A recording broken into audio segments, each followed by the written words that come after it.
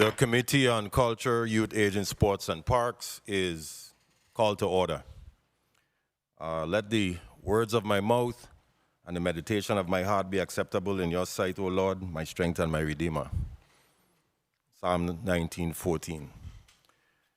Welcome to the people of the Virgin Islands and those listening and viewing from abroad. I am Senator Angel Bolkes Jr., the chairman of this committee. Before we begin, I would like to ask Ms. Adeja Longfield to provide us with the cultural conch blowing before we begin the rest of this hearing. Ms. Longfield.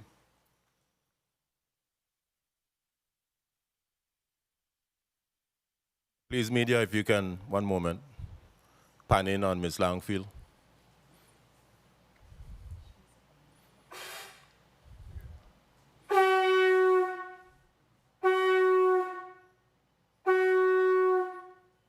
Thank you, Ms. Longfield.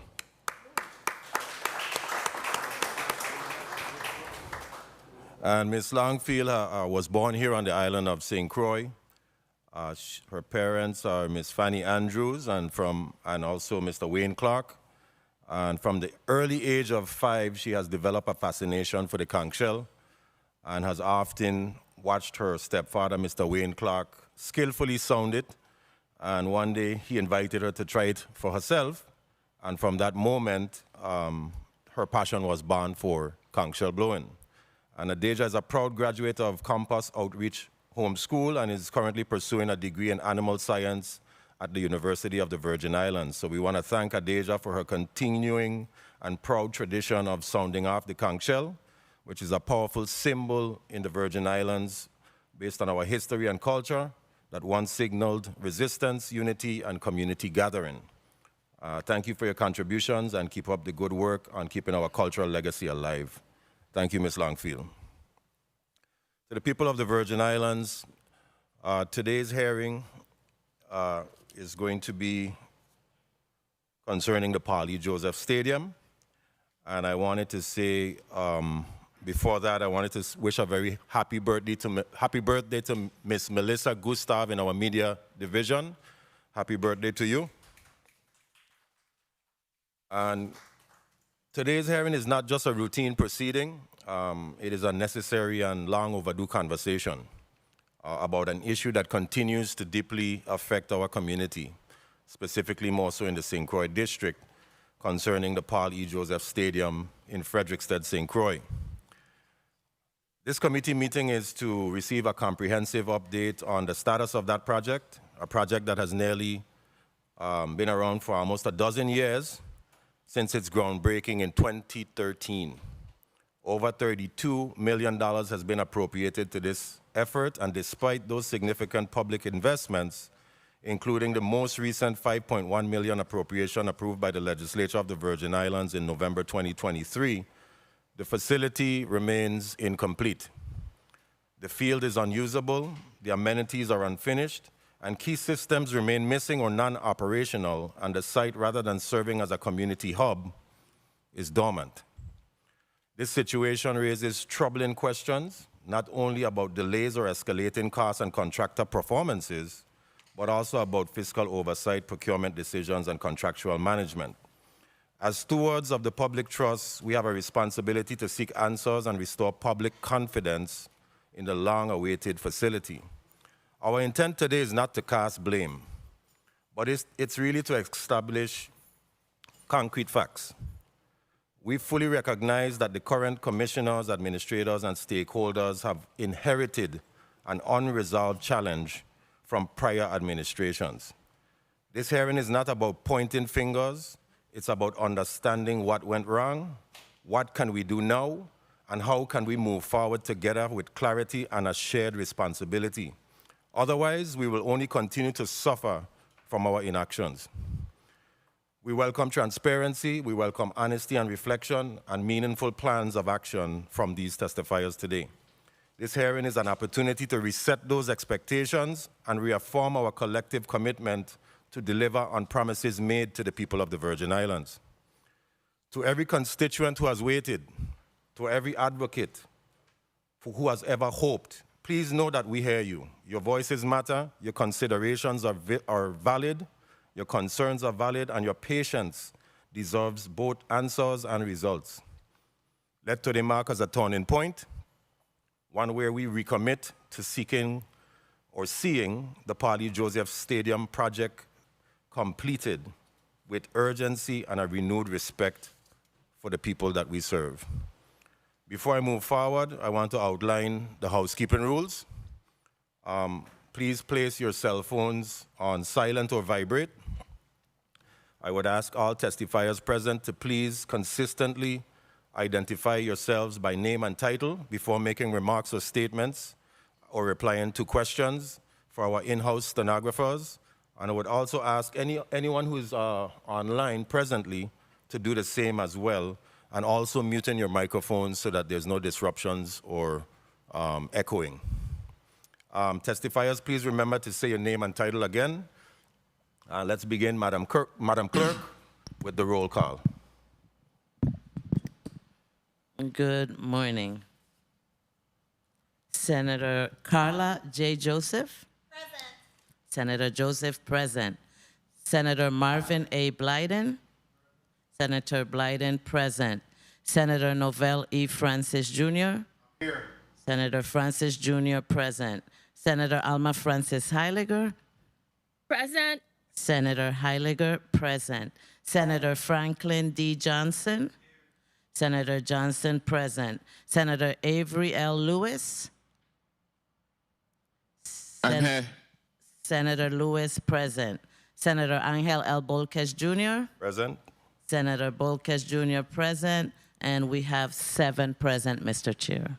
Thank you, Madam Clerk. Madam Clerk, what we're going to do next is we're going to acknowledge the microphones of all the testifiers present and virtually, and then I would ask media to begin queuing up the PowerPoint before we proceed after that microphone check. So let's begin here in the St. Croix District, beginning from my far right with DPNR coming to my left, and then we'll proceed with anyone virtually online. You may proceed. Good morning, Senator. Jean-Pierre Oriel, Commissioner, Department of Planning and Natural Resources. Good morning, Vincent Roberts, Commissioner nominee. Good morning, Senator. Lisa Alejandro, Commissioner, Department of Property and Procurement. Good morning, Derek Gabriel, Commissioner for the Department of Public Works. Good morning, Tawana Nicholas, Project Manager for Paulie Joseph Stadium. Okay, I do not see anyone in the St. Thomas District. However, if there's anyone online, now is the opportunity to place your name and title on the record. Oh, one moment. Okay, no one online. Please proceed. Good morning, John Wessel, Managing Member of GEC LLC, the contractor for the project. Okay, very well. Okay, so what we're going to do is, Madam Clerk, can you please read, I neglected to read the agenda into the record. If you can do so now, I would appreciate it. Please proceed. The Committee on Culture, Youth, Aging, Sports, and Parks will convene a legislative hearing to examine the financial and operational oversight of the Paulie Joseph Stadium project. The hearing will focus on reviewing the historical and current management of this major territorial capital improvement initiative, with particular attention to financial stewardship, regulatory compliance, procurement processes, and construction progress. Block 1. During this block, the committee will receive testimony and conduct a comprehensive examination of the financial and administrative oversight of the Paulie Joseph Stadium project. This inquiry will span the past decade and focus on identifying the root causes behind persistent delays, budget overruns, and the current status of project implementation. The Office of Management and Budget, OMB, will provide in-depth review of historical funding allocations and expenditures, offering clarity on the fiscal trajectory of the project and identifying any budgeting inconsistencies or reallocations over time. The Department of Planning and Natural Resources, DPNR, will share insights into regulatory oversight, environmental permitting, and compliance with coastal zone management guidelines. Their testimony is expected to reveal how environmental regulations have influenced project pacing and development. The Department of Property and Procurement, DPP, will address procurement strategies, contract management, and any administrative hurdles encountered during the solicitation and oversight of construction contractors, including GEC LLC. The Department of Public Works, DPW, will present on the operational coordination and statutory responsibilities related to infrastructure execution. Testimony will cover project milestones, contractor coordination, and the department's role in ensuring progress accountability. The Department of Sports, Parks, and Recreation, DSPR, as the agency with end-user responsibility, will summarize its oversight contributions, facility requirements, and its involvement in guiding the project toward functional utility. The USVI Office of Disaster Recovery, ODR, report on its oversights of funds allocated to the Paul E. Joseph Stadium project. Testimony will cover funding compliance, project monitoring, and coordination with agencies and contractor to ensure timely execution. Representatives from GEC LLC, Coastal Zone Systems USVI, will be required to outline the history of their contractual engagement, change order justifications, and ongoing challenges affecting project delivery. Their testimony will be key to understanding the practical execution of construction tasks and any unresolved issues still affecting completion. This block seeks to present a full spectrum view of the operational, fiscal, and regulatory layers of the stadium's development, with the goal of identifying actionable legislative solutions to move the project forward effectively and responsibly.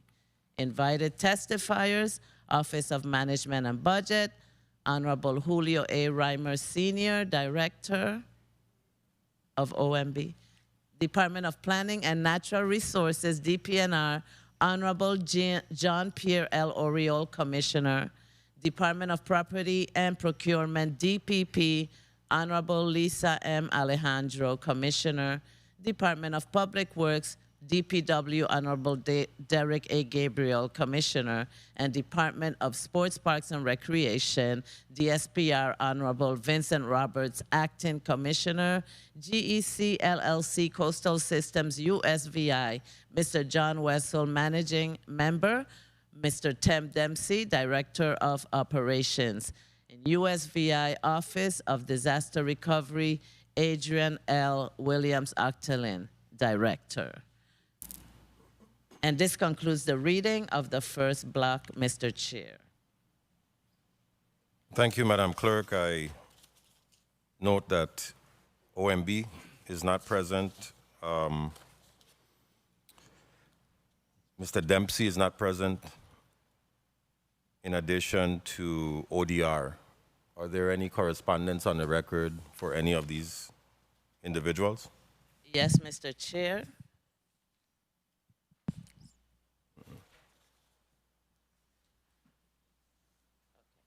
I have an absentee letter from the Office of Management and Budget. Dear Senator Bolkes, I am writing to respectfully inform you that I will be unable to attend today's hearing and provide testimony regarding the financial administration of the Paul E. Joseph Stadium project, as I will be traveling on official business. Regrettably, this schedule conflict prevents my participation. I sincerely apologize for any inconvenience my absence may cause and greatly appreciate your understanding. Please be assured that I remain fully committed to supporting the legislative process and to continued collaboration on this and other critical matters. Thank you for your continued leadership and consideration. Respectfully, Julio A. Reimer, Senior Director.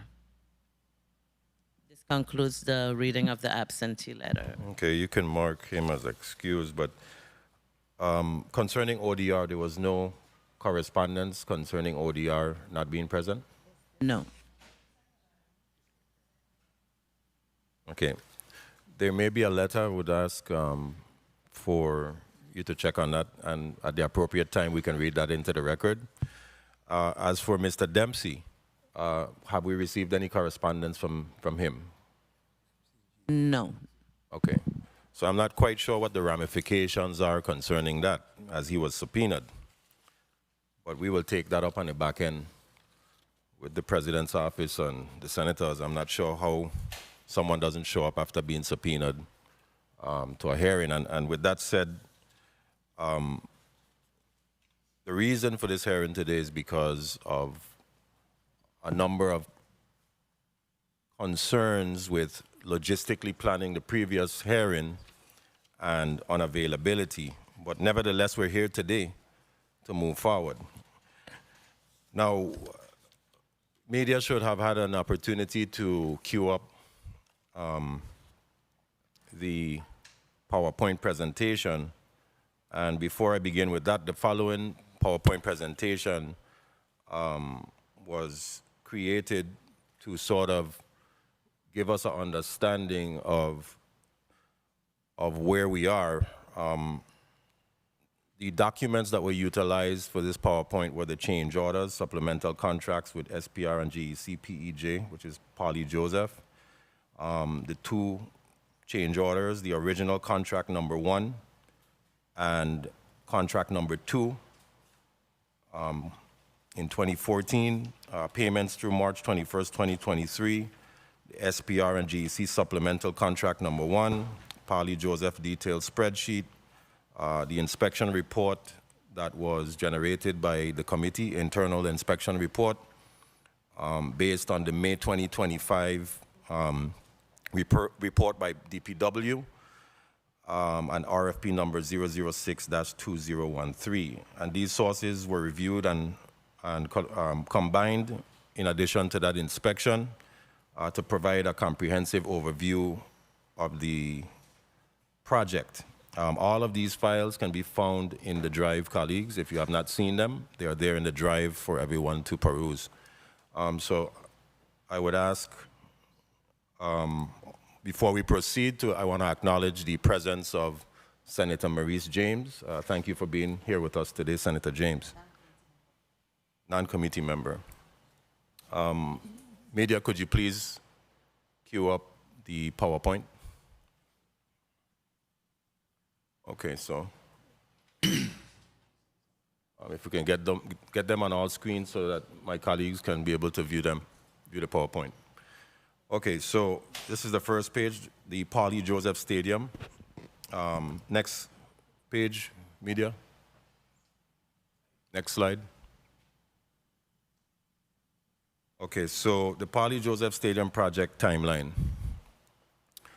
It started in groundbreaking or ribbon cutting, groundbreaking was in 2013, and in 2014, an initial contract was awarded to GEC LLC for over $20 million.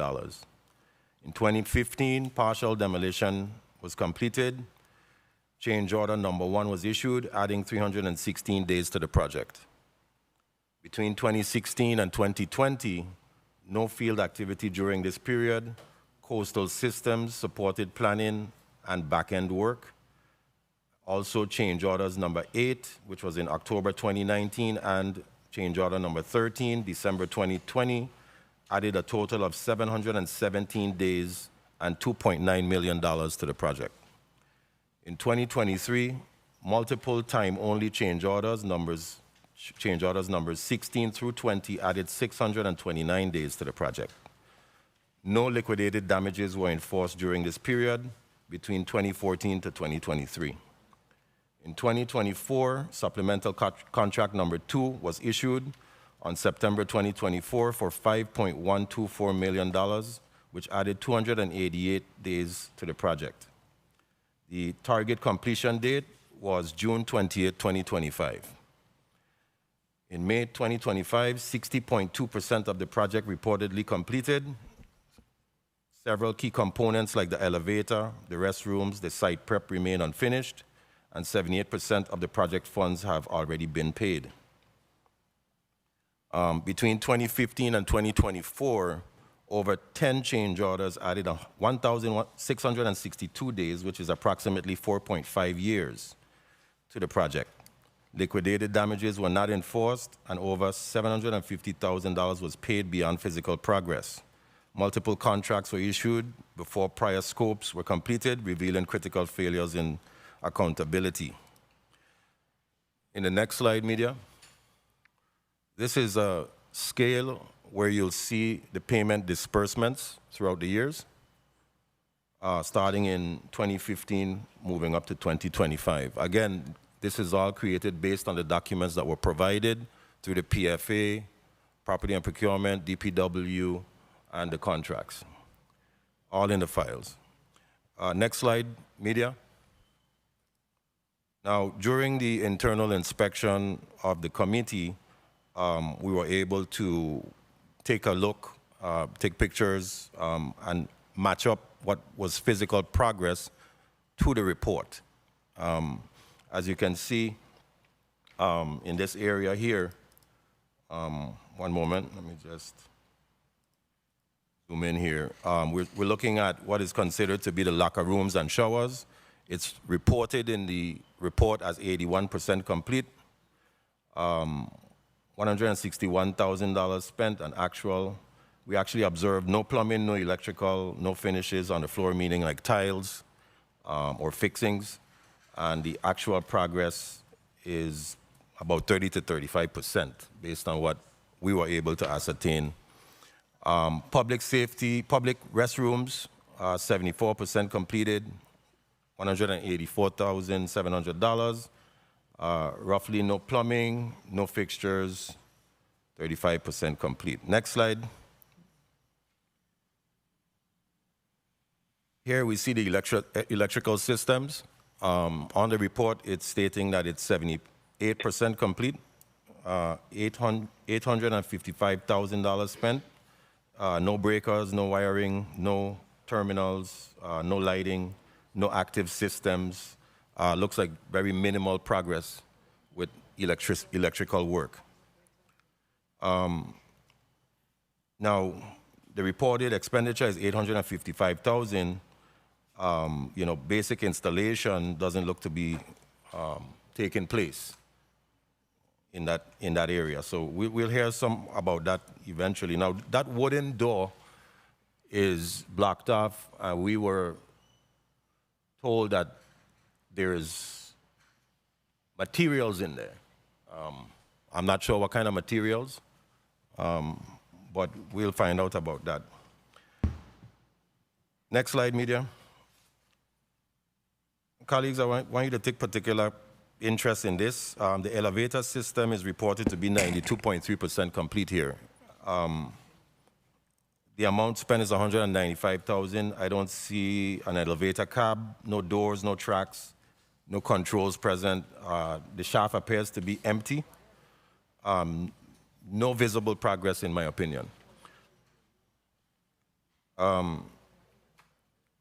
So next slide. This is where in the yellow, you'll see that's where the report states that the elevator is 92.3% complete. So I just wanted to highlight that in the report. Next slide, media. Now, we've spent $32.3 million in 11 years. This isn't federal funds, it's local tax-paying funds. Monies that come from licenses, permits, gross receipts, wherever it came from, it's local funds, our people's money. And for the $32.3 million that we've paid, in 2020, we reappropriated $8.2 million. In 2024, with a supplemental $4.1. and the reported completion is 60.2%. Next slide, media.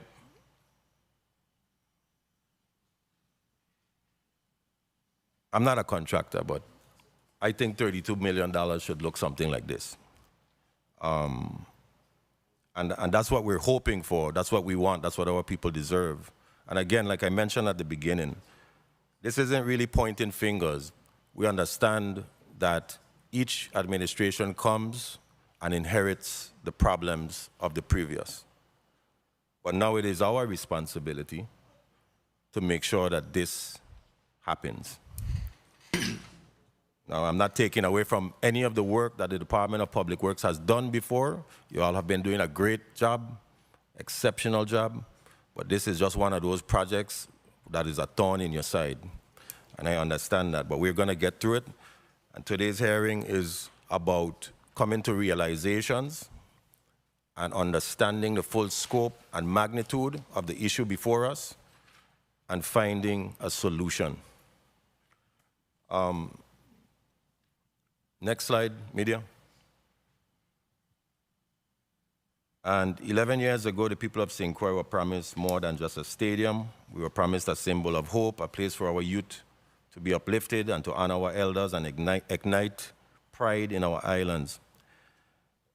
What we have instead is a half-finished shell, a monument of broken promises and mismanagement and political neglect. $32.3 million later, and despite over 20 change orders, the project is still not complete. And these change orders added more than 1,662 days, which is approximately 4.5 years of delay, and over $8 million in additional costs, including $5.1 million supplemental contract in 2024. And while the people waited, no liquidated damages were enforced, and over $750,000 was paid beyond the physical progress. And today, 78% of the funds have been spent, yet key components like the elevator and the restrooms and the site prep remain unfinished. So, media, you can close the file now. And colleagues, that PowerPoint will be in the folder for you to access if you need to go back to it to look at any of the information. Point of information, Senator Blyden. Thank you so much, Mr. Chair. Mr. Chair, you spoke to the beautiful rendering of the Paul E. Joseph Stadium, and you hope, no, that was the proposal, and that's what we must receive. That was the proposal. And I just want to state for the record, as for the committee, I believe we need to take a quick 2-minute break and make a decision in terms of sending our officers to go and do what they need to do. I believe that's the next step, so we need to take a quick recess and do what we got to do. Thank you so much. Okay, very well. The Committee on Culture, Youth, Aging, Sports, and Parks will be on a brief recess.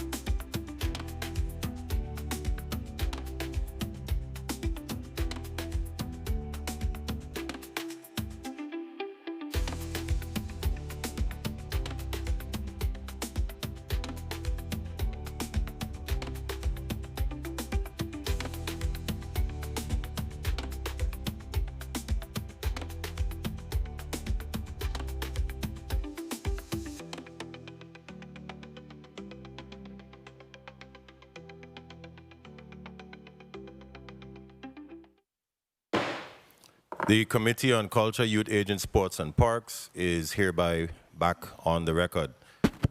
During the break, we did get the correspondence from the Office of Disaster Recovery. Madam Clerk, can you please read it into the record? Dear Senator Bolkes, the Office of Disaster Recovery, ODR, thanks you for extending an invitation to provide testimony on the financial and project management oversight surrounding the Paul E. Joseph Stadium redevelopment. However, the Paul E. Joseph Stadium project is a capital improvement project managed by the Virgin Islands Department of Public Works, DPW. The stadium's reconstruction is not a disaster recovery program, and as such, does not fall under our agency's direct purview. While the ODR did offer support to facilitate the approval of the territory's conditional letter of map revision, CLOMR application to FEMA in 2020, DPW has remained the official manager for the construction of this facility. Be advised that Tawana Nicholas, former DPW engineer and project manager for the Paul E. Joseph Stadium, is now a member of the ODR Super PMO team and continues to provide support for this project. Thus, Ms. Nicholas will be present to answer questions at the hearing set for Friday, July 18th at the Fritz E. Lawetz Conference Room. Thank you for your consideration. Respectfully, Adrian L. Williams, Actalin, Director. Okay, thank you, Madam Clerk. Now, what we would want to do is we would want all of the testifiers to be sworn in before we proceed. So I would respectfully ask the testifiers to please stand and raise their right hand. And do you solemnly swear and affirm that the testimony you are about to give in this hearing is the truth, the whole truth, and nothing but the truth? You would respond by saying, I do swear. Okay, thank you very much. Much appreciated. Now again, we're here to speak about the facts. We're here to figure out what the road ahead looks like. It's a very emotional discussion, and I realize that sometimes mistakes are made and things don't always work out the way that we want, and we inherit, in addition to that, we inherit problems or situations that now we become fully responsible for. And in this case, I understand that many of you were not there for this groundbreaking back in 2013. But nevertheless, you're responsible here now and today. So let's all see what we can do to work together. Well, minus one of you, because I believe Mr. Dempsey might have, Mr. Dempsey and Mr. Wessel may have been there at the groundbreaking in 2013. So, you know, I expect the most answers from him. So we're going to proceed with reading your testimonies, and we're going to begin with DPNR.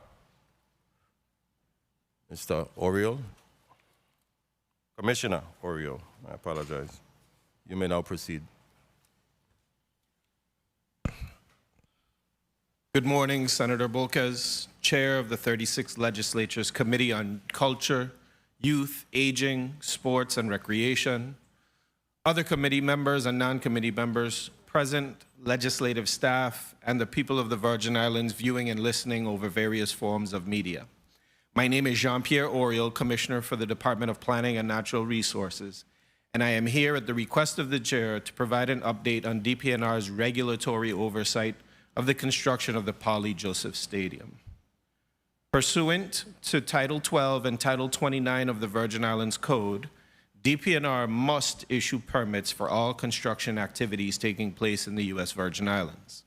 DPNR has issued several permits for the construction activities to include building, electrical, plumbing, mechanical, flood, and approval of a stormwater pollution prevention plan.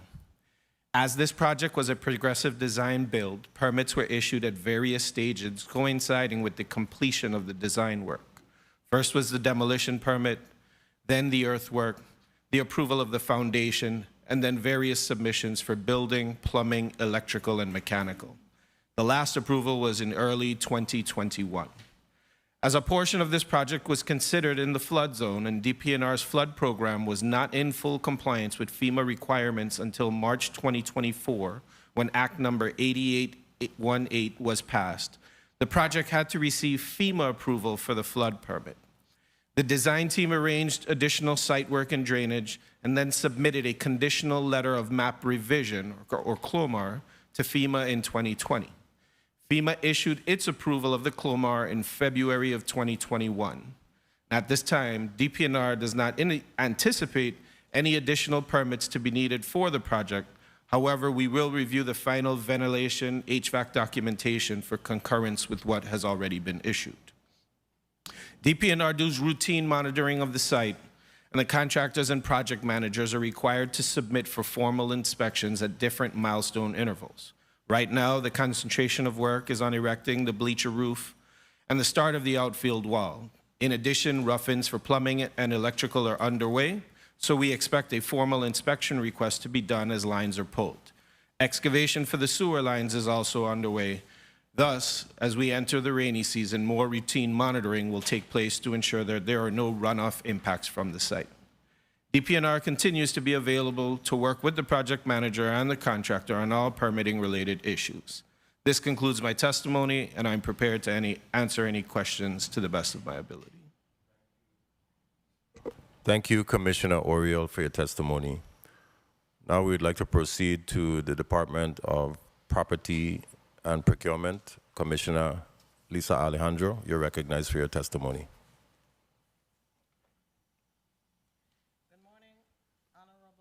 Please, one moment. Please recognize the mic of Commissioner Alejandro, media.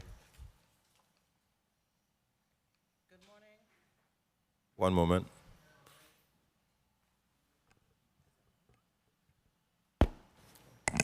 Try again, Commissioner. Good morning. Okay, perfect.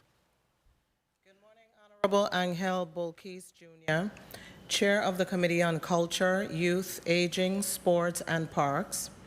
The Honorable Carla J. Joseph, the Honorable Carla J. Joseph, members of the Committee on Culture, Youth, Aging, Sports, and Parks, non-committee members of the 36th Legislature, employees of the Department of Property and Procurement, fellow testifiers, legislative staff, and viewing and listening audience. I am Lisa Maria Alejandro, Commissioner of the Department of Property and Procurement, appearing before this committee pursuant to your June 17, 2025 invitation to provide testimony on behalf of the Department of Property and Procurement regarding the Paul E. Joseph Stadium on St. Croix. While I was unable to attend the June 11, 2025 meeting due to a scheduling conflict, which was duly communicated to the committee, I am here today to participate in the discussion regarding this project and to outline the Department of Property and Procurement's role in this process in spearheading the procurement and contracting process. Mr. Chair, your June 17, 2025 requests the following information from DPP. 1, a written statement outlining DPP's responsibilities for the project. 2, all procurement records, RFPs, and contracts executed with GEC LLC. Information on procurement challenges and resolutions, and fiscal records and oversight strategies. The Department of Property and Procurement procured the design build services for the development of the Paul E. Joseph Stadium, the Terrence Martin Little League Field, and a festival village on St. Croix as authorized in Act number 7453 as amended by Act number 7663. By way of background, the department issued a formal request for proposal number 006-2013 on January 28, 2013 under the then existing version of Title 31, Section 239A4 of the Virgin Islands Code. There were 2 respondents to the RFP, which were both evaluated, with GEC LLC being the highest rated of the 2 respondents and recommended for the commencement of negotiations and ultimately award. A design build contract number C003 SPRC 15 was executed in the amount of $20 million on November 19, 2014. However, the contract and project were reviewed and reassessed with the change in administration in 2015. Therefore, contract number C003 SPRC 15 was revised to align with change order number 1, which was issued on October 16, 2015. The project completion time is current through December 25, 2025, in line with executed change orders. Once a contract has been executed and a notice to proceed is issued, the project is turned over to the user agency and the Department of Public Works for project management and further runs. DPP remains a part of the review process for change orders, supplemental contracts, interpretation of terms and conditions, resolution of disputes, and until April 16, 2023, as an approval on payment documents for construction-related payments. The Commissioner of the Department of Public Works has a statutory authority for the supervision and overall oversight of construction projects. The change order process is a collaborative effort between the user agency and the Department of Public Works in reviewing the need for any changes and making recommendations for either the approval or disapproval of change orders. Change orders are modifications to the contractual documents, and therefore, DPP must also approve the change orders in line with the recommendations of the government's engineer. Pursuant to 31 Title, Section 242 to 32A3 and 4 of the Virgin Islands Rule and Regulations, a supplemental construction contract is required when the change in costs under the contract will exceed 25% of the original contract price. Consequently, when the project required changes within this threshold, contract number 003A SPRC 15 was executed for a maximum amount of $4,100,000 with an effective date of February 26, 2022. Supplemental contract number 2 was executed effective September 10, 2024 in the amount not to exceed $5,124,000. The project completion time for the supplemental contracts is current through December 25, 2025. The department engages in continuous evaluation of our operations to ensure our operations align with best practices in a constantly changing landscape. In 2020, through what became Act number 8436, and again in 2024 through Act number 8954, the department updated the procurement statutes in the Virgin Islands Code. The procurement manual has also been updated to reflect the changes in the statute. In response to the chair's request for information related to fiscal records, DPP has included the payments we've processed for this project.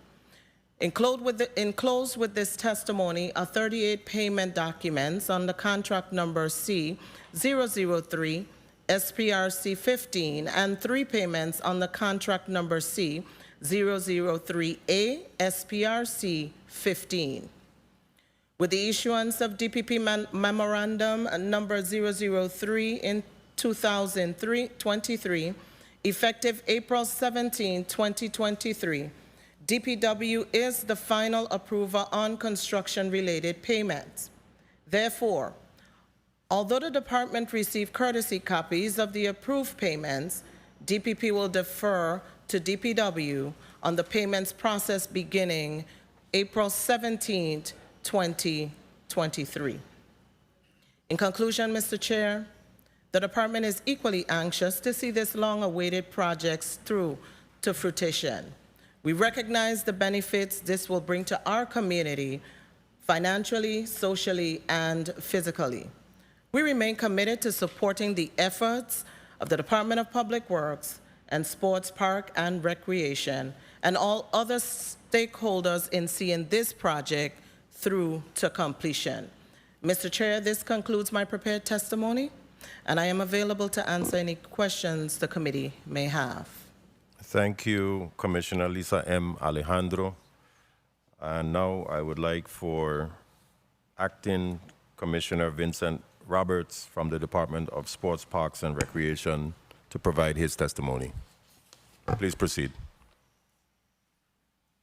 Honorable Angel Boquez, Chairman of the Committee of Culture, Youth, Aging, Sports, and Parks of the 36th Legislature of the United States Virgin Islands. Other committee members, non-committee members present, central staff, listening and viewing audience, good morning. I am Vincent Roberts, Commissioner nominee for the Department of Sports, Parks, and Recreation. Thank you for the opportunity to appear before you today to provide testimony regarding DSPR's role in the Paul E. Joseph Stadium project. As an agency charged with the stewardship of public recreational facilities and promoting sports and community wellness across the Virgin Islands, DSPR has maintained a vested interest in the successful redevelopment of the Paul E. Joseph Stadium. Our department acts as an end-user agency for the stadium project. In this role, we have collaborated closely with the Department of Public Works, the Department of Property and Procurement, and the Office of Disaster Recovery to ensure the facility meets our community's functional needs and aligns with our long-term programming objectives. Specifically, DSPR has provided design input to ensure the stadium accommodates multi-sport use, reviewed and approved facility layouts to support community events, collaborated on accessibility and safety standards to ensure compliance with ADA and public safety codes, and participates in site visits and milestone reviews to assess progress and provide feedback on usability and operational readiness. We have also raised concerns when project delays or design changes threaten to compromise the stadium's intended use. The DSPR is committed to ensuring that once the stadium is completed, it will be fully activated with programming that reflects the spirit and resilience of the Virgin Islands.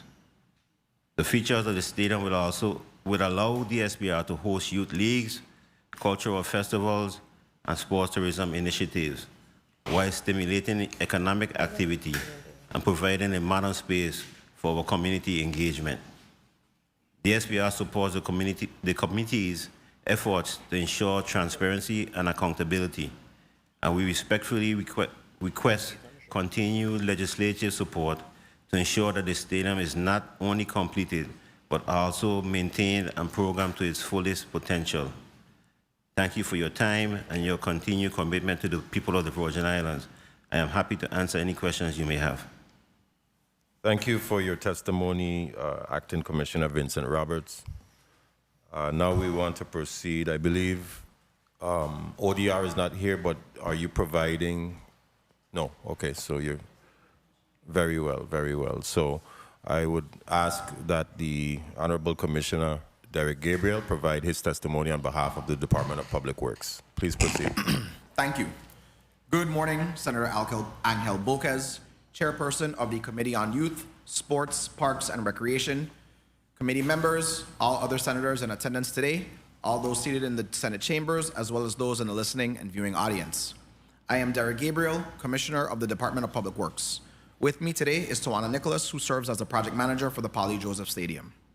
Thank you for the opportunity to provide testimony on our department's role in the Paul E. Joseph Stadium construction project. Per DPW's mandate, the department has managed this project on behalf of the Department of Sports, Parks and Recreation and the government of the Virgin Islands since its inception. Under Act 8326, the Department of Public Works has submitted bi-monthly reports to this body through the Senate President's office to give updates on the progress of this project. The notice to proceed for the original Polly Joseph Stadium was provided to GEC in 2014 at a total cost of $20 million, allowing for design to start as the project was awarded as a design-build contract under the DeYoung administration. The scope consisted of a demo and rebuild of the stadium in the existing footprint. As part of the broader Frederiksted revitalization effort under the MAP administration, the orientation of the field was rearranged and positioned to incorporate modifications and changes from previous town hall meetings and community charrettes. This change, along with a site visit from FEMA, led to the determination that the project impacted the effective floodway Gut 6 that required the submission of a conditional letter of map revision, or CLOMAR. The CLOMAR process triggered a delay claim due to several contributing factors, including overhead costs, required design changes, and impacts to the construction schedule.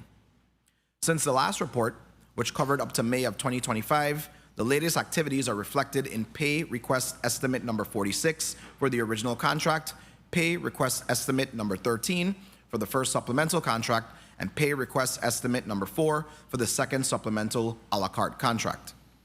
The key project activities are the completion of the plastering and painting of the interior stadium walls, the substantially complete rerouting of infrastructure for communication lines, and the fabrication and installation of the stadium perimeter gates.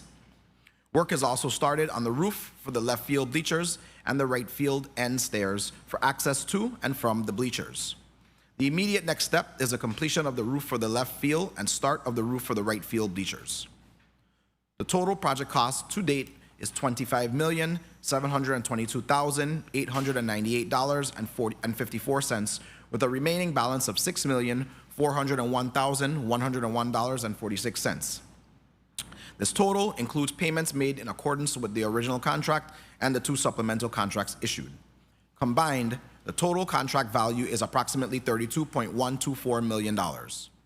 As of our last project meeting with the contractor, the most recent schedule calls for a substantial completion date of December 25th, 2025. This concludes my testimony. Thank you for the opportunity, and Mrs. Nicholas and I will remain available to answer any questions you may have. Thank you, Commissioner Gabriel.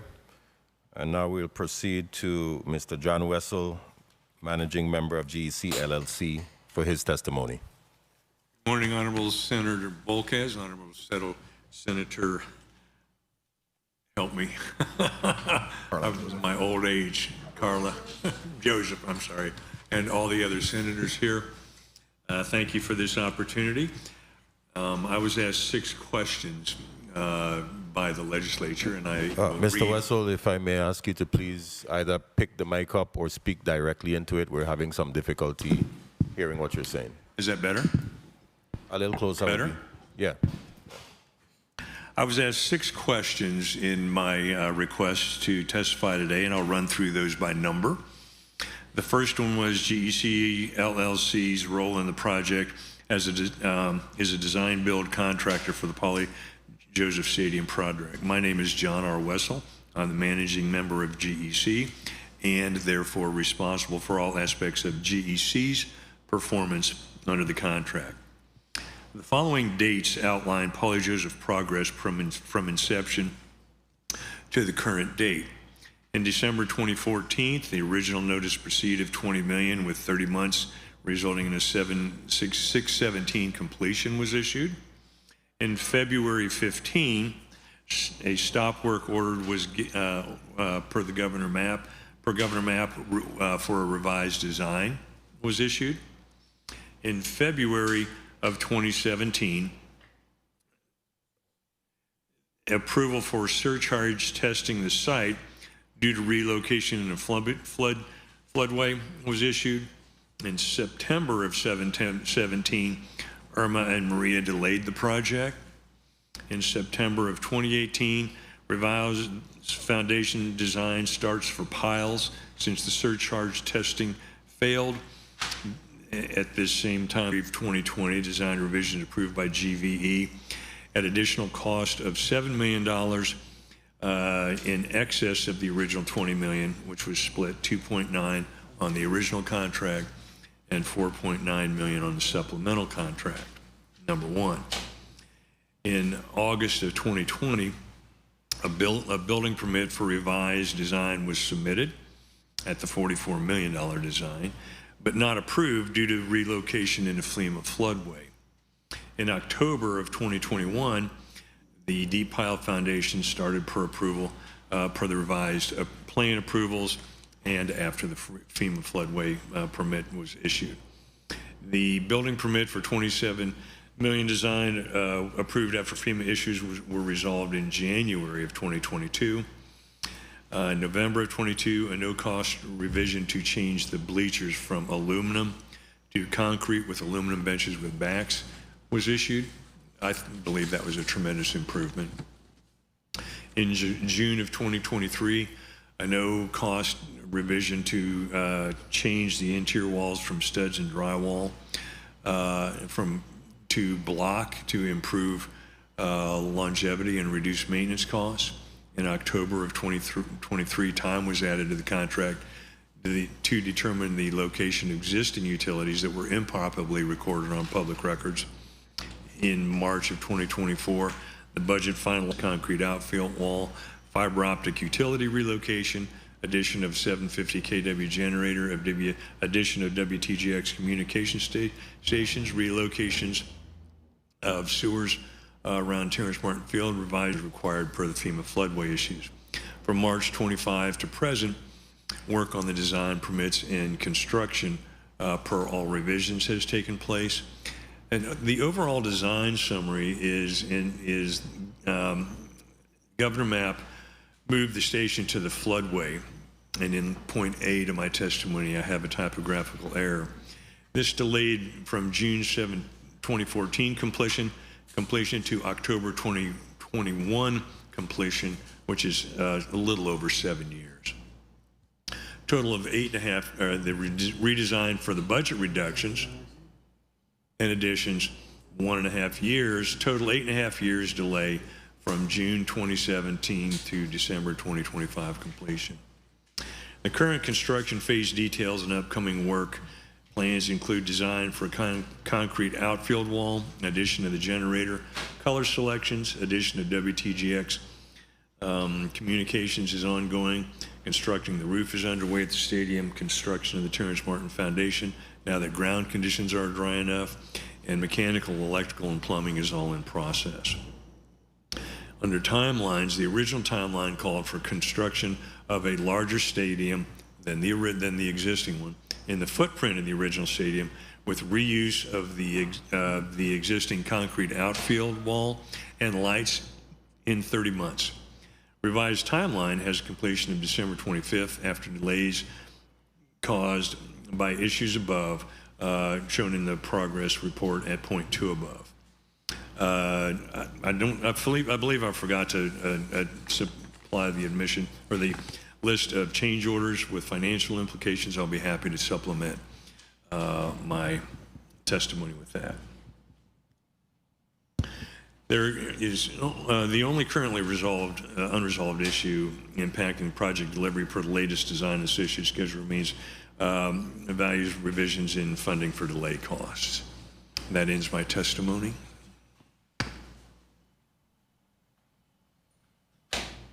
Thank you, Mr. Wessel. I want to begin by stating the order of senators, and then I need to ask some questions. First, we'll have Senator Marvin A. Blyden. Second, Senator Franklin D. Johnson. Third, Senator Novell E. Francis Jr. Fourth, Senator Carla Joseph, Vice Chair. Fifth, Senator Avery Lewis, L. Lewis. Sixth, Senator Alma Francis Heileger. And seventh, Senator Maurice James.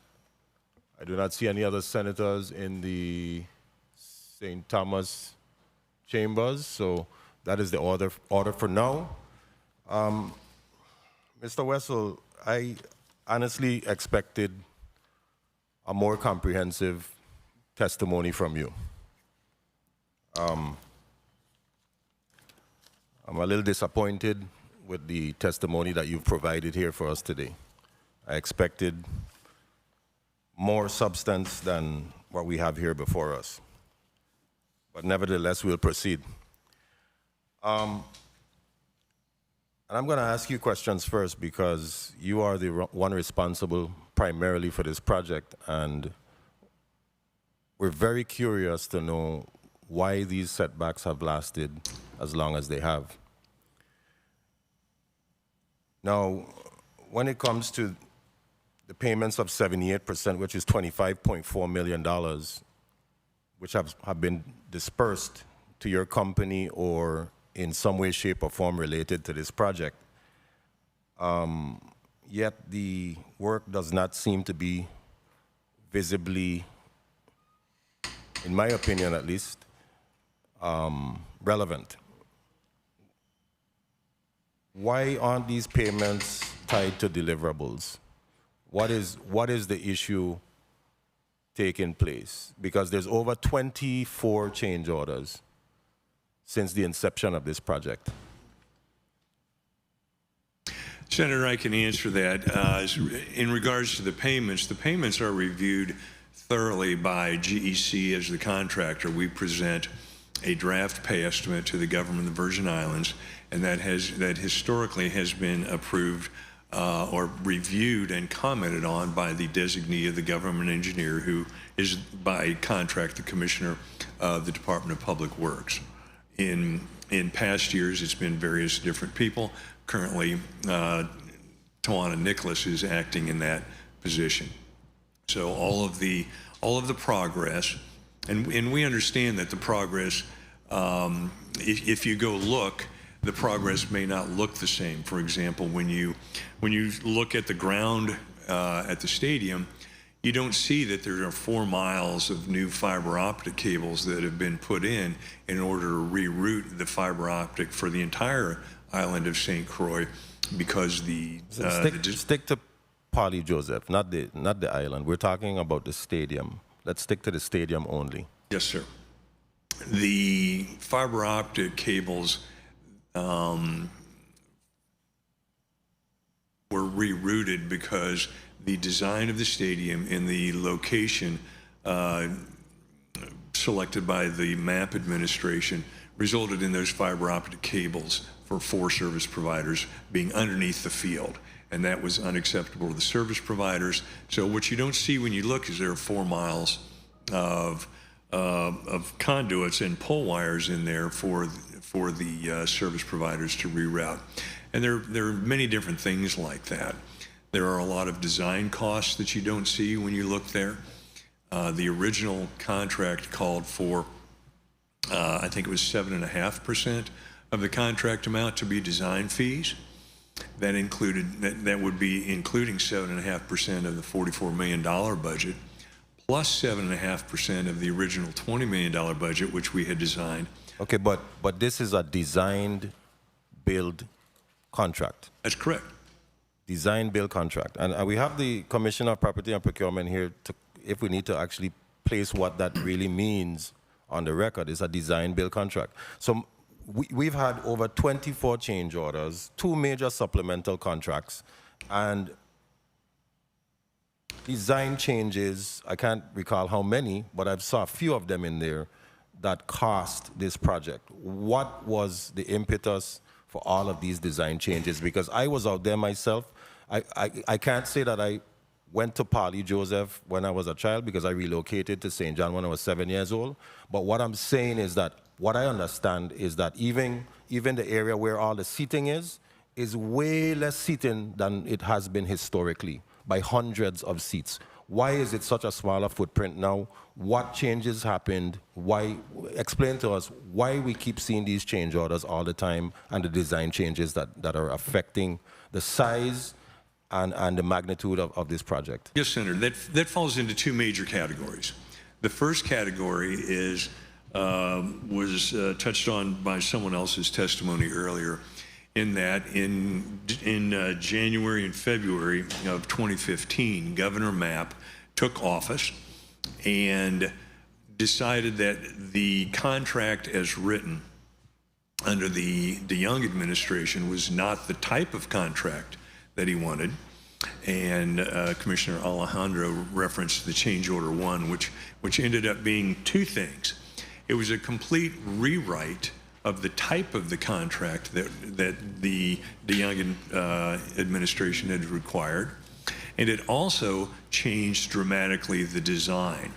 It didn't change any funding yet, but it changed the requirement for the design. At the time, I don't think saying it didn't change the funding is accurate. This institution has appropriated millions of dollars outside of the scope of what it was supposed to cost several times. I agree with you, Senator. I think I misspoke. Let me try and clarify.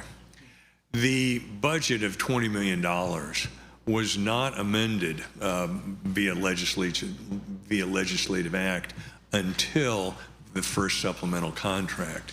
Under the Governor Mapp's administration, GEC, as the designer, was directed to redesign the stadium, even though we had already completed the design for the $20 million stadium.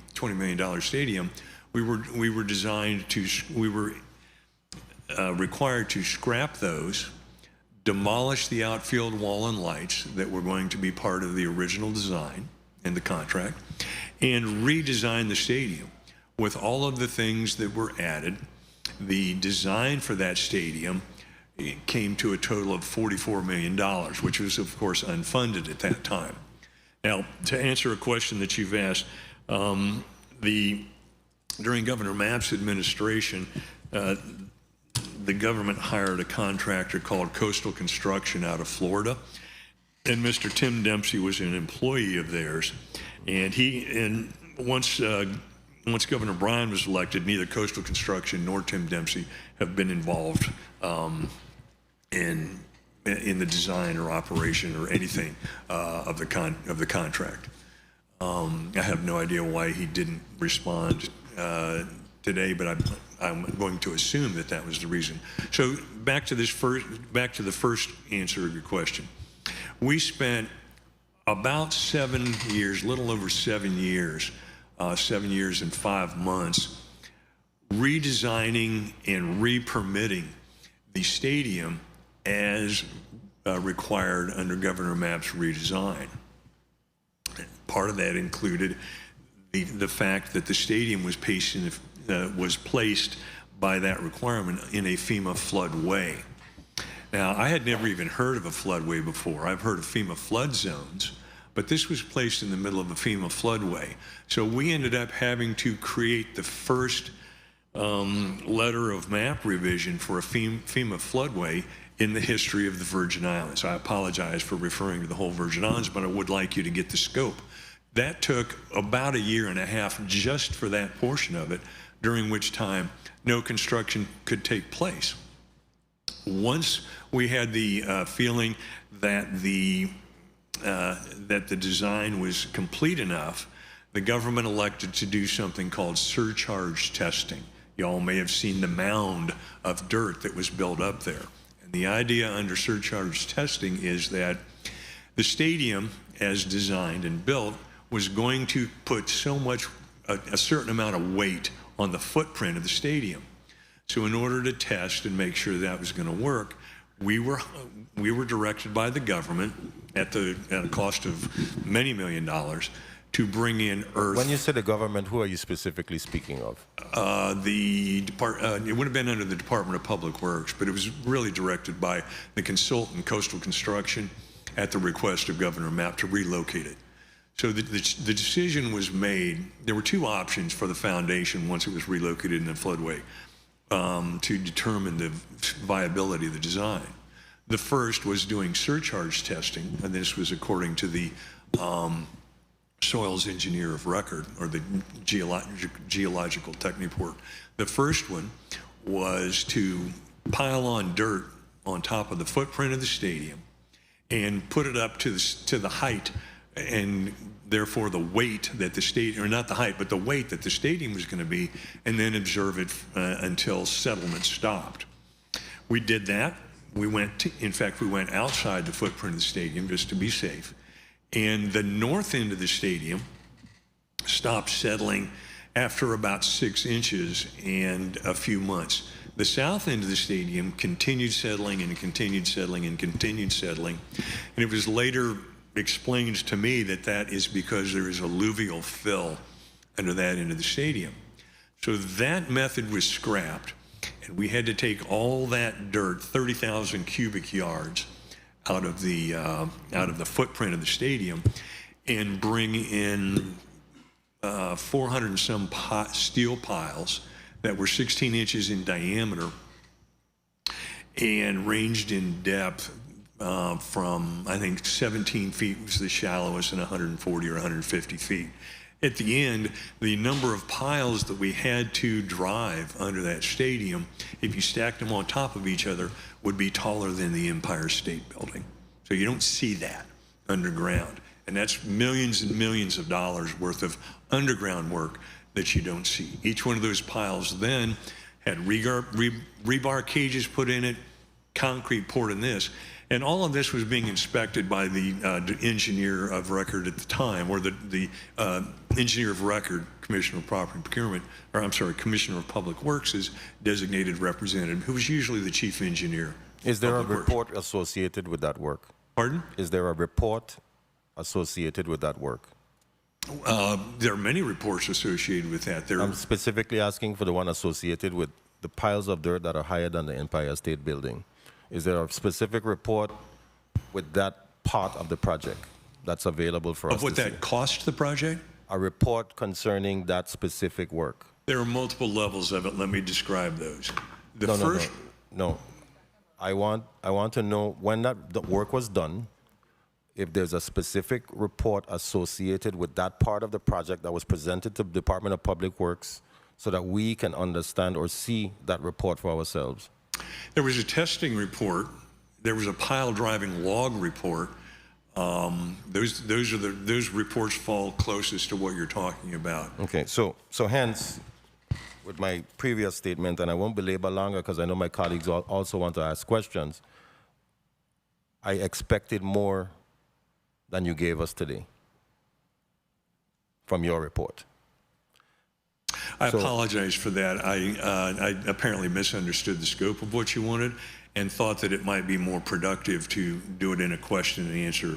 Because if I would go into all of the details of this project over the last 11 years, my testimony would be. Well, that's why we're here, Mr. Wessel. We're here because this project should have not taken this long. Pardon me if my voice is stern, but this is a very emotional situation that we're speaking about. I apologize for the deficiencies in my testimony, and I offer and request the opportunity to flesh those out, such as explaining the surcharge that's referenced in there, the pile driving that's rested in there, and the... So before I go, if you can pause, I need to ask the Commissioner of DPP and the Commissioner of DPW 2 quick questions, and then I'll go to Senator Carla Joseph for her point of information. Commissioner Gabriel, why haven't liquidated damages been enforced on this contractor based on the amount of change orders and issues and delays that we've seen with this project? Good morning, Derek Gabriel, Commissioner for the Department of Public Works. So under my tenure, we've been in constant communication with the contractor. And like I said, I mentioned in my testimony, with the conditional letter of map revision, that process, we felt that the delays were somewhat justified. So we didn't ask to institute liquidated damages on this project. Now I understand that liquidated damages have changed because the second contract went from, the first one was $400 a day and then it jumped up to $450. Is that accurate? I'll defer to the Commissioner of Property and Procurement. That is correct, Senator. Yes, Lisa Alejandro, Commissioner, DPP. Okay, very well. And my question to you before Senator Joseph, has her point of information, what portion of the supplemental or change order work, well, at some point, didn't you want to competitively rebid based on 31 VIC 236J? Wouldn't you have had the opportunity to rebid at some given point in time? During the performance of the contract? Yes. No, Senator. No. The contract, based on the contract did not lapse, nor were there any disputes with regards to the contractor and the government. So in those instances, we do not rebid a project when it's in progress. Irregardless of the amount of delays that we've seen, they were still not out of compliance, is what you're saying? Based on the delays that we see and what I look at before me, all of the delays were justified both on the government side and on the contractor not being able to perform because of some appearances on the government side as well. So we are partially to blame, quote unquote. Well, when I say blame, Senator, I will say based on restructuring, reassessment, based on where the placement initially of the project was placed. So I think it was about reassessing the plane where the project was initially supposed to have been placed. Okay. Senator Joseph, you're recognized for your point of information. Thank you so much, Mr. Chairman. I wanted to ask Mr. Wessel, and a pleasant good day to everyone. Mr. Wessel, is it possible that you can call your company so we can get the attached list of change orders with the financial implications that is missing from your testimony so that they can provide it before the end of the conclusion of this hearing? Because this should be part of your full testimony and be part of the public record. And I think it plays a key role for us to understand, and more importantly, for the taxpayers of the Virgin Islands to understand what is actually happened, what they paid for, and why those payment was made, and some of the justification and what work was done aligned to the payments received. And Madam Vice Chair, not to interject, but if you could just place that on the record through the chair so that... Through the chair. Repeat it one more time as succinctly as possible. Thank you. We would like to get the attached list of change orders with the financial implications before the end of today's hearing. That is missing from your presentation today. Okay. Thank you. Through the chair. Thank you, Madam Vice Chair Joseph. Senator Francis Jr., you have your point of information after Senator Johnson. Good morning. Thank you very much, Mr. Chair. I sat here and they said there's 24 change orders, and apparently Governor Mapp made all 24 of them, because that's the only person I keep hearing. But what I want to ask Department of Public Works and DPNR, do anybody have any drawings of the stadium when Governor John DeYoung gave $20 million for this project? Because I heard Mr. John Wessel speaking about designs. Does anyone have copies of any permits or drawings when there was first issued the $20 million? Senator, from my perspective, I don't think that we have them from the DeYoung administration. I would double check, but I don't think so. Jean-Pierre Royal for DPNR. I don't believe so either, Senator, and the reason, again, is because it was a design-build project, and so it's as the designs were done, that's when they were submitted. So, from your knowledge, was there any design? Director J.P. Royal. Can you repeat the question? From your knowledge, was there any design? In 2014? Yes, from when it was given the $20 million. I don't know. I do not know that, Senator. I'd have to check with the team. Mr. Wessel, do you have copies of any design for the when it was issued at $20 million in 2014? Senator, I will look for those. I don't know if we still have those or not. That's 11 years ago. So you're under oath. You're saying that there was design. I am saying that there was a design that was near ready for permits on the original footprint, yes. Nothing was never submitted to. There was nothing submitted for Then close on permits. that statement, Mr. please. Wessel, please Thank you very much. let the senator speak and I'm sorry. then answer. He answered my question. He was never submitted nothing. So as from my standing right here, there was none because nothing was submitted to DPNR. Needed to public work. But he continues saying that he has these design that he had, but was never complete or never submitted. But if you do have them, through the chair, can we have those design? Thank you very much, Mr. Chair. Thank you, Senator Johnson. And again, please name and title before you speak, and let the senator always finish his or her remarks before responding. Senator Nobel Francis Jr. Could I make one more comment, please? Excuse me. Proceed. Name and title on the record before John you. Wessel, managing member of GEC, and I'm responding to Senator Johnson's question about the design. Senator, in order for the design to be sent to the Department of Planning and Natural Resources for permitting, it would have to have been approved by the Department of Public Works, by the Department of Sports, Parks, and Recreation, and the Department of Public Works, and the Department of Property and Procurement. Those things were never able to take place on the design that we had because of Governor Mapp's change and desire to change the design. In fact, his people were instructed not even to look at those designs. Senator Novell E. Francis Jr., you are recognized for your point of information. Thank you very much, Mr. Chair. Good morning to everyone. I wanted to ask the Commissioner Gabriel and Mr. Wessel whether or not there was some concurrence in light of the amount of time that I've heard Governor Mapp's name called in respect to this change. I wanted to ask whether or not there was a concurrence to the relocation of the stadium, again, that created this protracted delay has been described here. Did Public Works and Mr. Wessel, was there a concurrence in respect to the relocation of the stadium? I'll respond first. So yes, it's in May of 2020.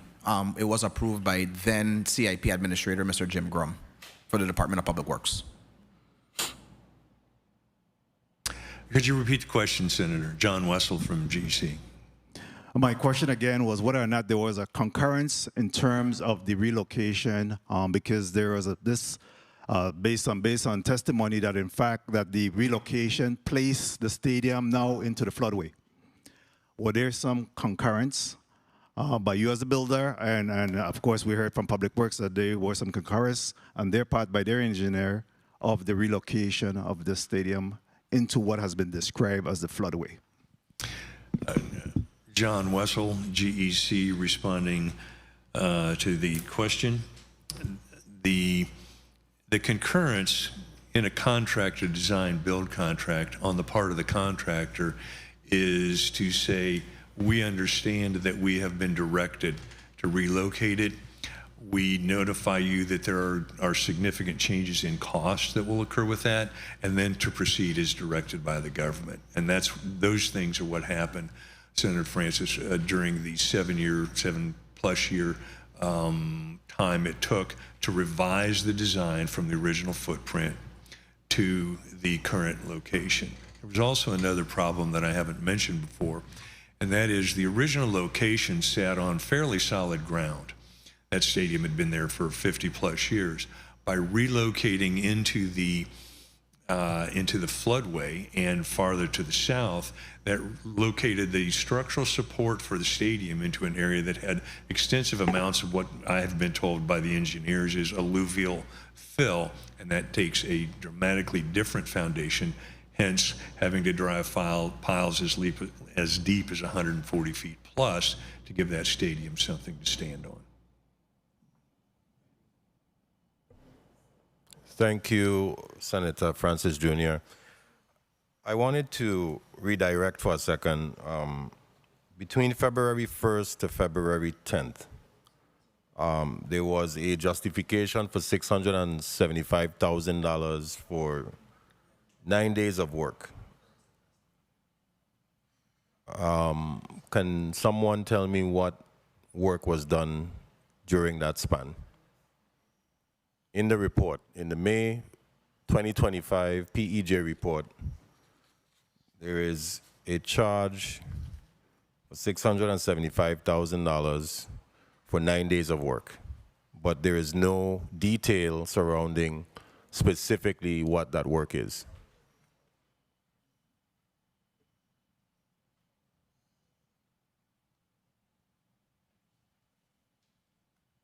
Was the work verified with independent documentation, a log, an inspection report, any progress photos? What exactly is that work? So go ahead, sorry. Good afternoon, Tawana Nicholas, Project Manager for Polly Joseph Stadium. Senator, before I respond, may I ask the document, is it a PE 46? Is it a change order 7? You signed off on it. You signed off on it. I just want to pull up the document. Is it change order 7? Which relative document? to PE 46, the pay request number 46? Yes. Okay. So change order 7 was executed in March. That is a deposit for the delay claim. March 2025, because you're speaking of February Yes. 2025. So let me stop her there, colleagues. The only report the latest report that I have seen is the May 2025 report from the Commissioner of Public Works. I do not know if there's another report beyond that, but that is the report that I am utilizing in addition to the supporting documentation for this item. So Senator, excuse me, for clarification, we're trying to figure out, you're referencing the last progress report that was submitted. Yes. That's what we're trying to clarify.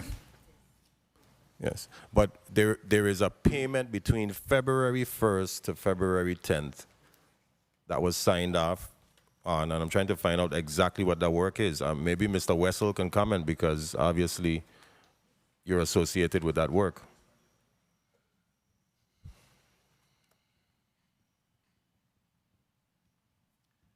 Sorry.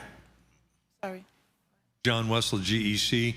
Can you tell me what document you're looking at? It sounds like you're looking at a pay estimate, Senator.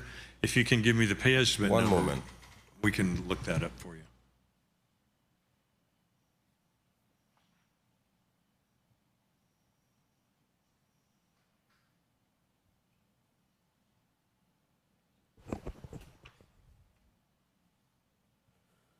It's on the financial report.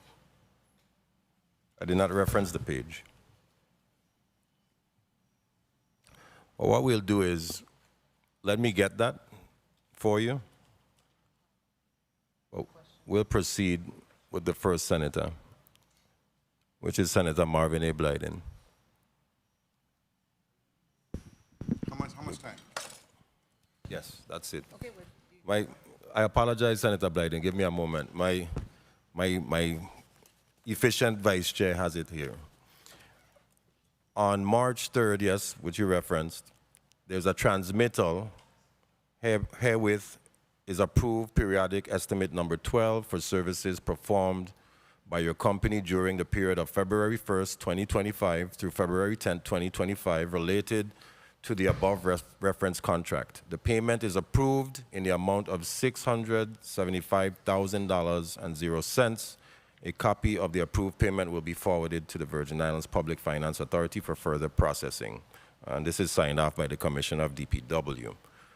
So I'm curious to know between February 1st to February 10th, in that amount, what work was done, because this is all we have to go off of. We're not quite sure, you know, just for edification purposes, what type of work was done. Is there an inspection report, some work rendered report that is associated with that payment? Payment, what is it, number 12? Periodic estimate number 12? Excuse me, Senator John Wessel from GEC. I have requested that payment be sent to me so that I can look at the details on it. I also now have the change order list that was requested. here, I can email it to someone, or if there's an air printer, I can print it, whichever. I don't know who to email it to. Well, that's what my vice chair asked for through the chair, because that's missing from your testimony. Yes, I have it here ready to send. I just want to know who should I send it to. Through the chair, you would send it. Colleagues, do you mind if we just take a brief recess so that Mr. Wessel will be able to provide the information? And then, okay. So let's go ahead and proceed. Senator Blyden, you're recognized for your 7 minutes. Thank you so much. I'm sure your staff can give him the information while we proceed, because we're going to be here all day and we have a lot of work to cover and a lot of area to cover.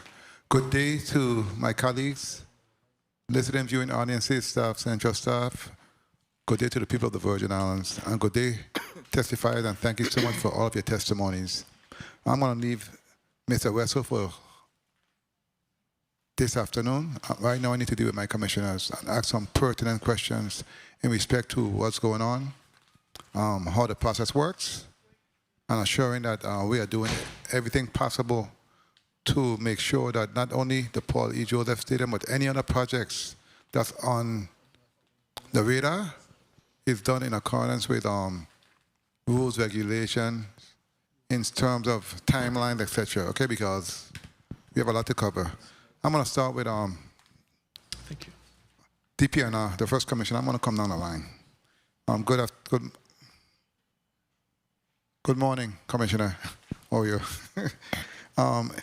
Let me ask you, because in your testimony you spoke to, of course, it's a design bill. It's design bill, right? But my question to you is, based on the rendering you saw, 92% completed, based on eyesight. That looks like it's 92% completed based on the scope of work. And let's be honest, because we're on the oath today. I'm going to ask everyone the same question. Jean-Pierre Oriol, Commissioner for DPNR, Senator.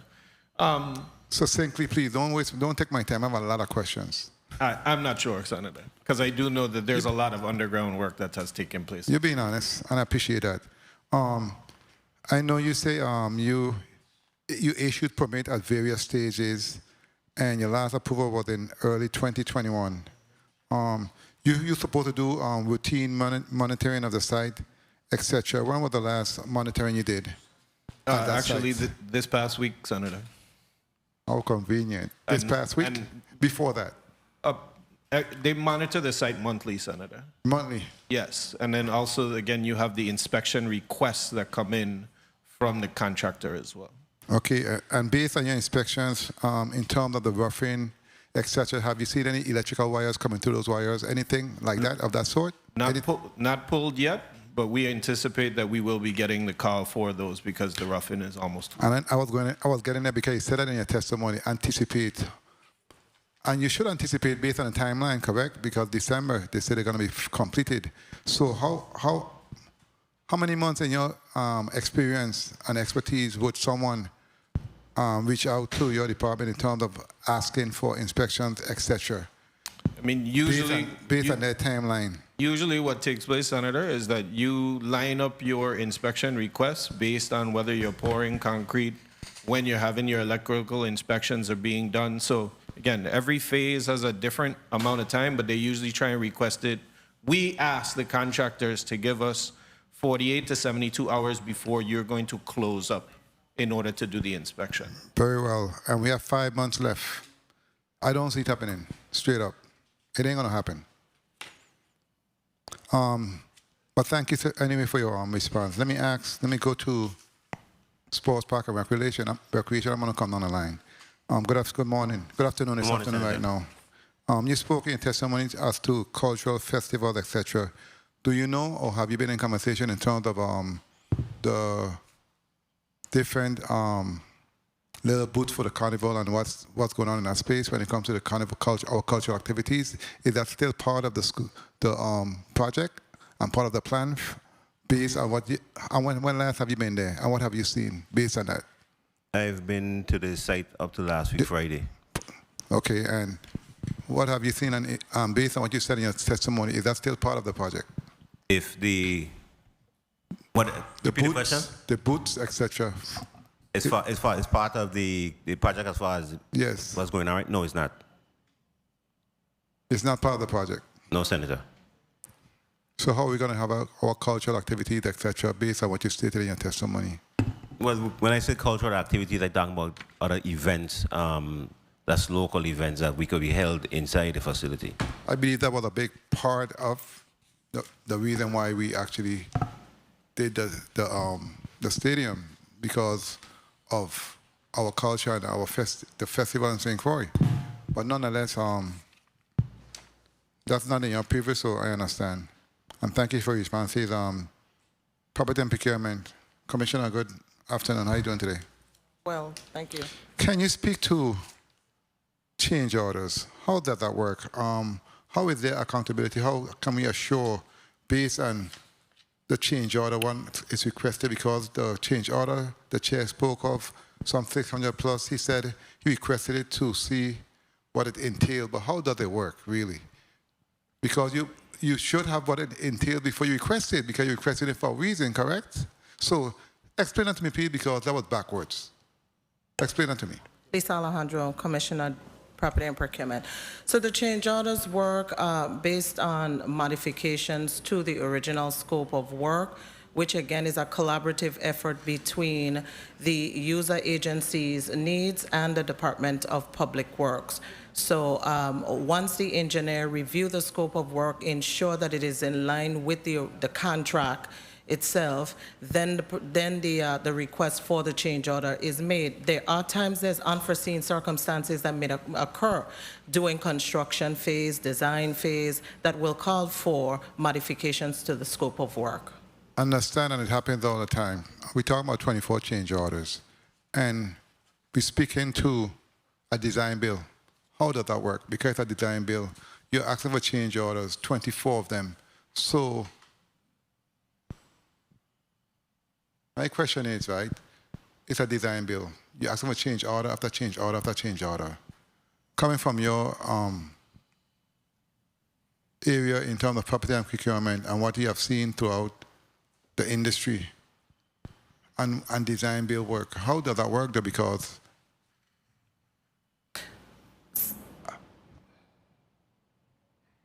it was stated based on price, right? Change in price, etc., made materials, etc. What other reasons are there for change orders?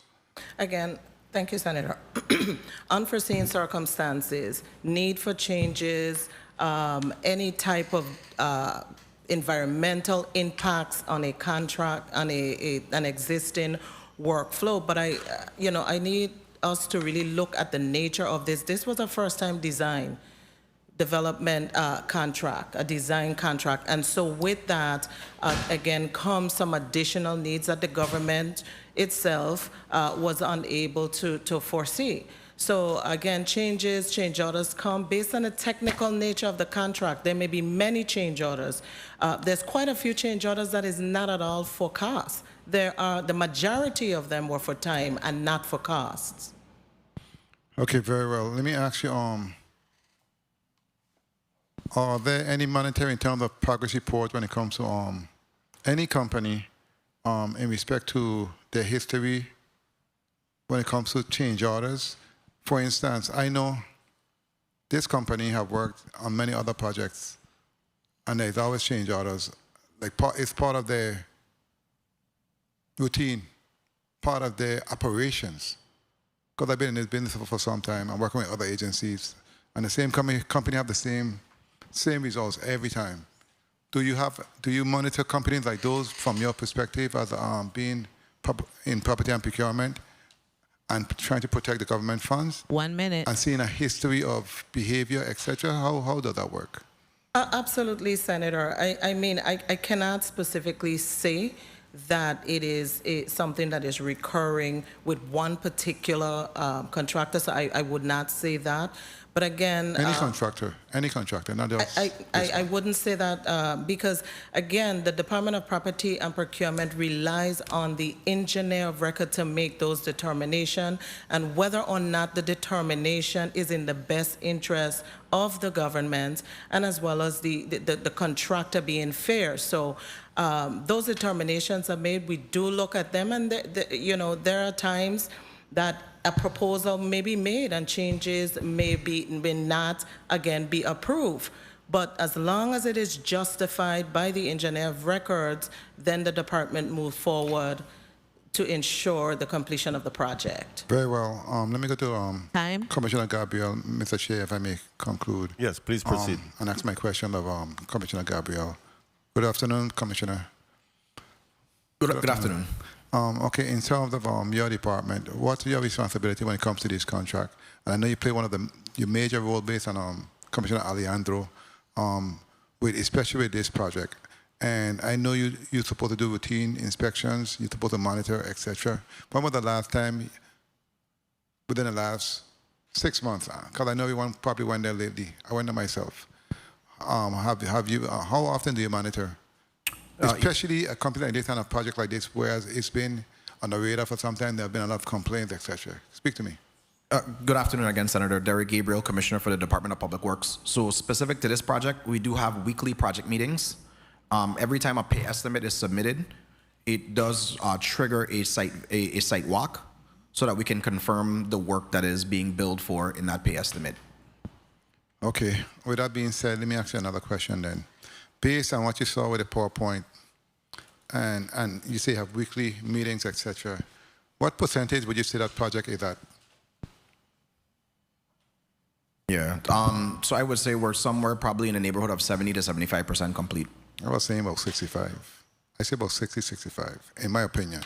Very well, and thank you for your honesty. Let me ask you then, in that respect, I know you have not been there from the beginning or inset of this project, but there's supposed to be records that's kept at the department in respect to the project?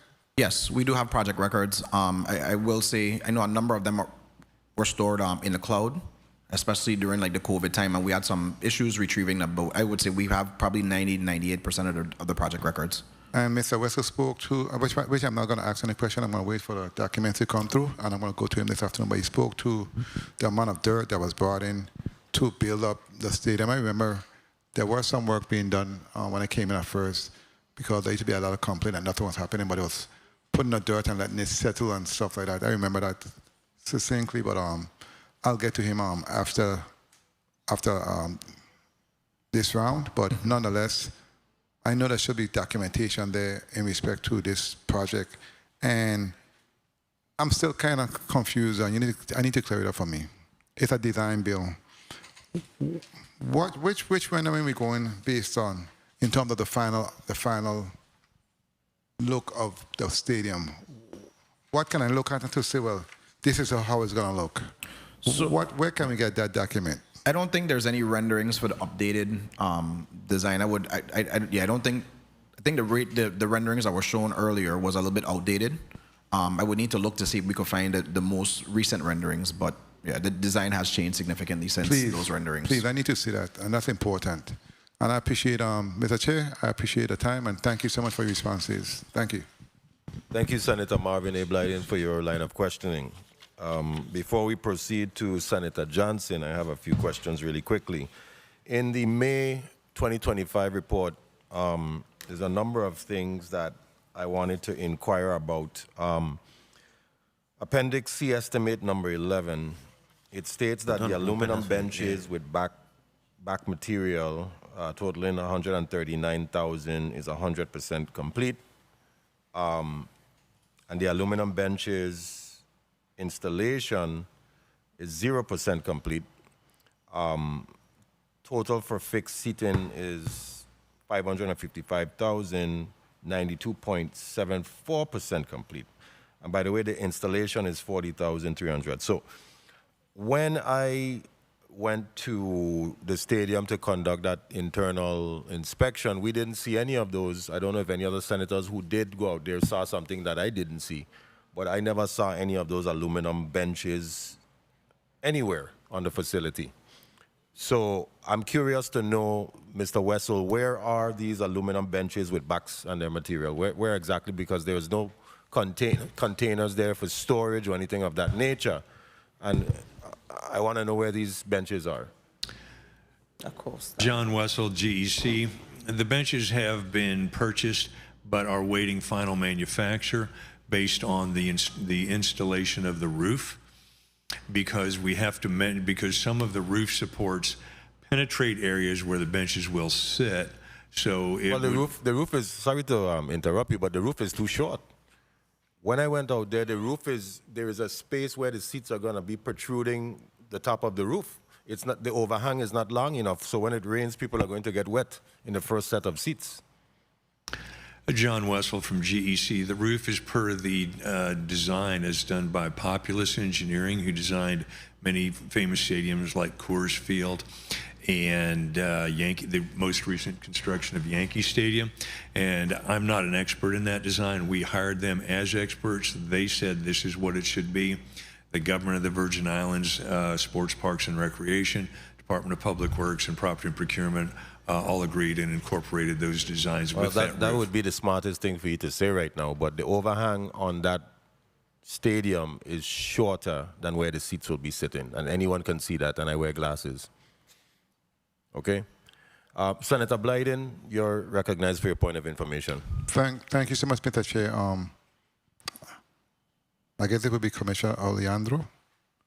Change Order 19, which was done January 24th, to add design changes via supplemental contract 2 per Act number 8781 for $5,124,000. What was that change order for in respect to the contract? Senator, I would defer to the engineer that would have prepared the change order. Very well. Good afternoon, Tawana Nicholas, the project manager for Polly Joseph Stadium. I'm actually tracking change order 21 that triggered the second supplemental. Change order 14 triggered the first supplemental. And if you would like, I can pull it up and provide you a list of scope of work items that were added. That would help. I appreciate that. Thank you so much, Mr. Chair, for the time. Thank you, Senator Blyden. So still, I haven't fully heard what about the elevator? That's 93.2% complete. Is that somewhere that needs to still be shipped, or do you have it here in the territory in the island district of St. Croix? The elevator and all of its parts associated with its installation. I apologize for interrupting. John Wessel from GEC. The elevator is on island. We are waiting for the security measures to be installed. The design did not have a proper gate for the area that was covered by the area. On the ball field side, in a recent meeting with the governor and the design team, we agreed to install that gate. That gate was recently installed. We also recently agreed that if you look at the front, from the main entrance, there's an area that's very easy to climb into over the existing gates, and we're going to infill that. It was built per the approved and original design, and we're going to infill that. Once those infills are done, then we believe it will be prudent and safe to install the elevator. So it's here in St. Croix? Yes. Okay. Not on the facility, but stored in St. Croix? Yes. On your facility? No. Okay. No, it's stored in the subcontractor facility. We don't want to take possession of it, therefore responsibility of it. We want it to remain the responsibility of the subcontractor until it's installed. Okay, because in addition to that, I did not see any ADA ramps. So that elevator is the only way any individual who is in a wheelchair can get upstairs, because there's no ramps on the side of the building for ADA compliance. Are you aware of that? John Wessel, GEC. Yes, Senator, I am. Just as there is no ramp to go up to the 10th floor of an apartment building, the ADA This access. is a public recreational facility. That should not even be an excuse at this point. There needs to be ramps. That is national standards for any recreational facility. There needs to be ADA ramps. We'll talk about that another time. So next we have Senator Johnson. You're recognized for your 7 minutes. Good morning, Mr. Chair. Good morning to my colleagues. Good morning to the testifiers. Good morning to the viewing and listening audience. I sat here attentively, being so patient, but I don't know where we're going to get today. I have a list here of 24 change orders, and they started from 2015, 2016, 2020, January 16, January 15, January 25th, February 17, and the list goes on and on. But just sitting here listening to Mr. John Wessel, I think all of these change orders was done by Governor Kenneth Mapp. Every last one of them. Because all of his delays seems to be Governor Kenneth Mapp. So, how many of these change orders was by Governor Kenneth Mapp? John Wessel, GEC, all of these changes are the result of actions taken by Governor Mapp. Now, some had to be executed. Thank you, thank you, thank you. Way to go. Commissioner Derek Gabriel. Good morning. Good morning. Did you have a project that was run by this company that you had to take from them and give a next company that project to complete? I believe you are referencing the Vitran building. That project was contractually terminated for a number of reasons. From this particular contractor? That is correct. Commissioner Alejandro, are you aware of any subcontractor that this particular contractor right now is in court with for payments? No, Senator, I'm not.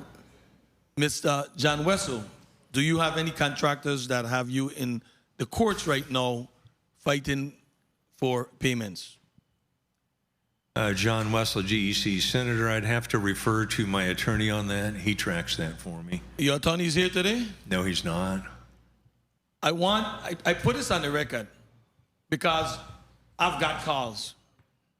And there's approximately 3 companies, as we speak here today, have this company in court for payment for this stadium.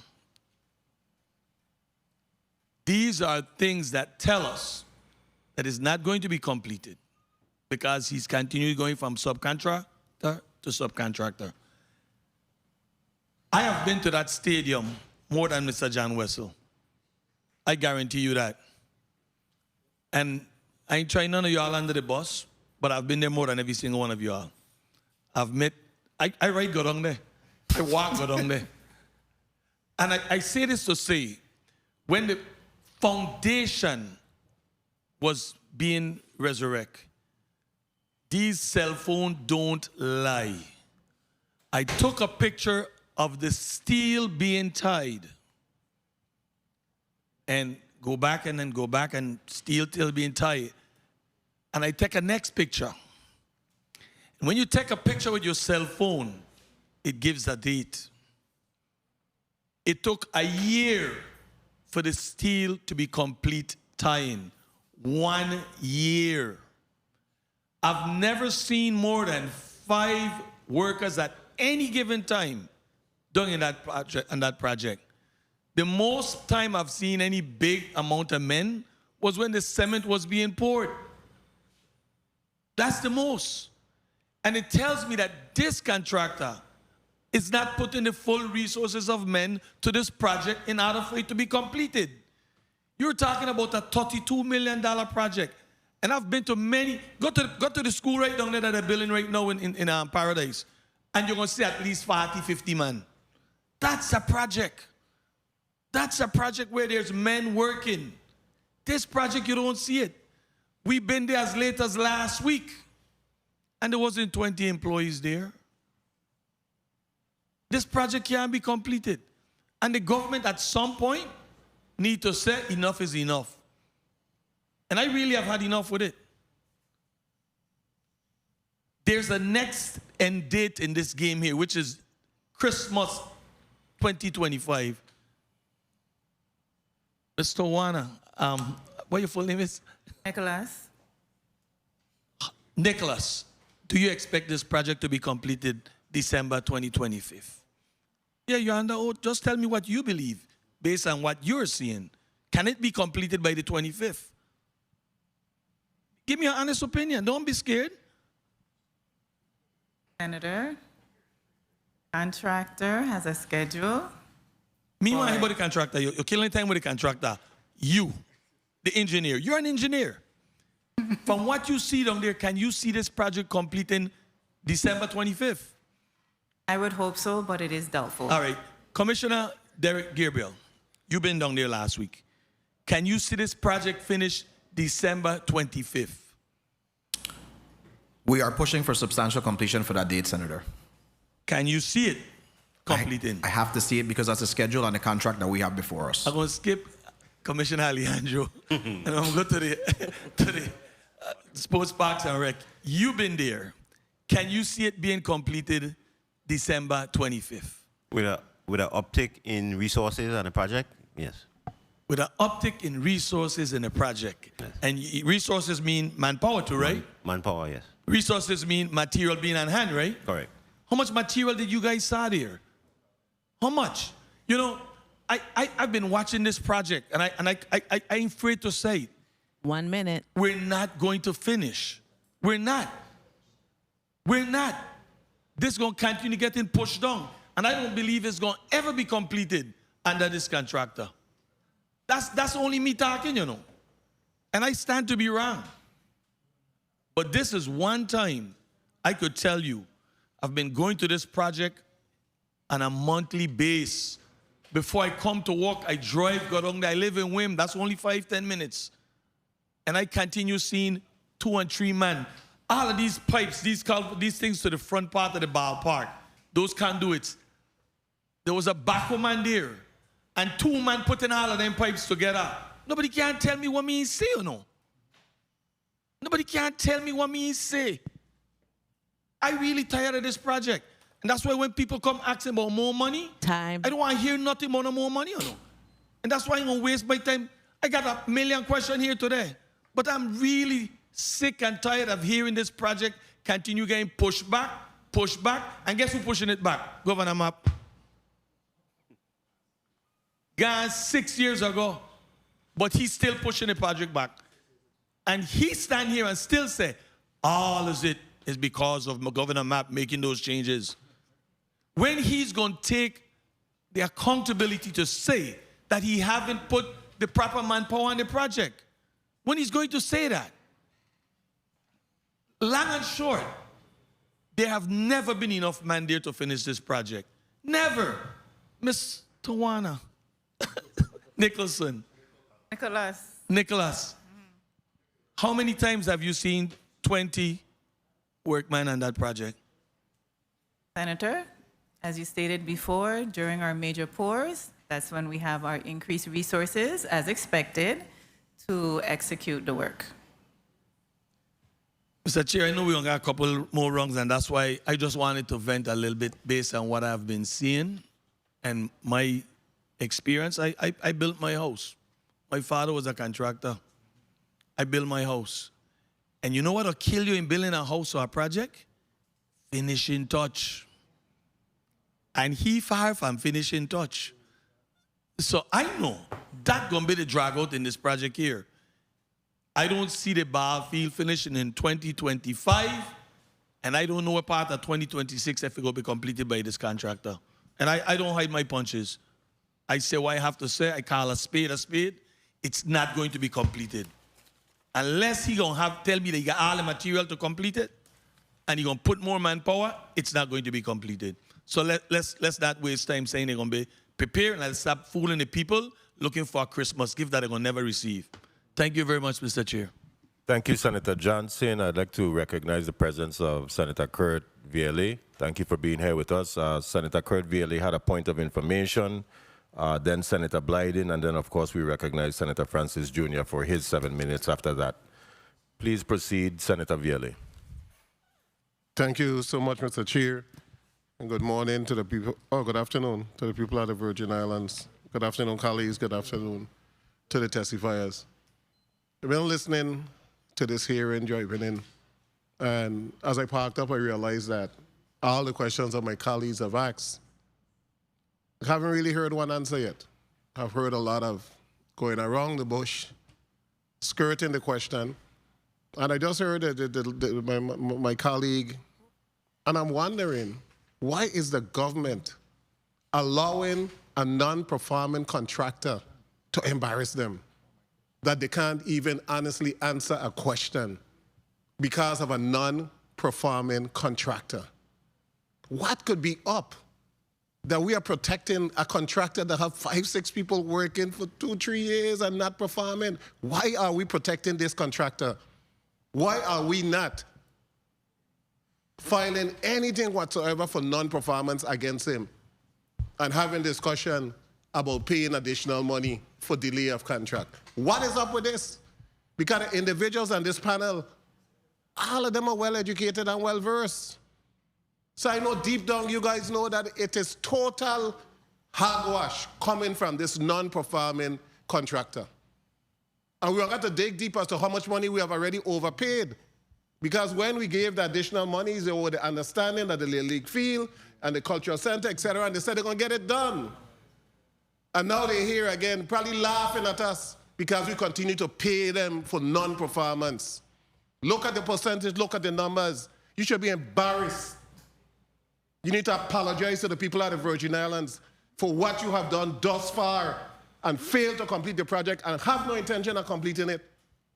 5 employees, and I will say December. Mandate that he mobilize people to go there and work and do what he's supposed to do. Mandate, or else you're going to abandon the project the same way you abandon public works. The same thing will happen. Thank you so much, Mr. Chair. Thank you, Senator Vielle.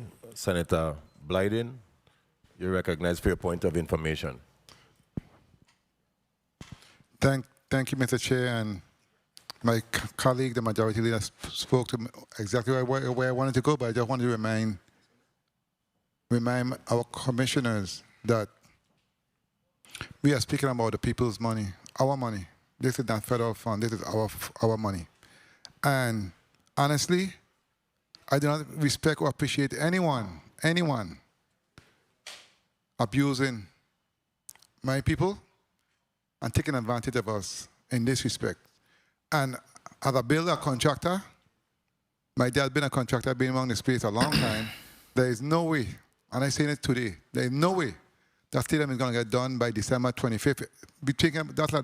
That day is a special day. Probably expecting a miracle, but it ain't going to happen. You know why? You don't have the manpower. And finishing takes the most work with any construction work. Finishing takes so much time. I need people to do the work. So it ain't going to happen. And I'm just being honest. And I'm not on the oath, but I'm being very honest. It ain't going to happen. Thank you, Mr. Chair, for the time. Thank you, Senator Blyden. I'd like to recognize the presence of Minority Leader, Senator Dwayne DeGraff. Thank you for being here with us today, Senator. And now we recognize Senator Novell E. Francis Jr. for his 7 minutes. Thank you very much, Mr. Chair, and good morning, good afternoon to you, good afternoon to the people of Virgin Islands, of course, good afternoon to the testifiers. You know, today is rather painful. It's a very painful day for me because, you know, I have been at the forefront of continuing to support this project and moving acts after acts to make sure that we get here. But what I'm seeing here is a Polygate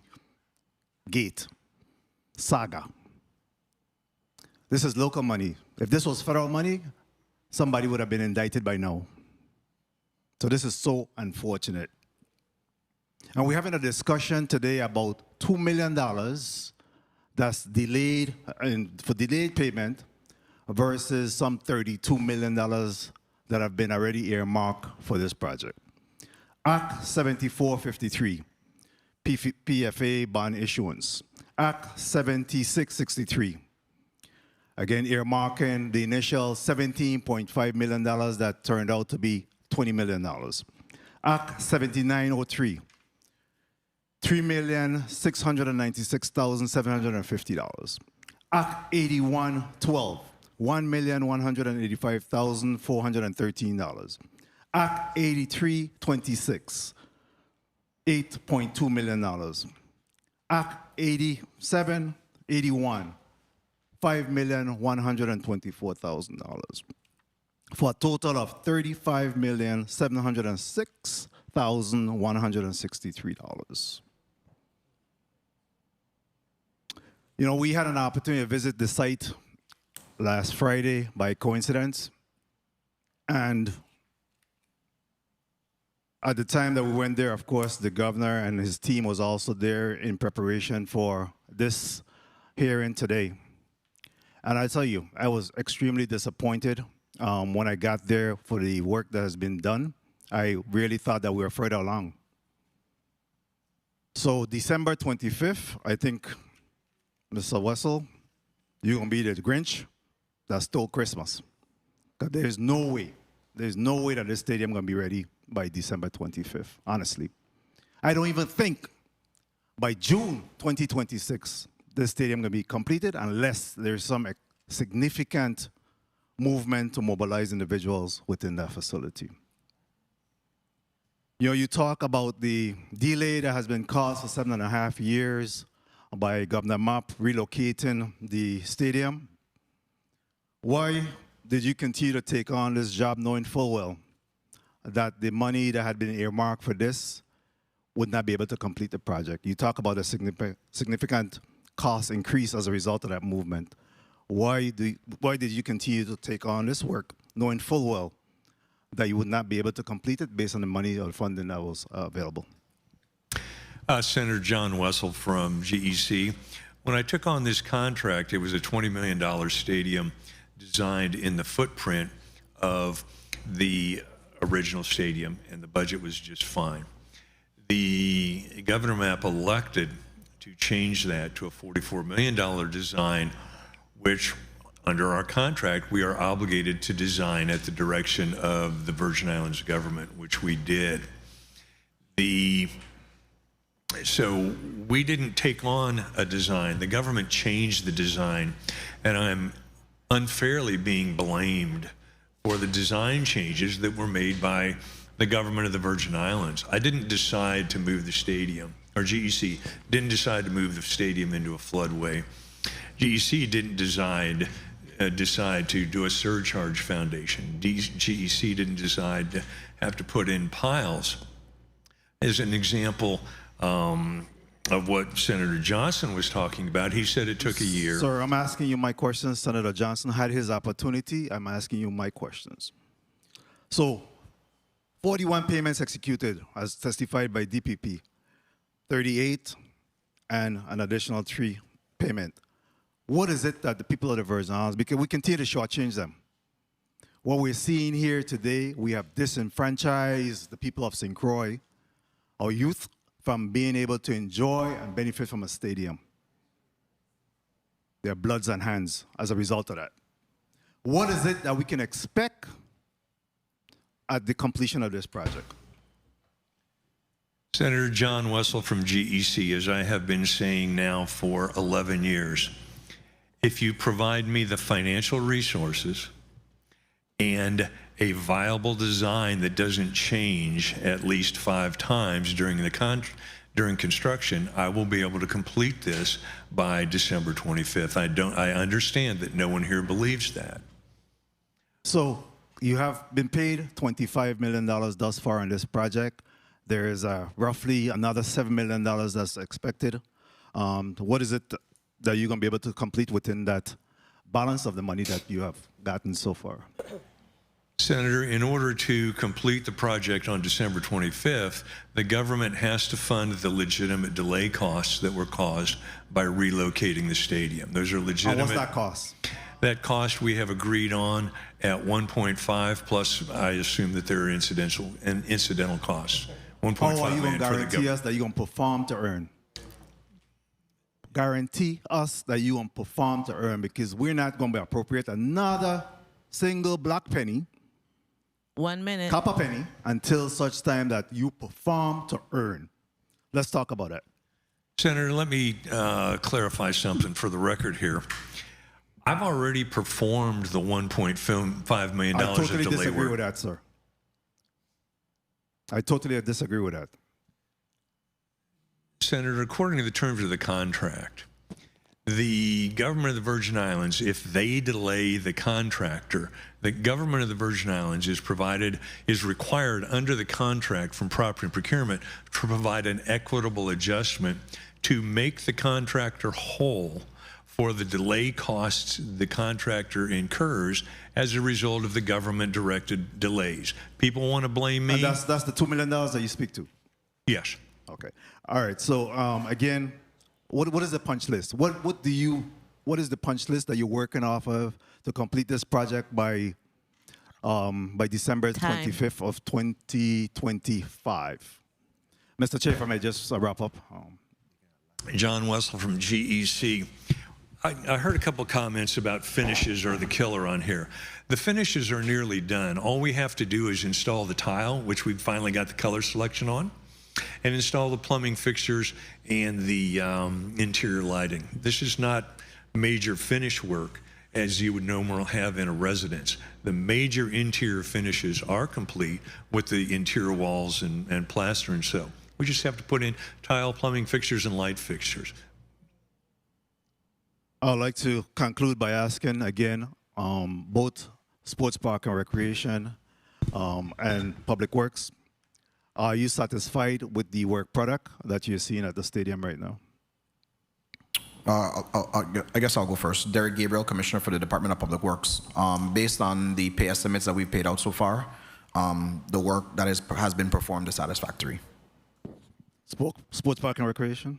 Vincent Roberts, Commissioner nominee, Sports Park and Recreation. I rely on the engineer to keep me up to breast, and based on everything they have said to me, I am satisfied. Engineer? Tawana Nicholas, Project Manager for Poly Joseph Stadium. Based on the pay request that I have approved, his work performance is satisfactory.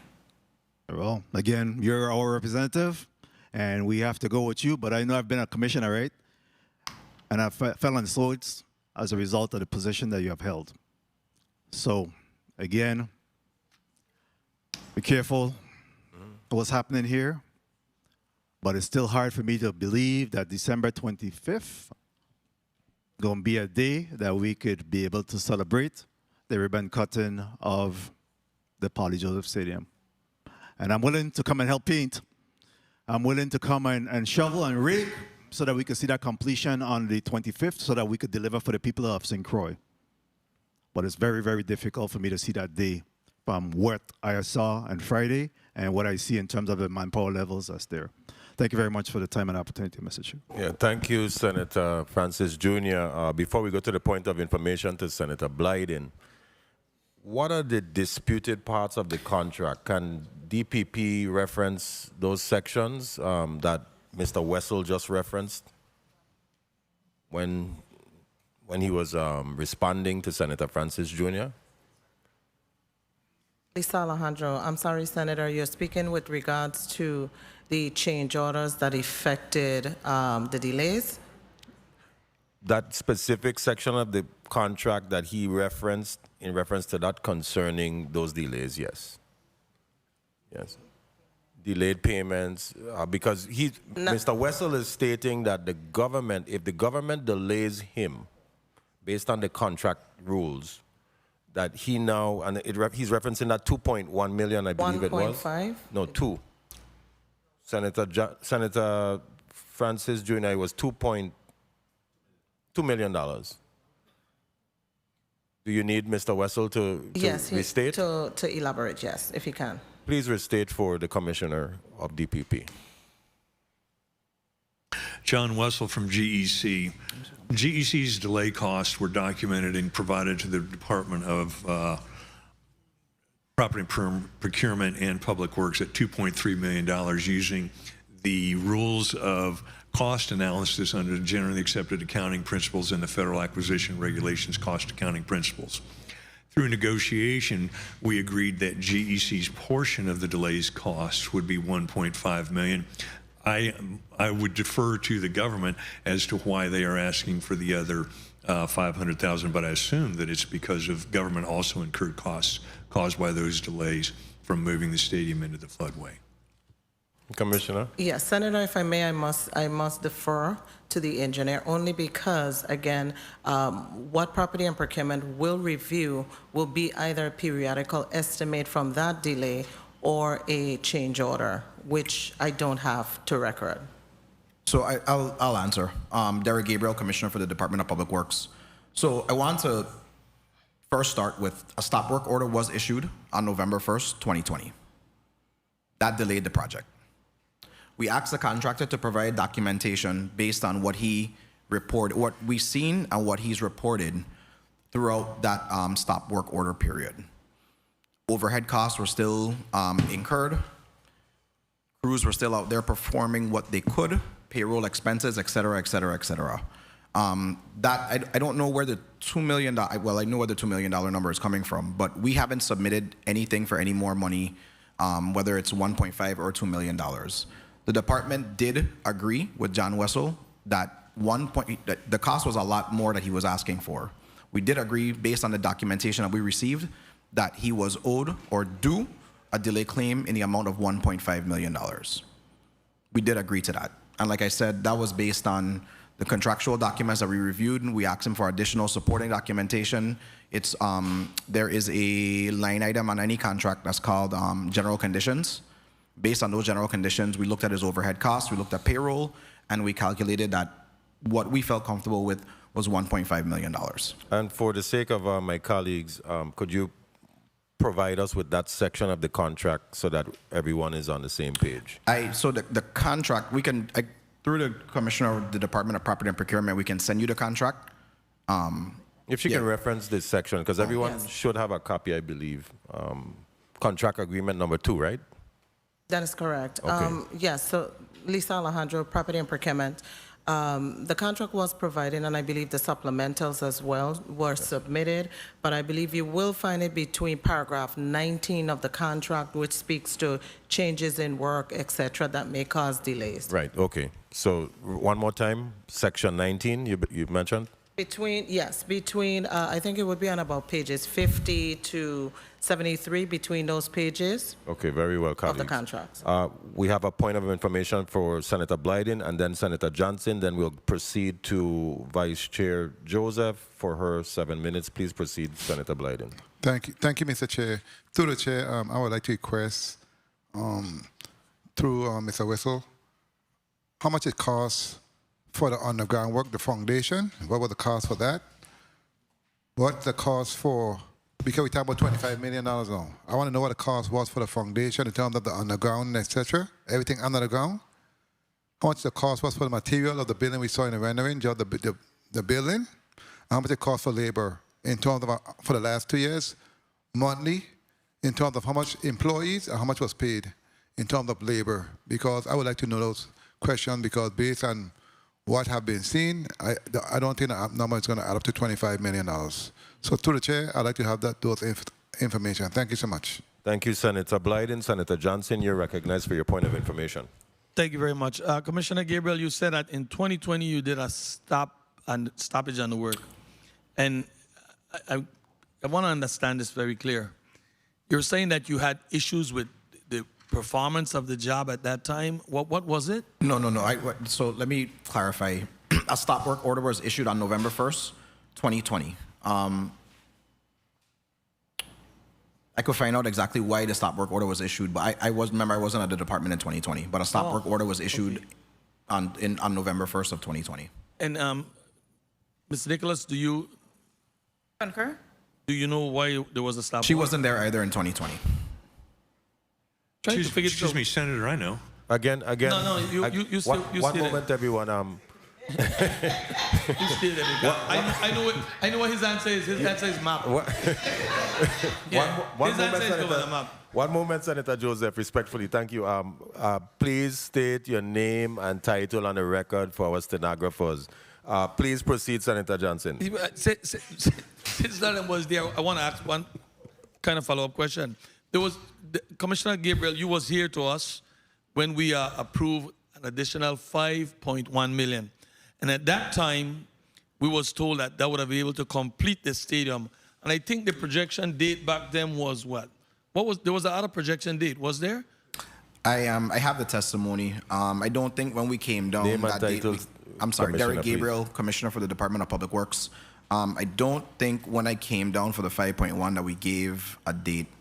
I was reviewing it, but the 5.1 was for the a la carte menu, if you recall. Can anyone tell us how much of that $5.1 million is remaining right now? So we, as of last week, we still have approximately 4.2 remaining. 4.2? So let me give you, I guess, a breakdown per each contract. Sure. So the original contract, we've paid out to date 25.7. We have approximately 6.4 remaining. On the first supplemental contract, to date, we've paid out 2.4, well, let's call it 2.5, 2.496. On the first supplemental contract, to date, we have paid out approximately 2.496 million. We have a remaining 1.6. And then again, on the second supplemental, which is a la carte, to date, we have paid out 878,000 with a remaining 4.246. 4.246. Oh, yeah. Let me go back to the original contract just to clarify something. Thank you for that, Mrs. Nicholas. So to date, we've paid out 22,348,716, and we have a remaining balance of 551,283.96 on the original contract. I just want to clarify those numbers. 551,283.96. Okay, Senator Johnson, does that? I'm fine with that. Okay. Thank you very much. Okay, thank you, Senator Johnson. Now I recognize Vice Chair Senator Carla Joseph for her 7 minutes. Thank you so kindly, Mr. Chairman. A pleasant good day to everyone. This is very much a very troubling to me project, and it shouldn't be so troubling. I hear what the contractor has indicated, that we, the government, may have caused some of these delays because of a decision that was made.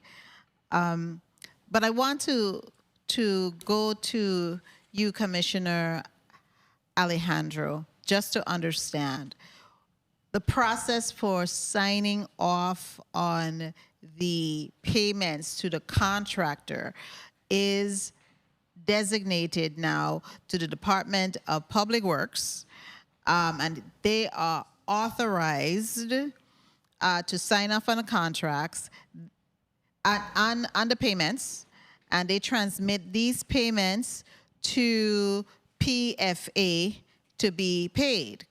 Is that the process? Yes, Senator. Okay, good. I just wanted to make sure I understand. So I look at the numbers here, and there's a document dated July 10th, 2025, from the Director of Finance and Administration, Mr. Nathan Simmons, who is in the PFA, and he has here well documented to me that the budget that they had received was, I don't say anything saying confidential or anything, but the money that has been appropriated, and this is public knowledge, is the total is $32,454,000, and to date, based on all of the sources of funding, which include the Series 2003 Gross Receipt Tax Bond, the Series 2014 C Gross Receipt Tax Bond, the Community Facilities Trust Fund account money, which totaled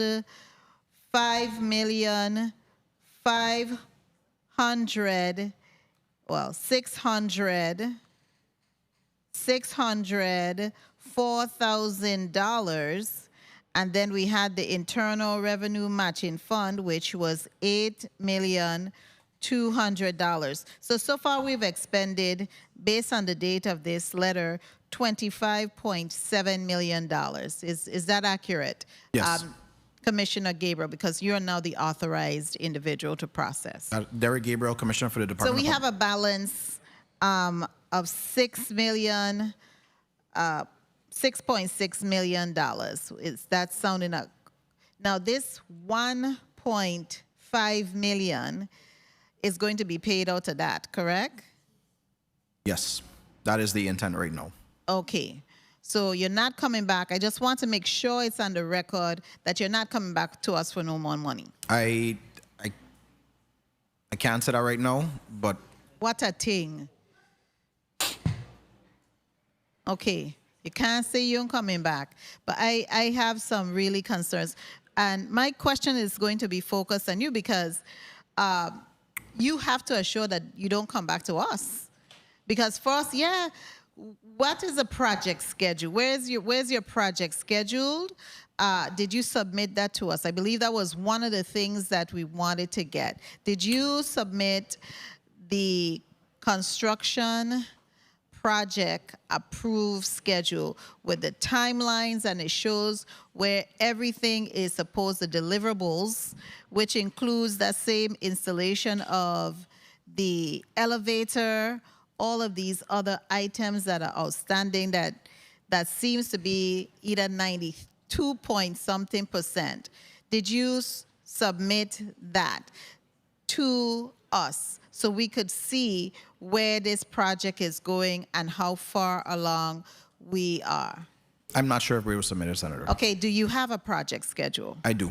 Through the chair, kindly submit it. Can you submit it before, through the chair, the end of today's meeting? I'll see if we can.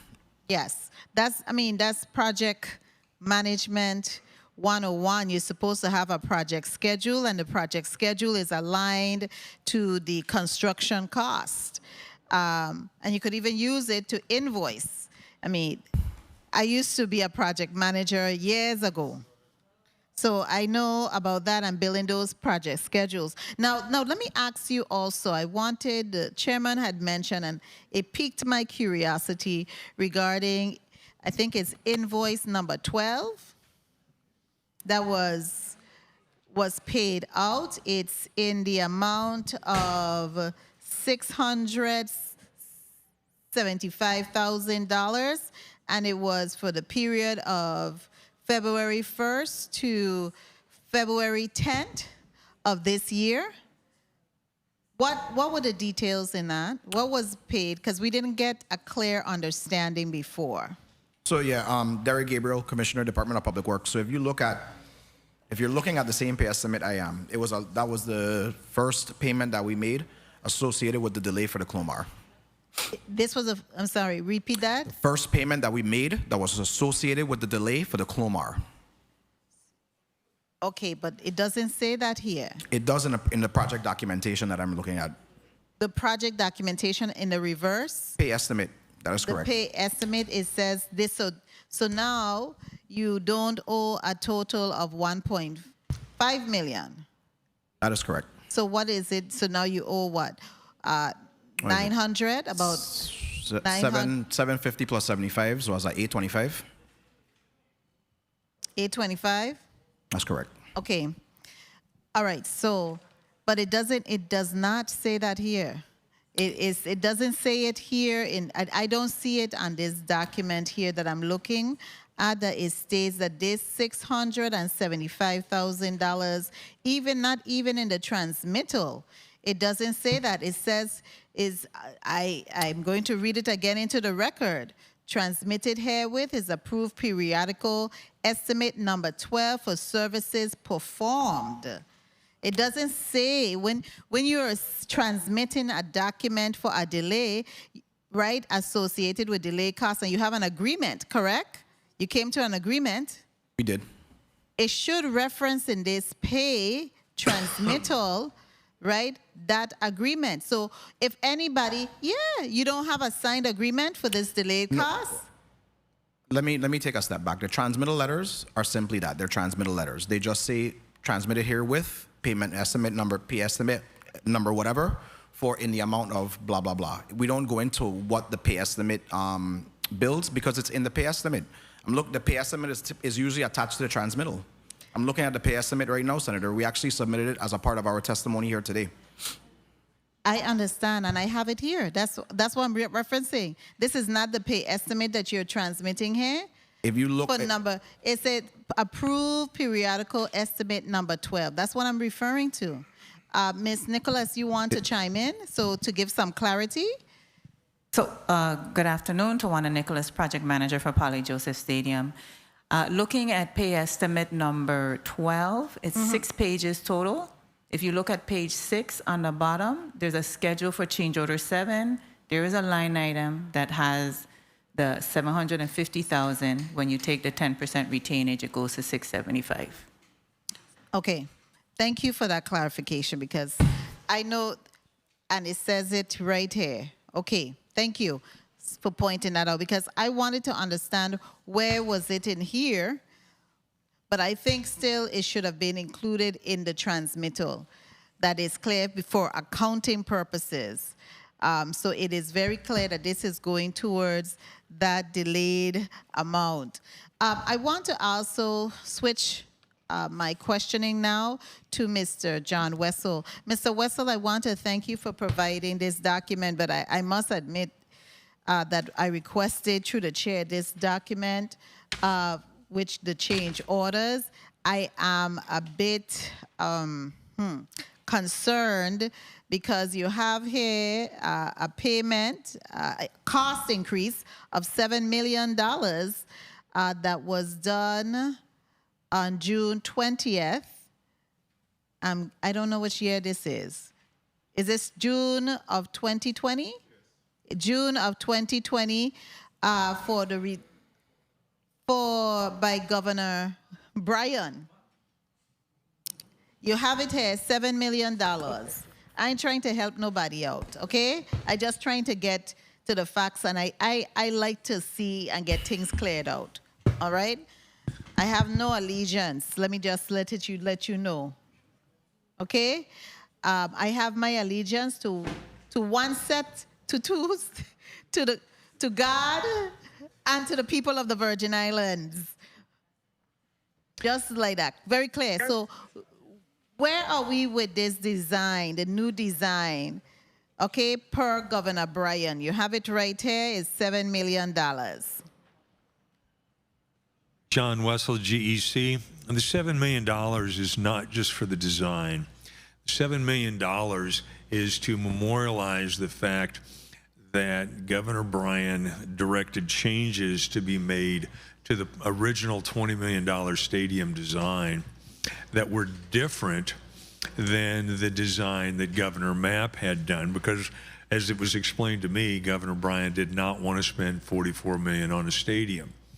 So we had discussions internally with the commissioners of Public Works, Property and Procurement, Sports, Parks and Recreation, and the engineers, and we agreed on an expanded design, including relocating the stadium and the associated foundation costs, which are about half of this $7 million, that would increase the contract price to $27 million. And as I said in part of my other testimony, that was split into 2 tranches of money.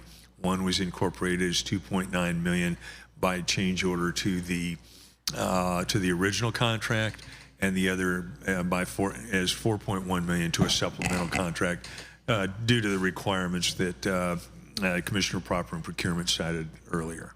Okay, and so this wasn't necessarily a major design change, because the major issue happened because of the relocation of the Polly Joseph Stadium to where now you are presently doing contractual work, and it wasn't Governor Bryan who caused that relocation. John Wessel, GEC. It was, in fact, another major design change. The first design was for the original. The second was the major design change that Governor Mapp directed. The third major design change was to throw away the design that Governor Mapp had directed, with the exception of the foundation that construction had already begun, and then design a smaller, more budget-conscious stadium. So we had 3 major design changes, in addition to the design changes that came with the $5 million a la carte menu. Okay, Mr. Chairman, just one more question. Please proceed. Do you have any renderings, because you have a design bill contract, any new renderings of the Polly Joseph Stadium? Is this rendering, I mean, I'm looking at one here, is this the rendering that it should look like for the Polly Joseph Stadium? John Wessel, GEC. Senator, I don't know what you're looking at. I did recall seeing some renderings go by on the presentation earlier today. Here we go. Is this the most current rendering or design? I just want to make sure, because we don't want to have any more design changes, because it looks like that is part of the issue, and we're not relocating the buildings, the facility, to any other property. So this is the design here. Take it down. Senator, I'm sorry. Go ahead. John Wessel, GEC. The bottom picture there, I am certain, is not the current design. The bottom picture in that rendering is the $44 million design, because it has a third story, or it has the third story on it, which was one of the costs that was eliminated during the redesign. The top rendering, I would want to look at again to see if it's the current rendering, but I do not have a copy of that in front of me. And so that, my colleagues, is part of the issues here. We need to get the current and the correct design of the Polly Joseph Stadium. Mr. Chairman, thank you so much for the information. Thank you so kindly. Thank you, Senator Joseph. One more, it's germane to the... Yeah. Okay, proceed. If you make me lose my train of thought, but sorry, go ahead. He was talking about a redesign by Governor Bryan, and I recall when that change order came back to us, they was putting back in press box that the Bryan administration took out. They was putting back in cameras that the Bryan administration took out. They was putting back up the wall that the Bryan administration took out. Am I correct, Mr. John Wessel? John Wessel, GEC. Senator, the $5,124,000 change order added those items. And I would like to add, as a point of clarification, I'd like to say that the top rendering of the Polly Joseph Stadium, not the surrounding other issues, are the current design. My question, you got to somebody else. Yeah, you having a conversation. And my question to you was, those particular items that I just spoke about, were they items in the change order by the Bryan administration? Senator, they were not. They were items in the $5,124,000 change order. By who? By Governor Bryan. Thank you. So, before we proceed to Senator Lewis in the St. John District, is there any validity to what Mr. Wessel mentioned concerning that we didn't want to spend, and it's a yes or no question, that the governor didn't want to spend $44 million on the project? That is correct. That's correct, okay. Now, Mr. Wessel, you mentioned the governor's design team. Who exactly is the governor's design team?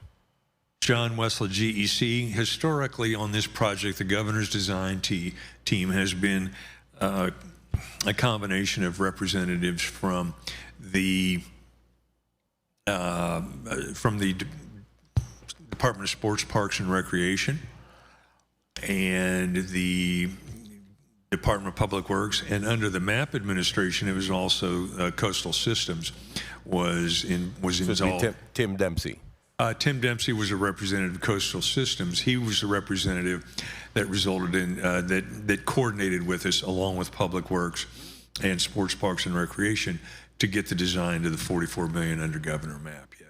Okay. Now, before we go again to Senator Lewis, you also indicated that items are being stored earlier in the discussion. I want to circle back to that, because you mentioned that you do not have the items in your possession, and you are the contractor for this project. So are you paying a subcontractor to store the items associated, whether it's the aluminum seats, the elevator, etc.? Are there any storage logs associated with this? And in addition to that, I need to find out, are you as the contractor required to have insurance on these items? Because what if they're damaged, then what? We have to pay to replace? Senator John Wessel, the requirement to carry insurance on items like that was eliminated by a change order. And that's the first question. The second question is, yes, GEC is responsible for those until they are installed, accepted, and paid for by the government. Mr. Wessel, what change order eliminated having insurance on, especially something like an elevator? That was $160,000 to purchase that elevator just alone, not to include its installation and any other materials associated with.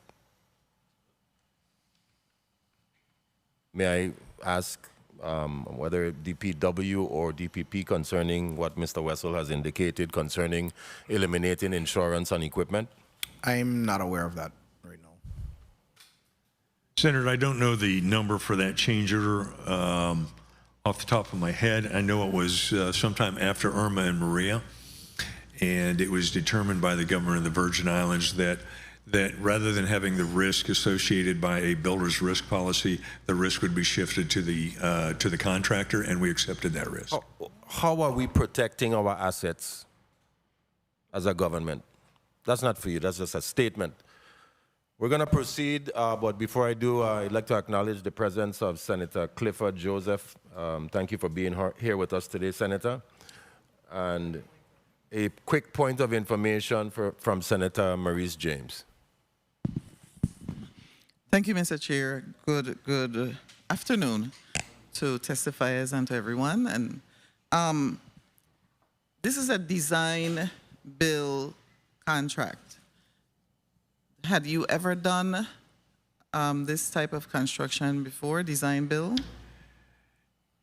John Wessel, GEC, yes. Okay, when you say a design build team, who on your team did you hire as a consultant, an architect, engineer to provided design services? Because the government isn't part of your design team. We're hiring you to design. So who exactly did you hire or consult with, or the architects, the engineers, to design this facility for the government? Senator, I can answer that very easily and also offer a point of clarification. The design team that works for GEC is one group. The design approval team, which I erroneously referred to as the design team before, reviews those people design. We hired Steve Hutchins Architects as the lead architectural designer because of extended experience here in the United States Virgin Islands. He hired as a subcontractor HOK Sports, formerly Populous Sports, who had designed such ball fields as Coors Field and the Yankee Stadium. And he also hired as subcontractors to him ERS Engineering, who has extensive experience designing electrical engineering in the Virgin Islands. He hired Connolly and Wicker, who was a civil engineer who has extensive experience designing projects of this nature in the Virgin Islands.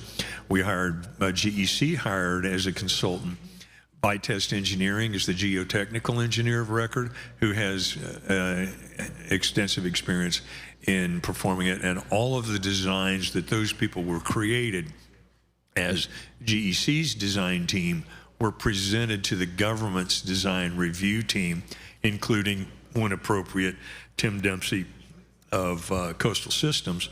Okay, just one question. Yeah. I asked you to design a stadium, and you do not include an announcer's booth at the very beginning of that design. I'm trying to figure out why certain things were not included in the design from the beginning. This is almost, for me, reminiscent of what happened with the hospital. And it's as if we're getting people to design, relying on your expertise, but something as simple as an announcer's booth is not included. So that's what's confusing to me. If I'm relying on your expertise, Yankee Stadium and all those things, and then I'm being told I need to pay you additional funds or come up with additional money for things that would naturally and be essentially a part of what you're designing. That's my frustration right now with this conversation. If I may, I could provide some clarity, Senator. John Wesley, GEC. GEC doesn't design in a vacuum. GEC has provided a program by the government of the Virgin Islands. It says we want an announcer's booth, we want so many seats, we want a a visitor's dugout, a home dugout, a visitor's locker room, a home locker room. During the revisions from the original two designs had most of those things, if not all, in. During the revisions from the $44 million version to the $27 million version, the program did not include those things, and they have subsequently been added by the change order for $5,124,000. We don't decide what needs to be built.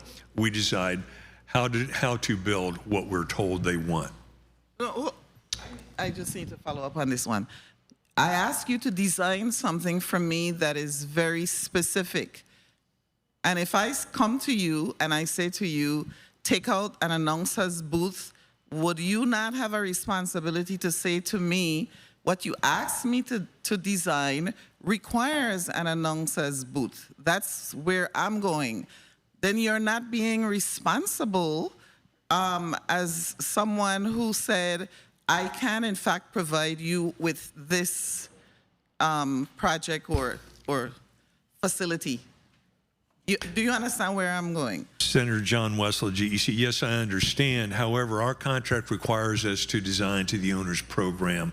We are not in charge of, nor are we allowed contractually to say you're doing something wrong. We are given an owner's program, and if it does not include an announcer's booth, then we are required to design a revision without an announcer's booth. Thank you, Senator James. Senator Francis Jr., quick point of information. Thank you very much, Mr. Chair. Just real quickly, in respect to all of this modification that we're hearing, I wanted to ask Commissioner nominee Roberts whether or not, based on these changes, is that if this facility will be considered a nationally certifiable facility. Nationally certified for a particular sport, you mean, or in general? Based on standards, yes. It will meet the national standards as far as baseball, yes. It will meet it? Yes. Okay. Based on the modification and everything else that have been discussed here, yes, it will still be. As far as my understanding, there's no change to the dimensions of the ballpark. So it'll still be nationally certifiable? Yes. That's important. All right, thank you, thank you. Well, I doubt it'll be nationally certified without ADA ramps. So that needs to be installed. Right now, we're going to go over to the St. Thomas St. John District for our Secretary of the 36th Legislature, who's been patiently waiting, and I appreciate his patience. He has the patience of Job. Senator Avery Lewis, you're recognized for your 7 minutes. Thank you, Mr. Chairman. Thought I'd forget me over here, but good looking out. Good afternoon again to my colleagues. Good afternoon to the testifiers. Good afternoon to the listening and viewing audience. Before I begin my line of question, and I really have to get this off my chest, I really would like to say that, the contractor GEC has really left a bad taste in my mouth. And I know I'm not alone with this. Trust is earned, and frankly, it's hard to believe anything they say at this point. Let's be clear. This is the same contractor that failed to complete the Dunu housing project, which forced the bond to be called, and we had to rebid the same project just to get it moving again. It is also important to acknowledge that under the former administration, a number of extensive and costly changes were made to the original project scope, which changes our financial resources simply could not support it. Ambition must be balanced with fiscal responsibility, and unfortunately, that balance was not struck. Now, as a GSC has begun work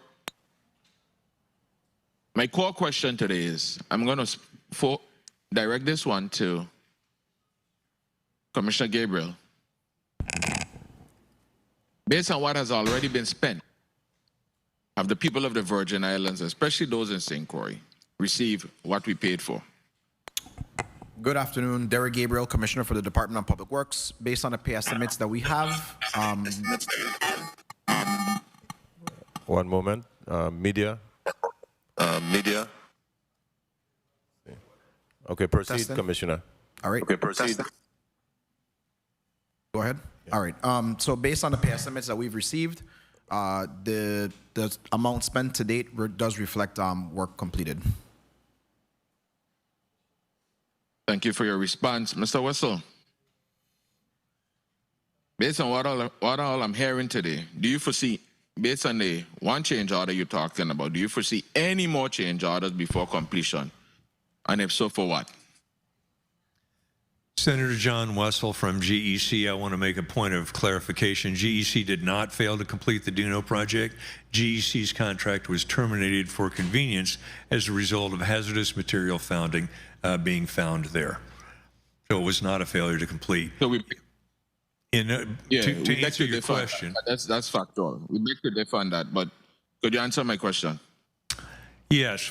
As I stated in the last point of my testimony, the only current unresolved issue impacting the project's delivery for the latest design and associated to schedule of values revisions is funding for delay costs. These are delay costs that we have incurred that by our records. No.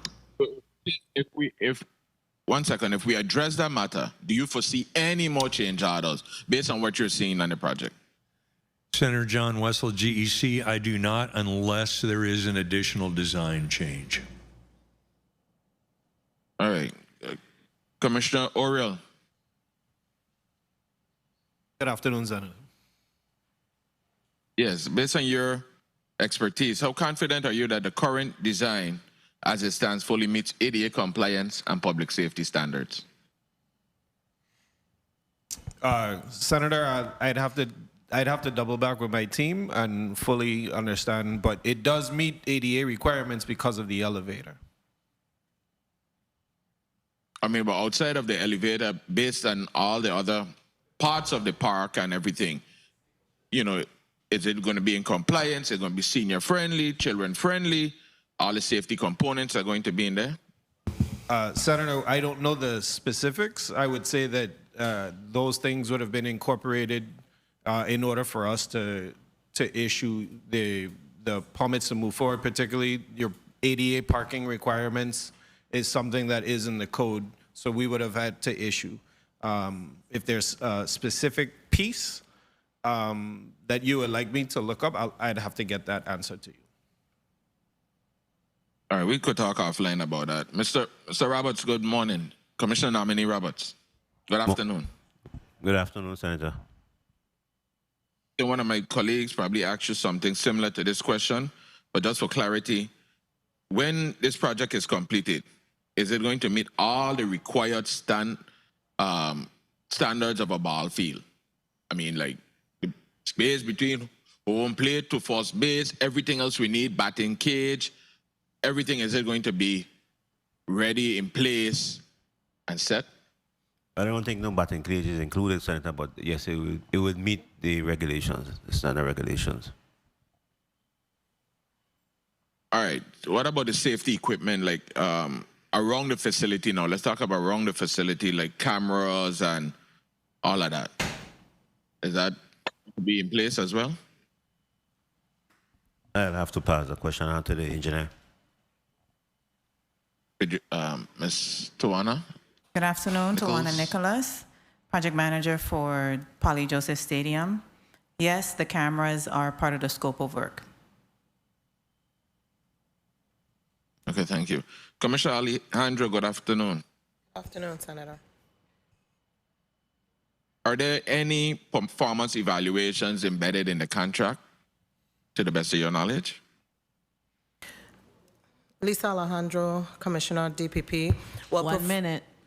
Performance measures are built in based on the estimates, based on the deliverables within the contract, and that would determine whether or not payments are made, whether or not it would require change orders, etc. But they are built into the contract. And we have been kind of following them more or less. Yes, Senator, through the Department of Public Works. Good. Commissioner Gabriel, if you may help me here, please. Earlier there were talks about the stadium being relocated in a FEMA floodway. And we had to make some changes, some necessary changes to accommodate that. What about the surrounding areas now, like the parking lot and everything? Are they still in a flood zone, or they're going to take more development, to the best of your knowledge? It is, excuse me, to my understanding, it is part of the scope to mitigate some of that flooding in the current scope. I will add, we do have, the department is still working with the Army Corps of Engineers on the LaGrange flood control project, which will also further mitigate flooding in that area. Good. And Commissioner Gabriel, before I go, one last question for you. Based on the numbers you gave of the monies remaining, to the best of your knowledge, do we have sufficient to complete the project? That we could have a key and they hand us a key, or we have a ribbon cutting, and then we could play ball. To the best of my, I'm sorry, Derek Gabriel, Commissioner, Department of Public Works. To the best of my knowledge, Senator, yes. Thank you for your responses, and I'll come back in another round. Thank you very much, Mr. Chairman. Thank you. Thank you so much, Senator Lewis. We're going to queue up to take a break, but before for our lunch break and for everyone to relieve themselves. But one of the things I wanted to mention is that even though we have an elevator, or will have an elevator, when the power goes, there may be some challenge associated with an individual trying to get up to that second level if he or she wants to get there.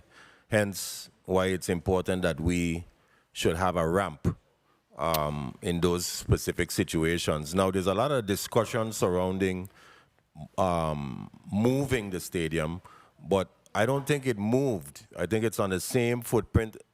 It just turned. It turned in the opposite direction, and maybe I can get clarity on that, but it turned to the other direction. It's moved? Okay. So let me ask the engineer associated if she can put it on the record for everyone who's listening. Good afternoon, Tawana Nicholas, Project Manager for Polly Joseph Stadium.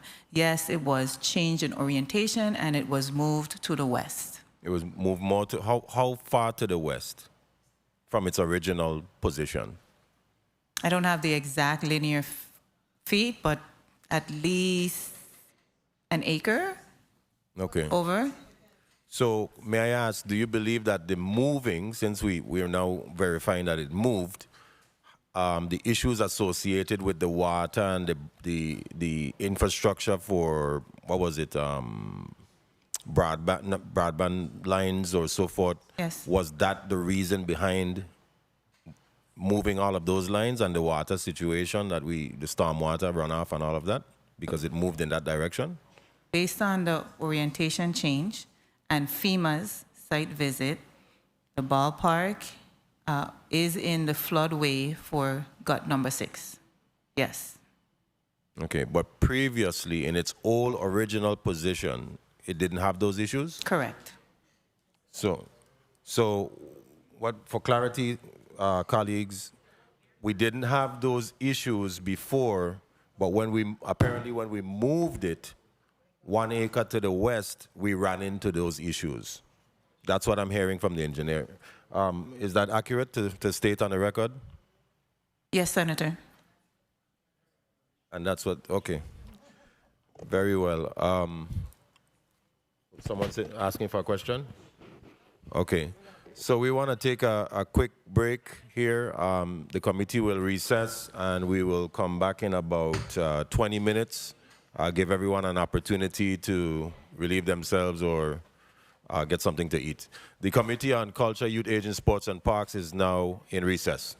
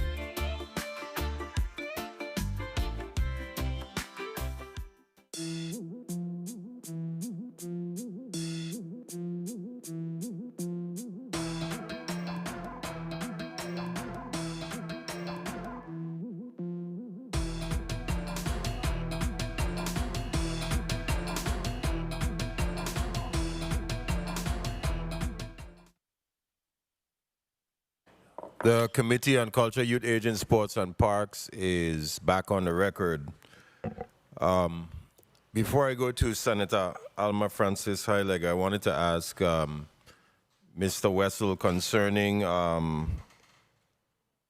the HVAC systems, which are listed in the report as 100% complete. Are the HVAC systems in the territory, or is that just purchased? Just purchased. Just purchased. Not Yes, sir. they're not here in the territory? They are not, due to the design changes that are coming with the a la carte menu. Those are going to change to some extent, and we have put them on hold until we get the final mechanical, electrical, and plumbing design changes from the engineer. Okay. We'll move on to Senator Alma Francis Heilig. You're recognized for your 7 minutes. Good afternoon to my colleagues. Good afternoon to the people of the territory. Good afternoon to the testifiers and staff. My first set of questions, and this particular question has to do with clarity. And from my understanding, before I go forward, based on what was discussed in my understanding, and I just want to make sure that I'm following this correctly, this initial project was $17 million. It went to $20 million. Then it went to $32 million.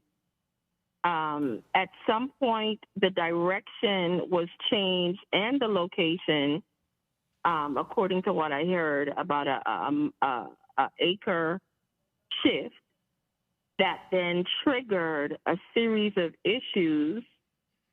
And there was some additional design changes up to $44 million that this current administration didn't want, and it has been dropped back down to the $32 million plus some additional fees for time changes or delays. I just want to make sure that's what I heard today. Is there anything off that I need to be corrected on?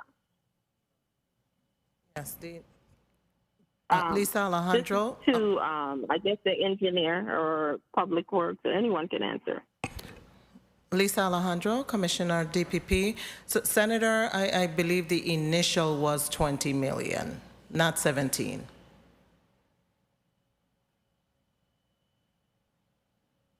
Okay. Thank you for that. So the first set of questions I want to ask is, I'm a person that likes to be fair, and I understand what happened with the potential change and the shift, because I even understand piles and all of that, because I have a property, it's close to the waterfront, it's behind the hotel, and I have to choose between putting up a wood structure, which was much lighter, versus putting up a 3-story concrete building, which would have required X amount of piles that would have made the cost of putting a building there 8 times the amount than what I ended up doing. And that had to do with piles. So I understand the potential cost changes with this shift. What I don't understand is some of the logistics of how it's being executed. I'm consistently hearing from my colleagues, and there are 5 people working on this project. And I keep thinking to myself, you know, I've worked on projects before, building a simple house where I had 10 people working. I can't imagine a $32 million project. You have 5 people there. So could the construction company explain that to me a little bit? Because I don't want to have any misconceptions here, and I need full clarity. How many people do you have currently working on the project for the Paulie Joseph Stadium? John Wessel from GEC, currently on site. There are 22 working.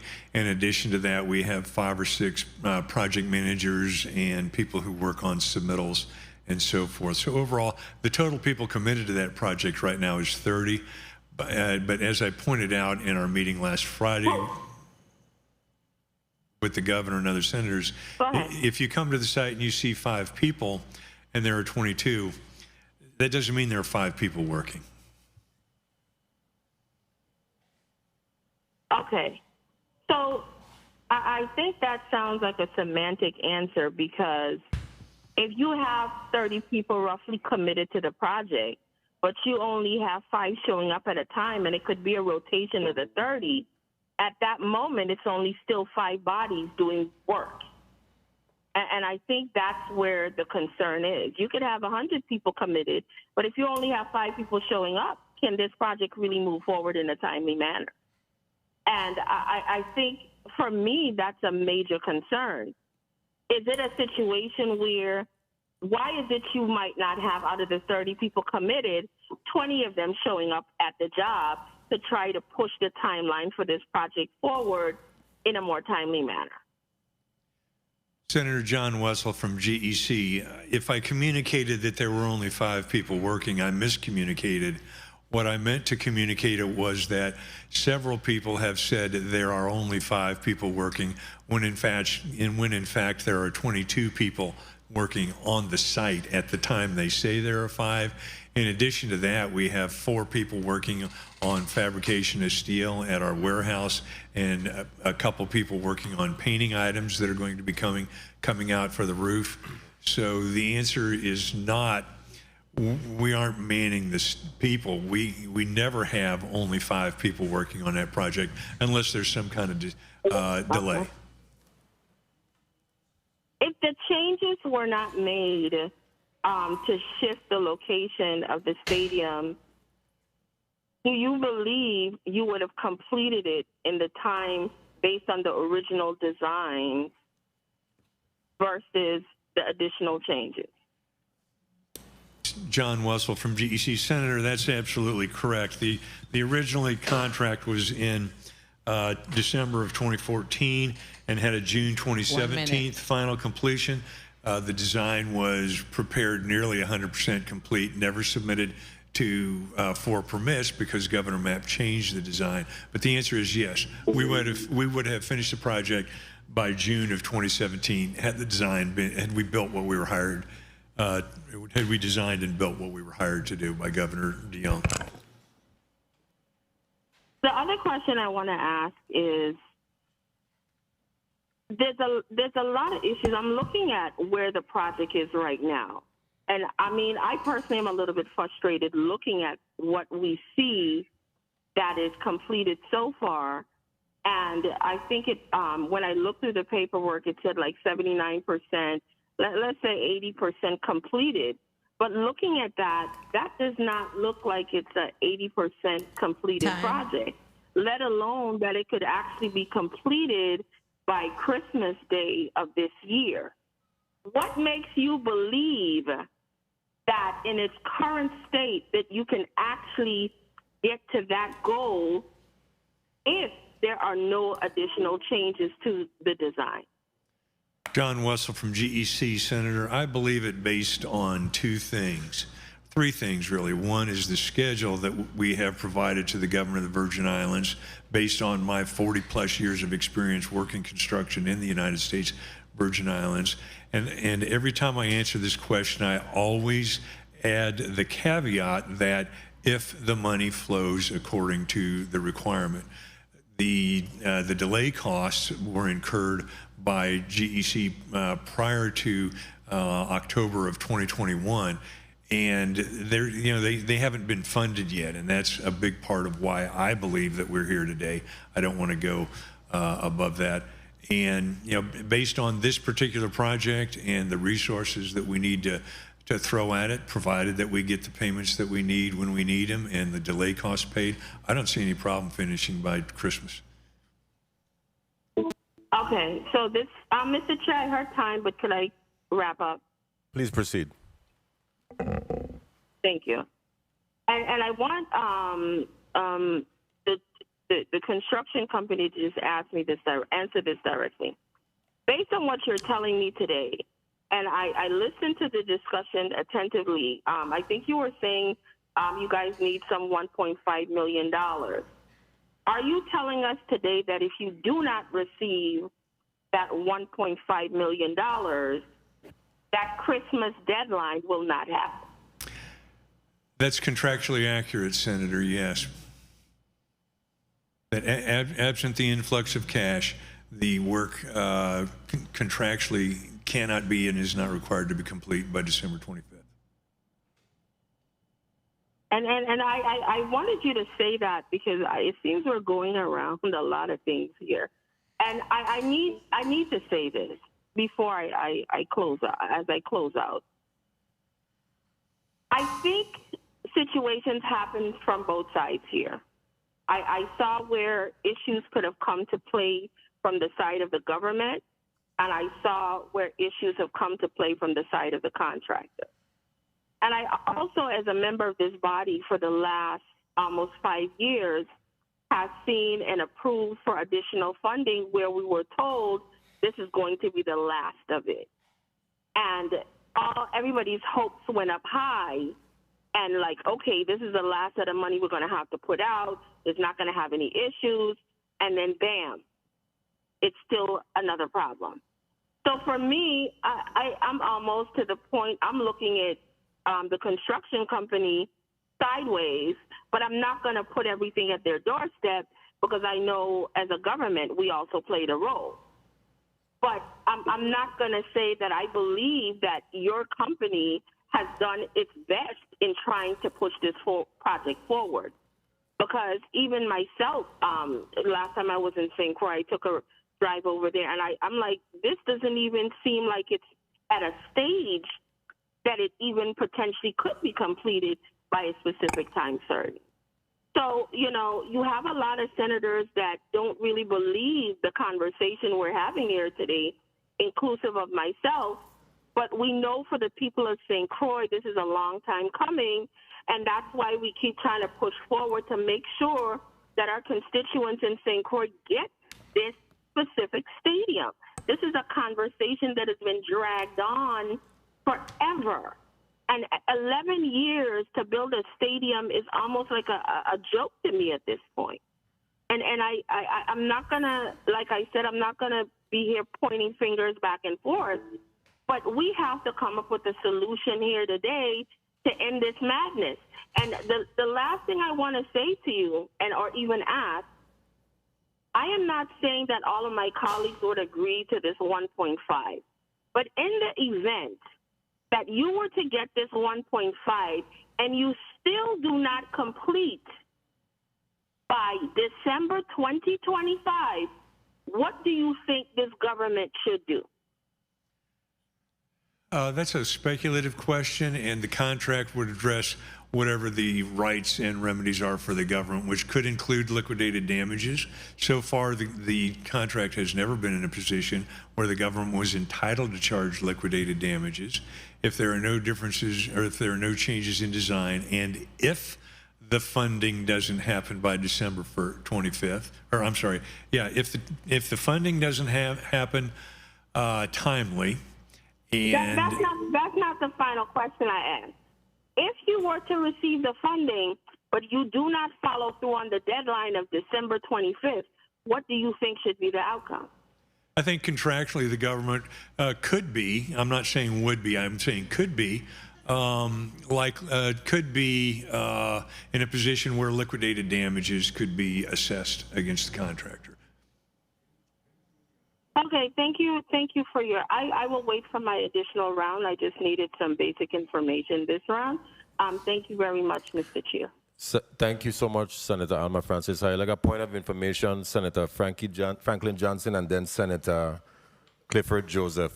You may proceed, Senator Johnson. Thank you very much, Mr. Chair. I continuously hearing the contractor responding to a lot of my colleagues, and in line of question with the former senator just speaking there, she asks about this $44 million, and Mr. Wessel respond, the original contract was $44 million.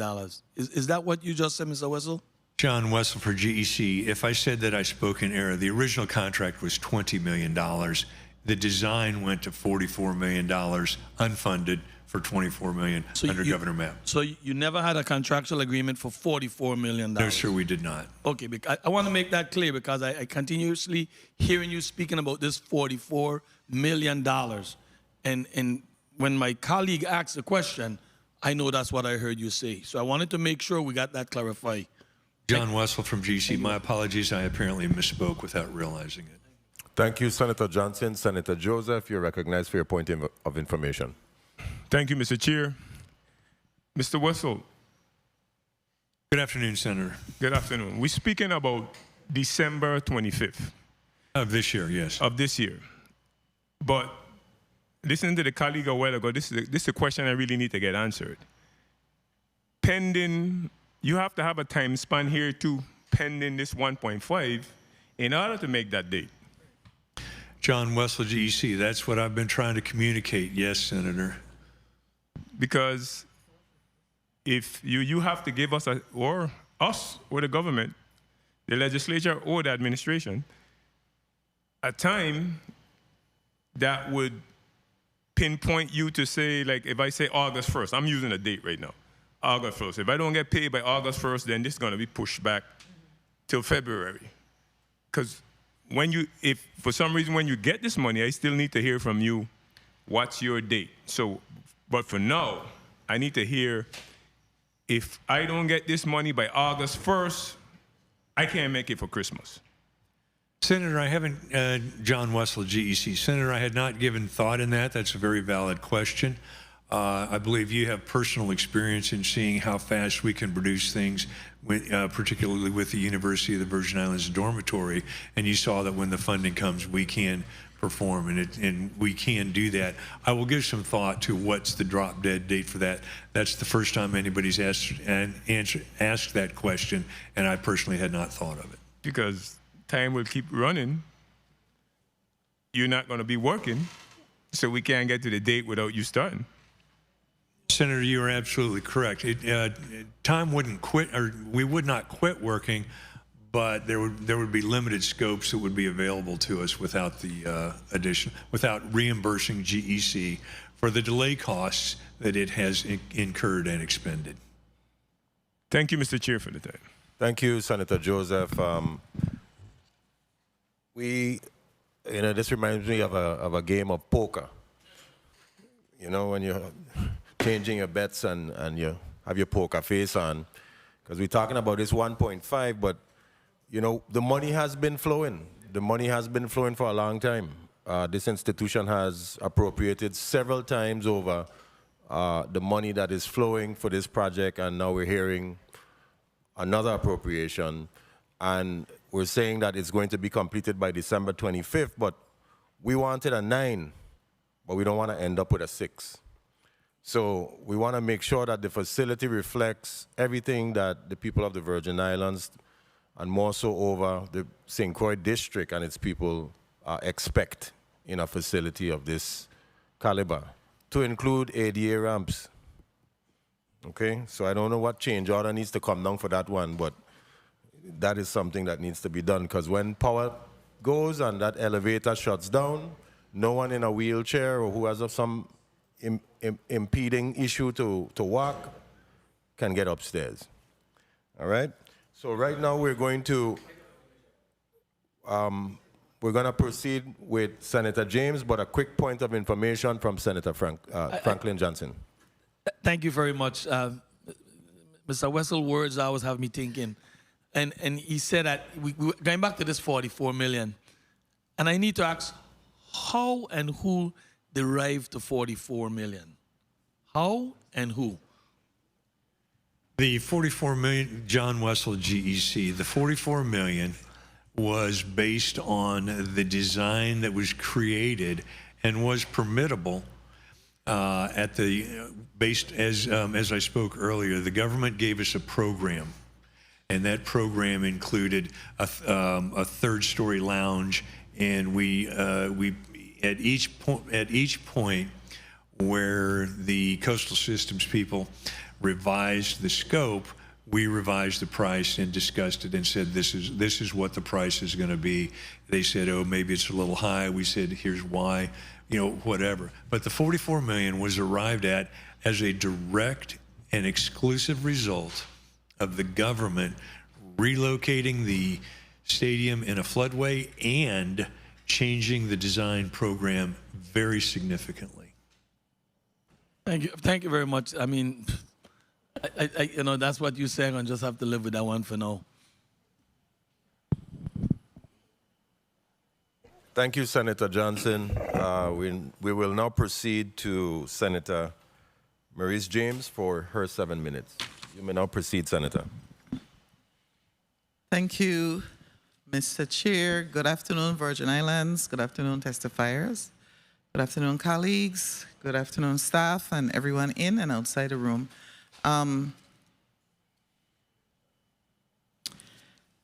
I don't really want to be sitting here today, and this is the reason why.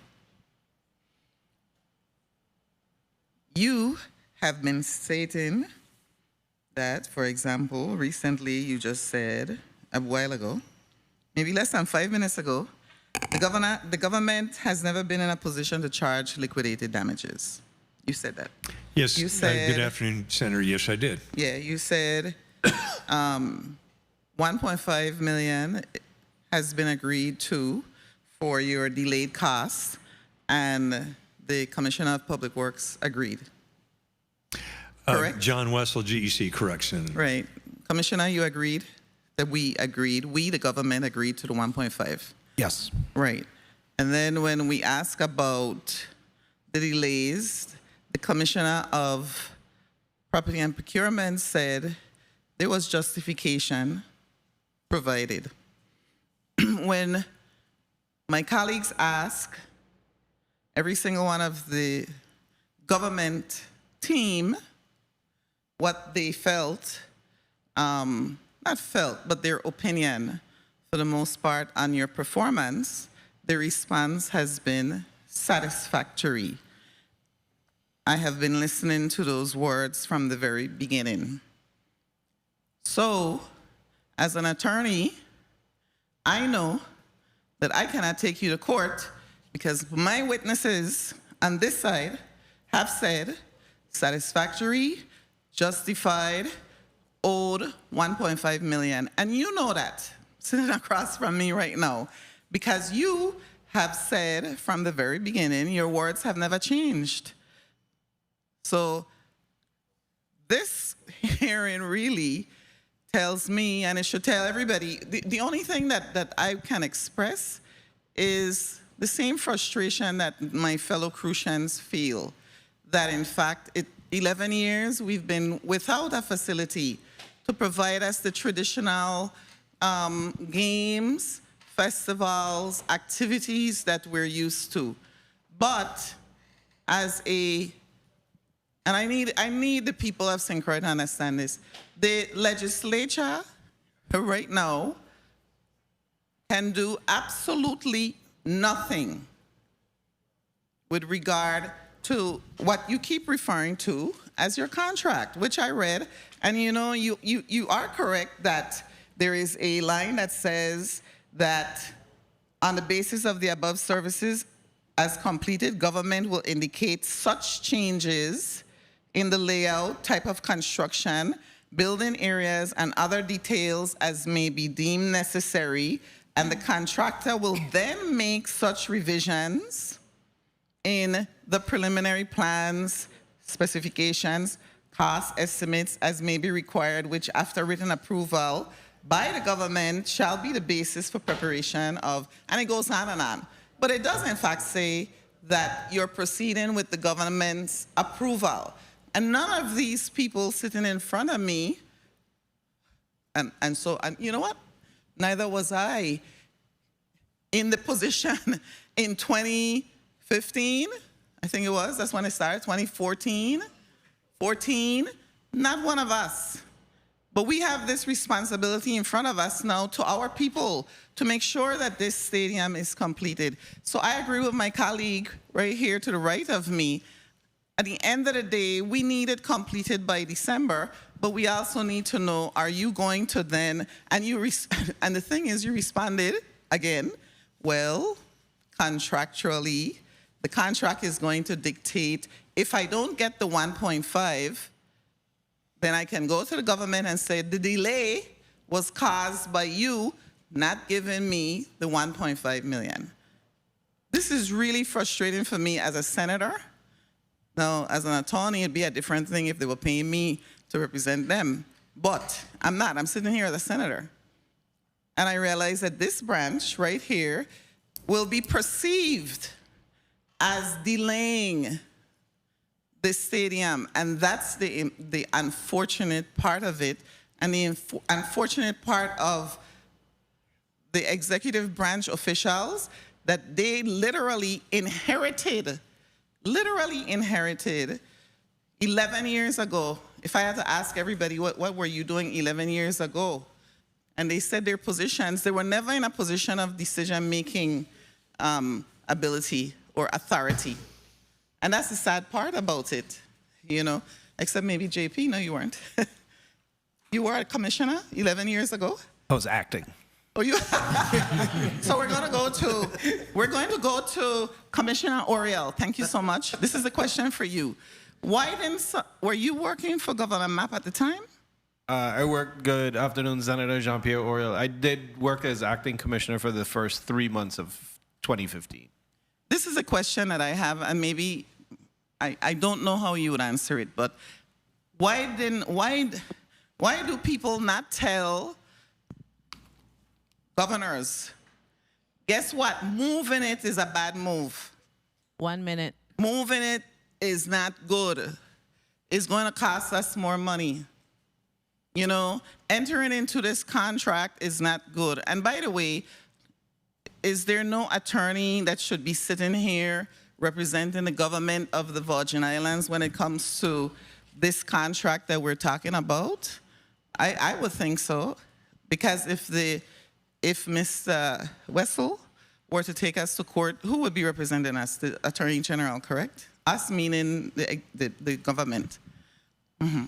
So, do you ever say, Governor, that's a bad idea? So Jean-Pierre Oriel, I would say, Senator, that what I have stated to the present governor is, I don't think that's a good idea. Okay. But not on this project specifically. Yeah, no, I respect that. I respect that. Time. Because at some point, I'll just wrap up, Mr. Chair. Please proceed. Yeah, my frustration is too that the number of change orders, and this is where I agree with the Commissioner of Property and Procurement. The number of change orders for millions of dollars like this is not unusual. Okay, it's not. And another point that the commissioner made that everybody should pay attention to is she said that these change orders, I wrote it down, she said the majority were for time and not for cost. I believe that's what you said. So don't assume that the change orders necessarily cause the project timeline, you know, and the budget to be where it is. There were so many other factors, but I just needed to express that I don't know what we are resolving here today. That's all. Thank you very much. Thank you, Senator James. Point of information, Senator Francis Jr. Thank you very much, Mr. Chair. I just really wanted to quickly ask Commissioner Gabriel if there's any such requests before us at this time in regards to, well, it started out a discussion in full transparency that there was a delayed cost of $2 million that have now been reduced to 1.5 at this time. Is there any such requests before us at this time in respect to that? I know that we have had conversation, but that has not materialized into any such bill or a bill request coming down before the legislature for that amount of money. Is that correct? Good afternoon, Derek Gabriel, Commissioner for the Department of Public Works. That is correct, Senator Francis. And have they been communicated to you that if the contractor does not receive the $1.5 million, that he would not be able to meet the December 2025 timeline? The contractor has communicated that to the government of the Virgin Islands. Okay, so at what point are we going to pull the trigger or engage so that we could be able to not allow for the contractor to pull the noose that's around our neck in regards to not being able to comply with what he have stated as the December 2025 timeline? Good afternoon again. I think the conversation is going to come up, I would say, in the next 30 to 45 days. I know as the Commissioner of the Department of Public Works, I've done what I can to make executive decisions to push as much cash forward for that delay claim so that we're not continuing to accrue days at the back end of the schedule. So that, and I'll wrap up right here, Mr. Chair, is that means that work continue to be done per other scoping, pending that final determination for up to $1.5 million. That is correct, Senator. Thank you. Thank you, Senator Francis Jr. Point of information, Senator Clifford Joseph. Question to Commissioner Gabriel. Yes. You said the contractor brought that to your attention about the time as far as the 1.5 and not completing. So one strength I know I have is to negotiate. So at any time have the government rebuttal to him and tell him, well, hey, since we're at 1.5, if we do half, continue to work, and when you finish, you get the other half. And if you don't finish on the time that you're giving us, then you lose your half. Something got to come, because at the end of the day, this ain't a contractor that this is his first journey with the government, so which means he got to be able to flex a little bit, because this is where we get our bread and butter, from the government. This is a contract from the government. So I think at this point, if nothing else, as like I said, my strength, most of what I own, strength because of why I'm willing to negotiate. I feel personally, at 1.5 million, he could do half, finish the work in December, and get the next half. I feel, and move on. I don't feel we should be holding the government in no more hostage. The people that are now staying in hostage for 1.5 now, and at some point, the holding stages, he was getting paid. He never stopped getting paid. Looking at the records here, he never stopped getting paid. That's what I'm saying. You never stop getting paid. So at this point, we need to be able to know, Mr. Wessel, we owe you 1.5. We're willing to give you half. And you be the gentleman and finish this project December 25th. And then we move on. Anyway, when you're ready, thank you, Mr. Chair, for that time. Thank you, Senator Joseph. And before I proceed, I want to acknowledge the presence of the Vice President of the 36th Legislature of the Virgin Islands, Kenneth Gittins. Thank you for being here with us, Senator. I'm sorry, Mr. Chair, if I may respond. You may. Thank you, Senator Joseph. So a name and title on the record. Derek Gabriel, Commissioner for the Department of Public Works. So we did start negotiations. The amount of the delay claim started off higher than where we are. We did have negotiations. We did have several different iterations of what that looked like. Like I mentioned earlier, we did ask for supporting documentation. And based on the supporting documentation, we came back with we did rebut his offer. To answer the second part of your statement, we do have certain deliverables and timelines for the disbursement of that delay claim. So we did come up with certain things that we wanted to see. One of those was, again, we had to lean in and we made the initial payment. So I just want that to be clear on the record. There are certain deliverables to achieve that payment. Okay, thank you, Commissioner. Before we proceed to Senator Vielle for his line of questioning, we continue to hear the sentiments of my colleagues surrounding the liquidated damages. It leads me to believe that we have a passive contract culture.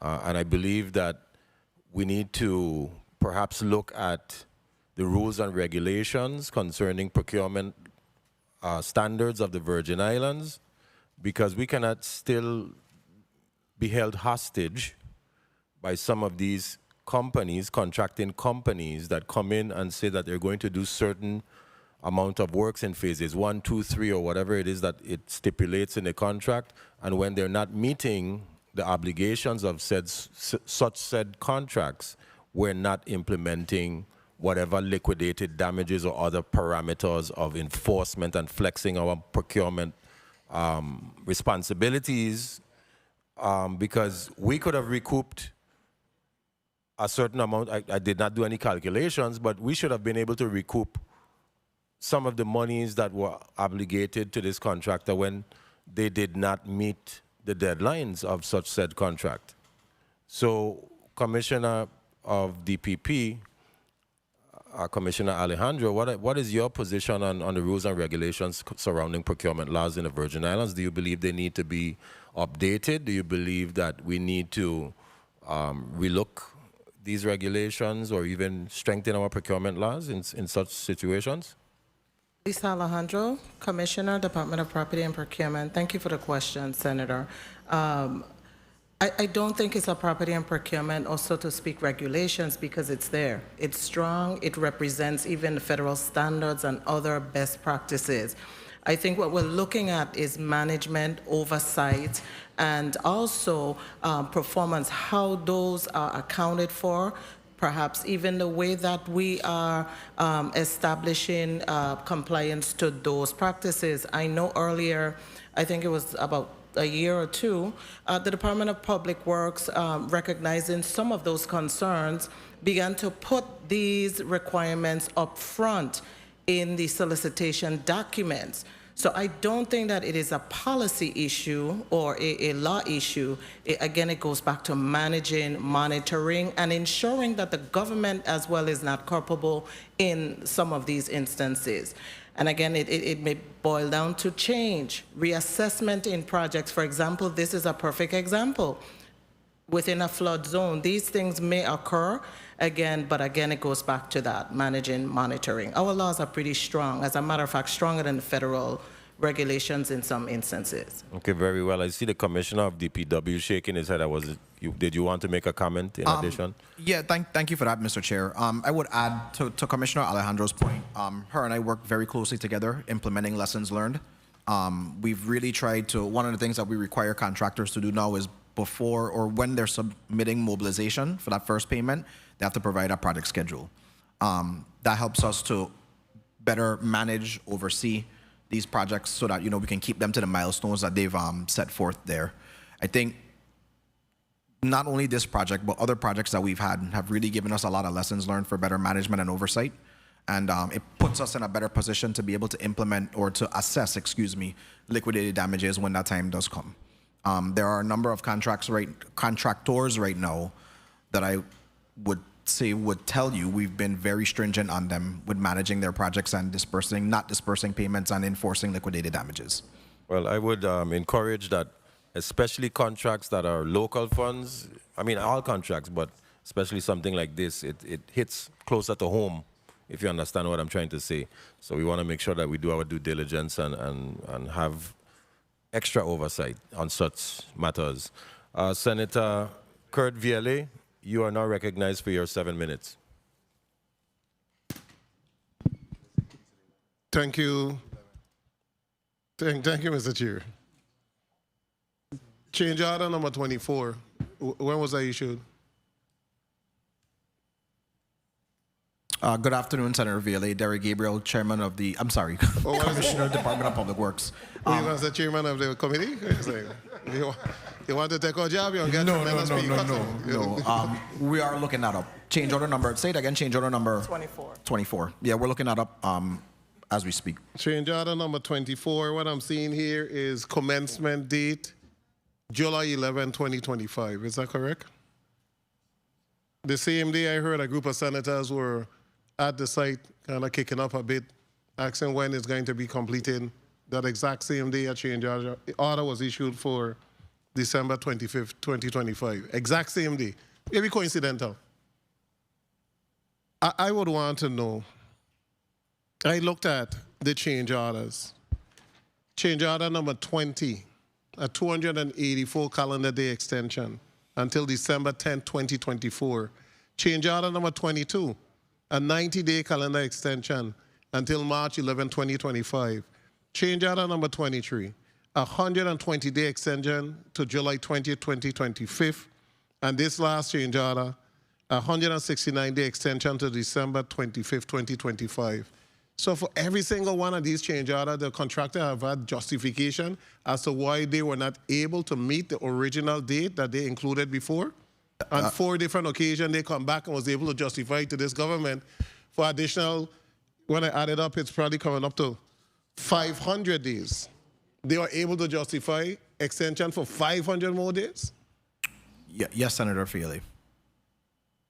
Every change order submitted by the contractor comes with a justification letter. So what would make this body believe that you can meet the December 25th date when in the last year, 2 years, you have given over 500 days in change order? Give me one of the justifications. I'll defer to... Give me the last justification. Change order 24. I'll defer to Ms. Nicholas, Mrs. Nicholas. Good afternoon, Tawana Nicholas, project manager for Polly Joseph Stadium.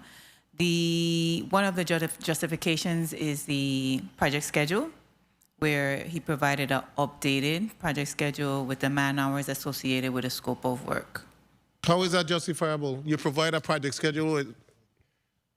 You had you before Mr. Wessel, you said that you was going to complete it, change order 23 by July 10, 2025. What changed that you had to request a change order until December? Good afternoon, Senator John Wessel, GEC. When we agreed on the amount of the delay cost, the liquidated amount of $1.5 million. Okay, stop right there. How much monies have you received from this government thus far? That's been stated before, I don't recall. Somebody needs to recall. How much monies have GEC received from the GVI for this project? Isn't it over $20 million? $25 million. You received $25 million, and you nickel and diamond this government for $1.5 million delaying the construction. You're going to say that it's a delay because of 1.5 when you have already received $25 million? Did this government have paid you repeatedly, despite the fact that most that look at the project don't believe that you have put in the work that you said you put in? And you have received $25 million. Are you comfortable sitting there saying, oh, the $1.5 billion for delay? When you delay all the time, you probably lost $5 million in delay. How can we have any trust in this? If you want the $1.5 million, tell him finish the project, and then you get December 26. We could pass the money. We could pass the money, but let him get it December 26. And if he don't perform and have the project finished by December 25th, liquidated damages in the amount of the whole $1.5 million for December 26th to see if he's finally going to tell the truth and stop lying to the people. Is that a question, You sit there Senator? comfortable. I just really can't believe it, I don't have a bunch. I have a lot of questions, but I just can't believe that somebody could come, receive $25 million, and then comfortable and say, oh, when I receive the $1.5 million, you guys will get it by December 25th. And if I don't receive it, then you're not going to get it. Your head good? How can you justify that to the people of the Virgin Islands? Good afternoon, Senator John Wessel from GEC. I'm going to go back to something that Senator James said. The contract dictates all of these things. The contract, Senator James is a good attorney. This contract. So we want to hear that. You received $25 million. I know what a contract is. You received $25 million, you have not performed. You give some song and dance about 22 employees. You never have 22 employees on the site. That's a lie. We have driven there. We have walked the site. There's not 22 persons there. When is this government going to say, mobilize your forces, have people working down there on a regular basis, or we are not going to give you one more advance, not one more. He's playing us. Are we playing into his hand? A failed contractor who couldn't complete the public works building, that we have to go and get a next contractor. We should have got liquidated damages for that. We're playing into his hand, and he's here comfortable that he wants $1.5 million more from this government. By August, he got $8 million more to receive from the government that he could submit and get additional money. And he's saying he wants the $1.5 million by August. Like you got a shotgun to our head.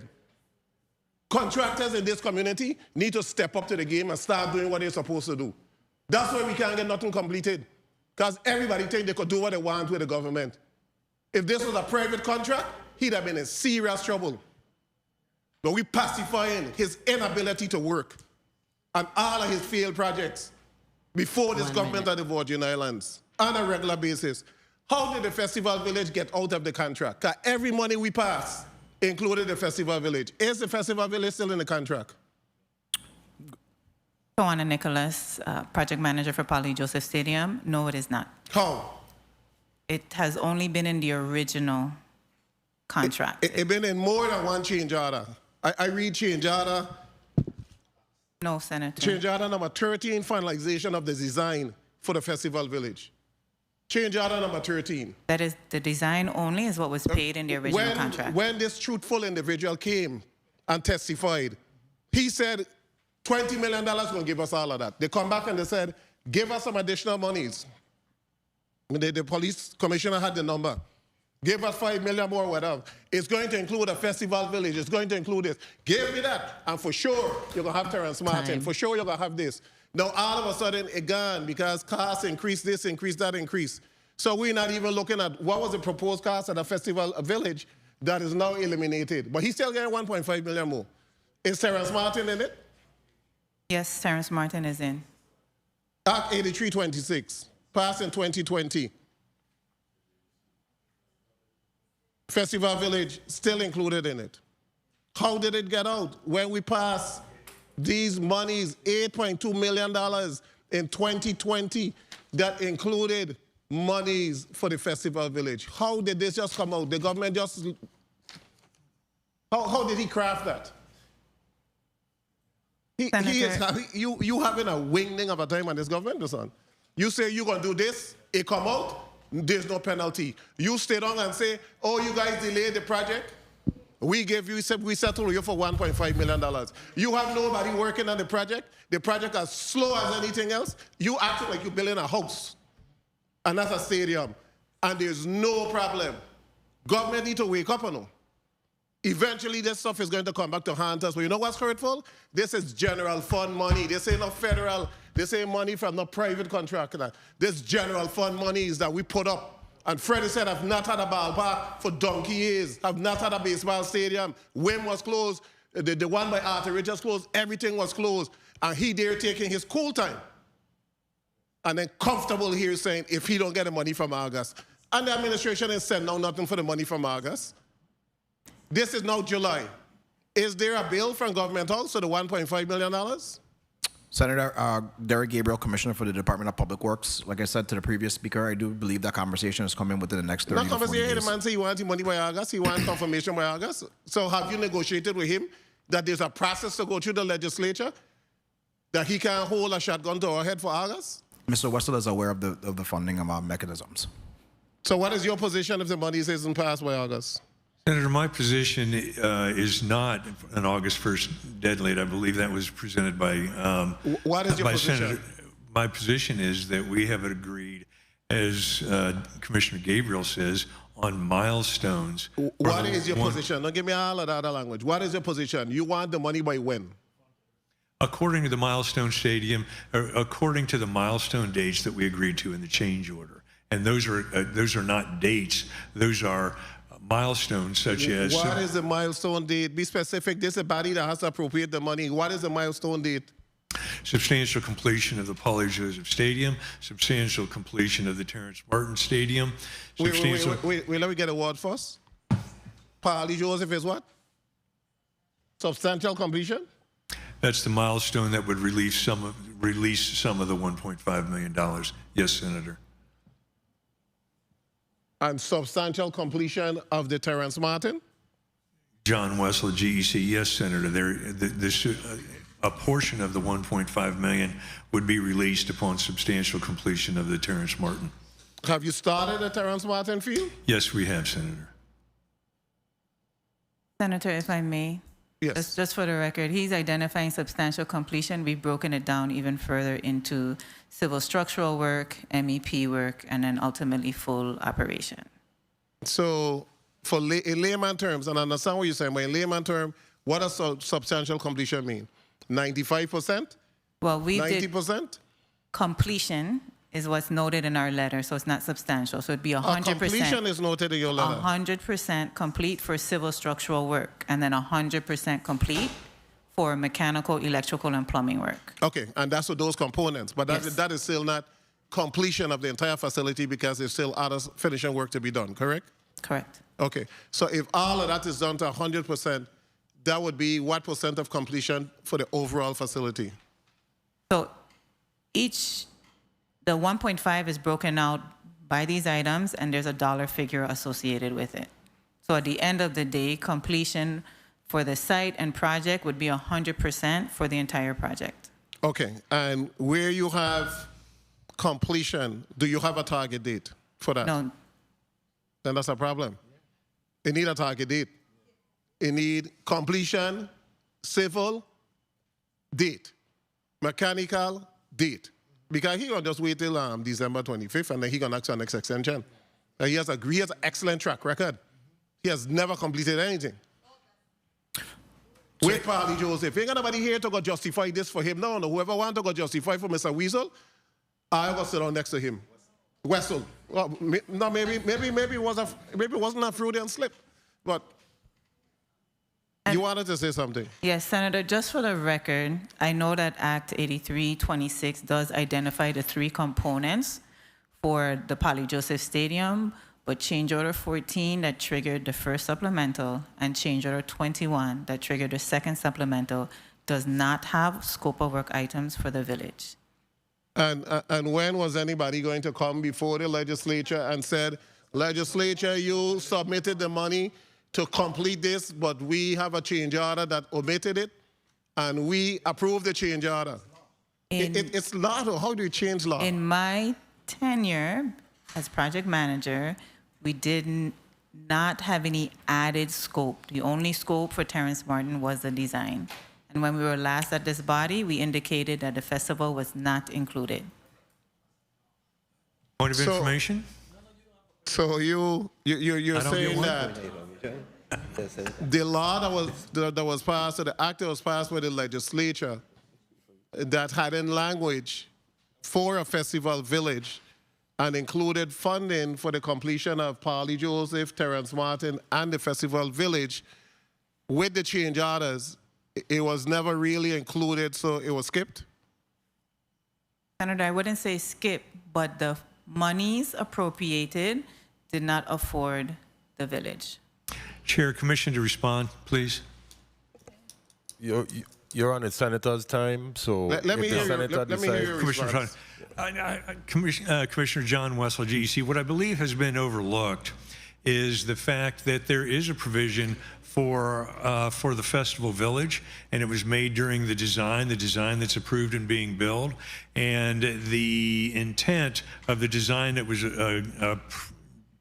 presented, agreed, and approved for festival village purposes was to provide permanent water, sewer, and electric connections for up to 20 booths on the apron that is on the west and south side of the Paulie Joseph Stadium. Those are in place now, and I would be more than happy to take you there and show them to you. So you said that is in place now?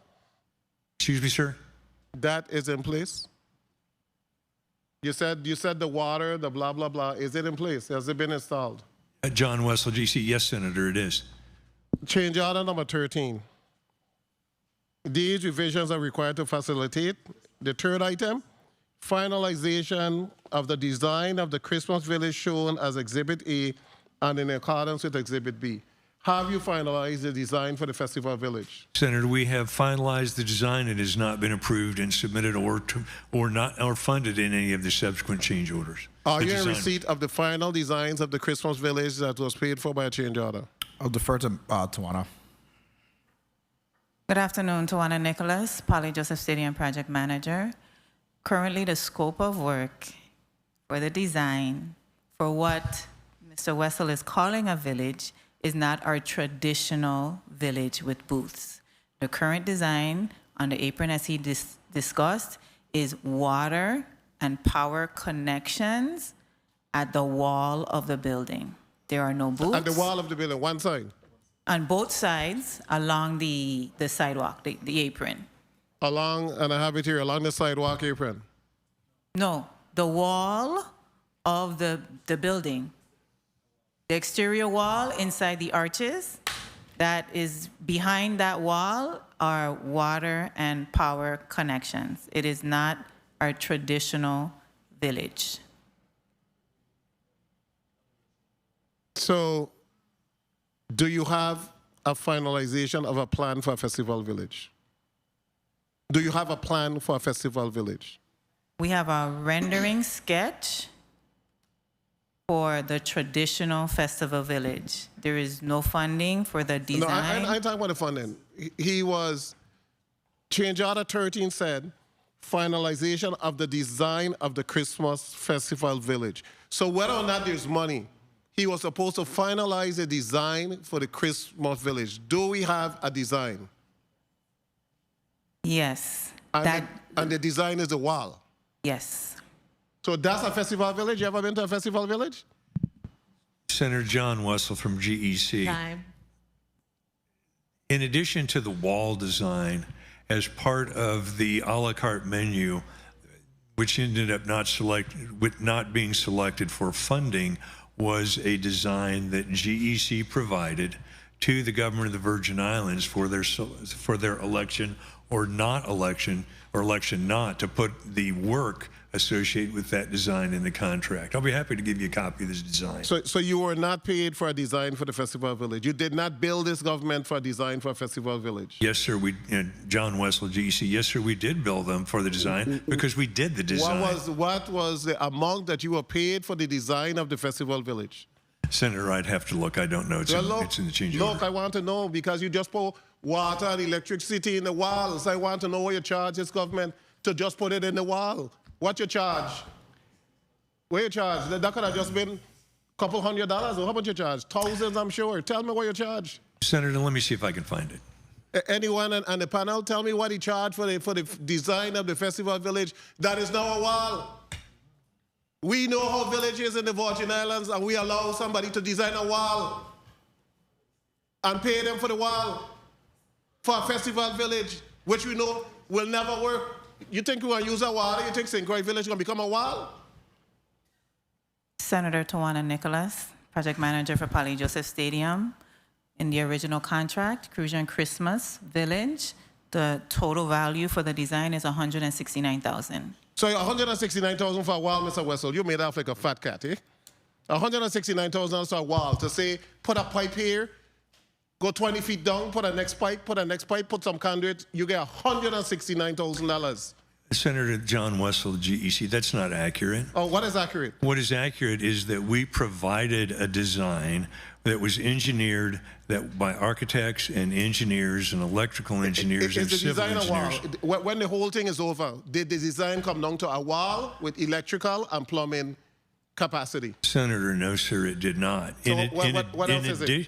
In addition to the design that we provided for it's kind of a fan shape village, and that we performed the $100,000 and whatever worth of design work it was, and the government elected not to fund that. In addition to that, the government, according to you, elected not to fund the construction of it, but they paid you for the design.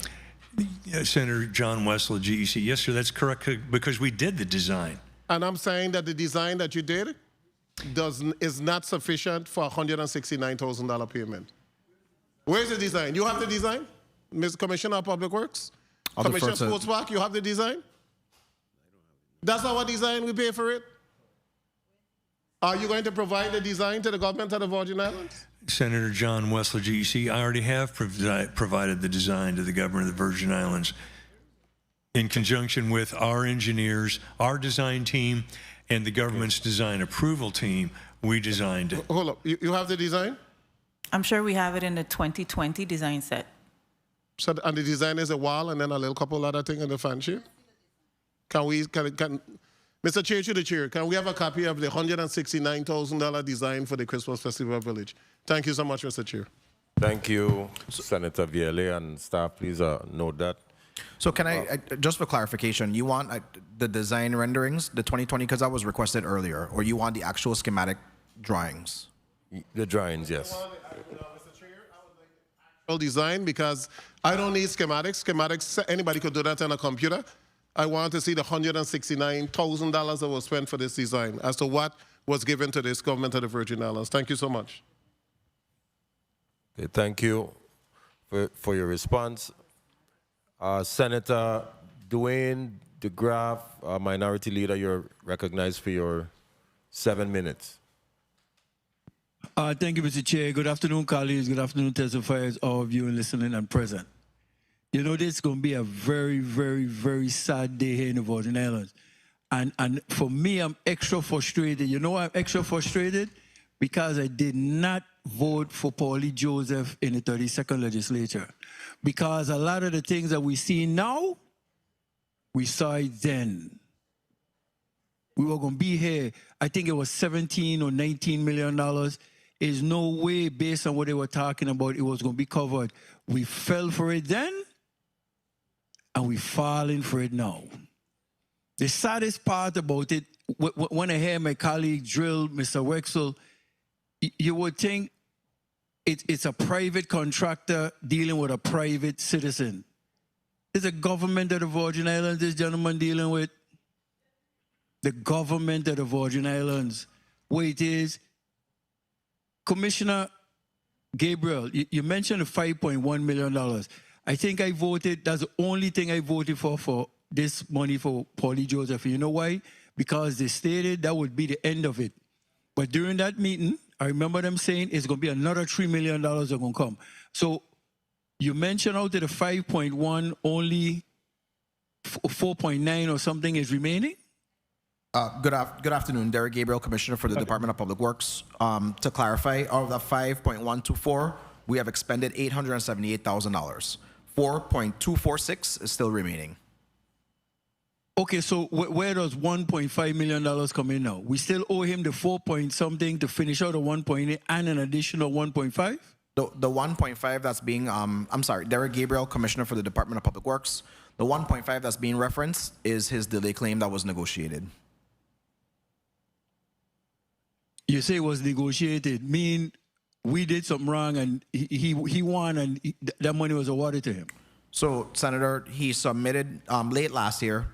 Mr. Wessel submitted for a delay claim. It was greater than I think it was over $2 million that he submitted it for. We did ask him for documentation to prove it. Based on the documentation that we received, we went back and forth. We felt 1.5 million was justified, and that's how we got to that figure. Okay, so Mr. Wexel, so if we pay you this 4.9 that we owe you, you're going to still hold this strong to the 1.5? Good afternoon, Senator John Wessel, GEC. The 4.9 million is related to work that has to be performed, such as providing a 750 kW generator and providing an outfield wall made out of concrete and providing $500,000 worth of operations materials for the Department of Sports, Parks, and Recreation.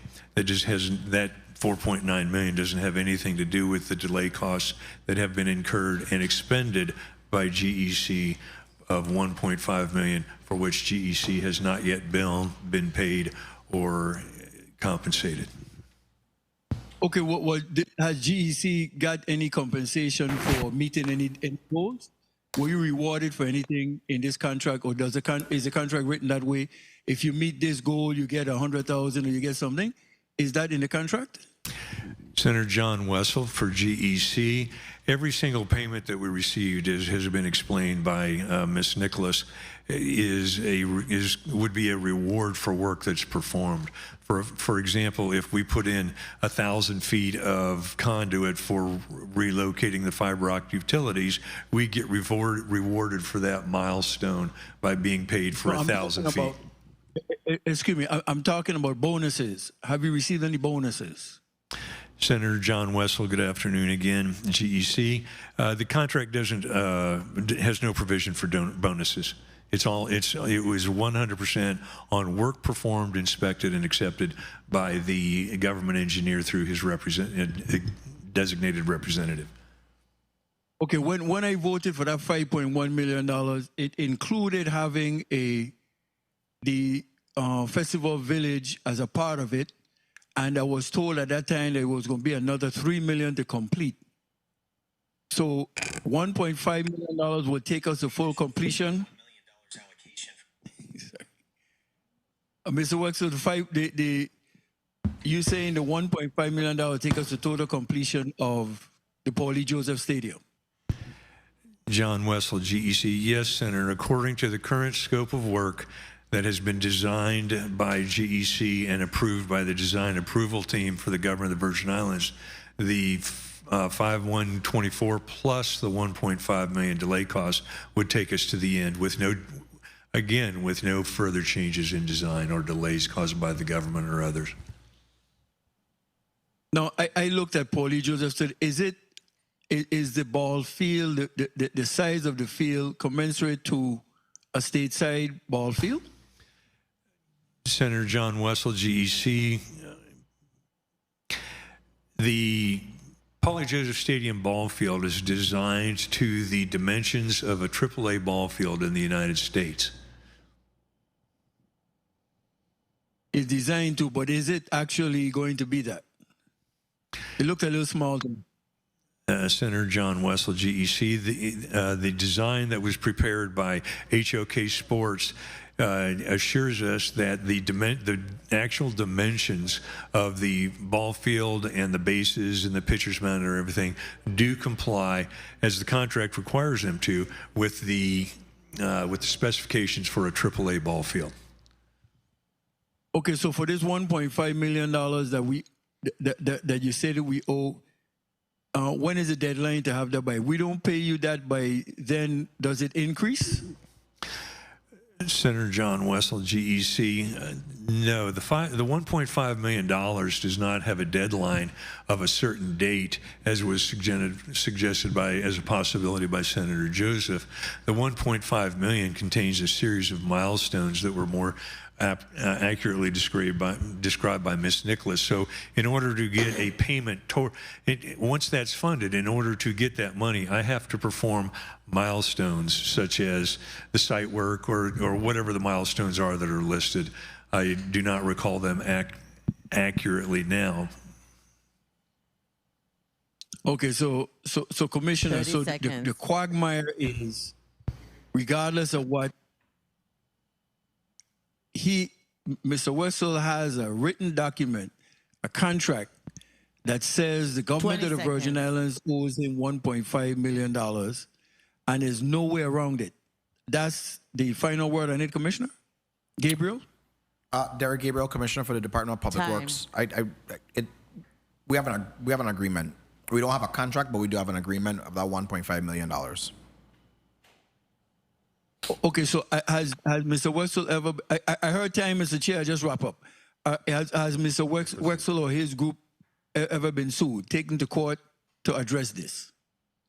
I'm Derek Gabriel, Commissioner for the Department of Public Works. For this project, we haven't gone through any sort of court order or mediation or anything like that. Do you think it's warranted? Based on the periodical estimates that we've received so far, I do not. Again, Mr. Chair, in closing, the easiest thing is to say, hey, I told you so, but the saddest thing is we are the ones who suffer it. We the people of the Virgin Islands, St. Croix specifically. I saw this back in 2017 to 2018 when this bill came through. And I said it then, and I'll say it now. Let's get Paulie Joseph out of the way, man. We got to do what we have to do and get it finished.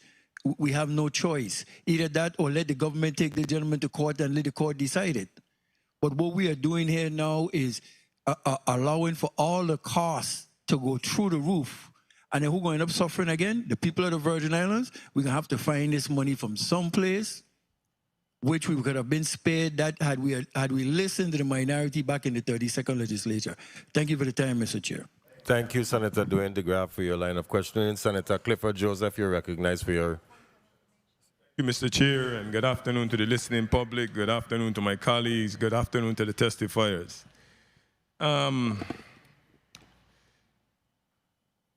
I will start with Department of Public Works. Could you explain to me what's a design-build contract? Good afternoon, Senator Derek Gabriel, Commissioner for the Department of Public Works. So typically, there's a few different types of contracts, but just to be succinct, design-build requires for the chosen contractor to complete both the design and construction of the facility. So in a sense, it's supposed to be a faster grade because it's designed. Correct. There's different types of contracts, the different types of design build contracts. But yes, it allows for it. In theory, it's supposed to allow for quicker construction. So was this the first design contract, the Parley Joseph Stadium? To my knowledge, the Parley Joseph Stadium was the first design build contract that the government of the Virgin Islands executed. Okay, good. So after Vital, we still ain't really learn anything.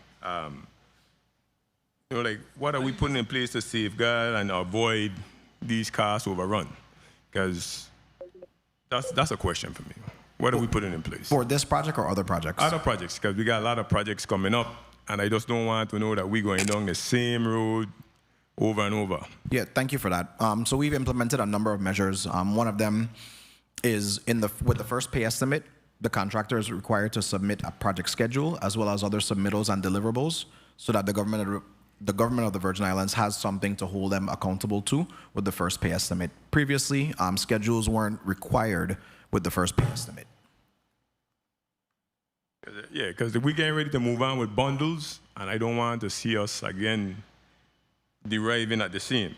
And every time I get a chance to speak about bundles, I just wanted to make sure the administration here clear the hospital them do not need to be part of a bundle when the construction start, because we're dying need for our hospitals. So we need to make sure, I mean, we're talking about the ballpark, and I'll get back there right now, but I just want to make sure I put it on the record that we need to make sure if it's a design project, we shouldn't be having 24 change orders. We shouldn't be having 10 change orders, because we're supposed to learn a lesson from Parley Joseph Stadium to make sure we're not doing the same thing. Because I ain't want to begin about madness yet.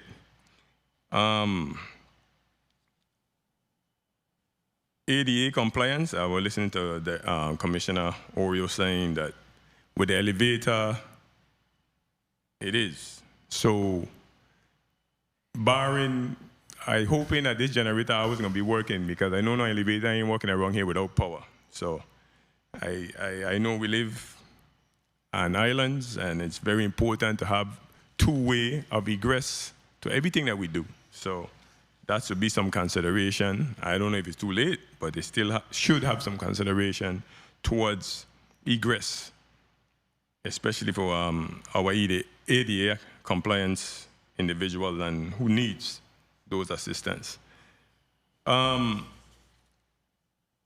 In addition to the $48,324,000 that the former commissioner was speaking about, police commissioner, the government also has paid over $6 million in debt services. So when we start to talk about money and the next $480,000 to secure property needed, so the people of the Virgin Islands actually, for this project, have spent $55 million of government money if we really start to break down what's already going forward into this project. And again, that is madness, and we still ain't seen the finish line. That's the most confusing part about this situation. I seen everybody like looking around like, but that's the numbers. The numbers are clear. Senator called out all the bills, and when you add them up, it came up to $48,324,000. And we still looking for 1.5. And I mean, if he was delayed and he's supposed to get his money, but again, my take on this whole thing is to make sure that we complete the projects. Because as simple as we here today, we need to be looking forward to make sure whoever becomes the next governor, when it's time to leave, I hope we have some footprints in place, some kind of benchmarks for whoever else, if anybody gonna be changing, to make sure the next person that fill the slots, we don't fall back in the same barrage. Like, so we hoping that whatever footprints you guys put in place, just like you were saying, you had some guardrails up between the commissioner of procurement and you yourself of public work, that we pass them on. if you're there, good, because it's a lot easier to continue working than when we change. And I think part of the problem is that we change a lot of folks, and then we fall in a hole. This person didn't know this person didn't know that, and they get out of control.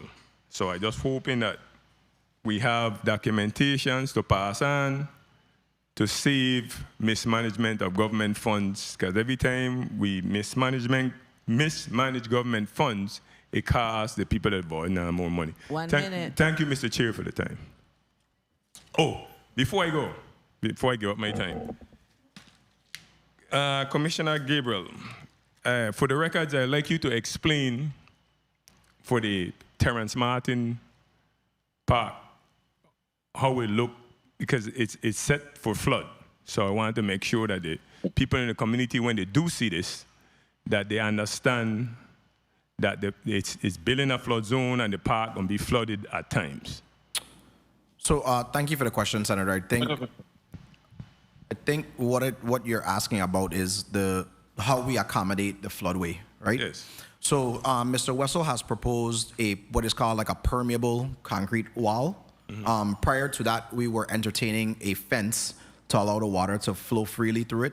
Mm-hmm. But right now, Mr. Wessel has proposed, and I think we have accepted that design for a permeable concrete wall for the outfield, which will allow water to pass through underneath. Yes. So I just want to make sure that we explain that the field will be underwater, but will resonate in a hurry. So yeah, I appreciate that. Given the engineering that we see and the design given the design and the engineering that he's provided to us, the field is designed to allow it to, I don't want to say flood, but for the water to pass through it and quickly, get off the field so it doesn't damage the field. Mr. Wessel could probably expound if he wants to, but. Good afternoon, Senator. Yes, I think we're mixing up two things. If I understood you correctly, you asked about the Terrence Martin Field. Yes. Okay, the Terrence Martin Field is designed to be in the floodway and flood during a normal flood event. The foundations and the concrete benches and seatings and the steel roof are designed to withstand those floods.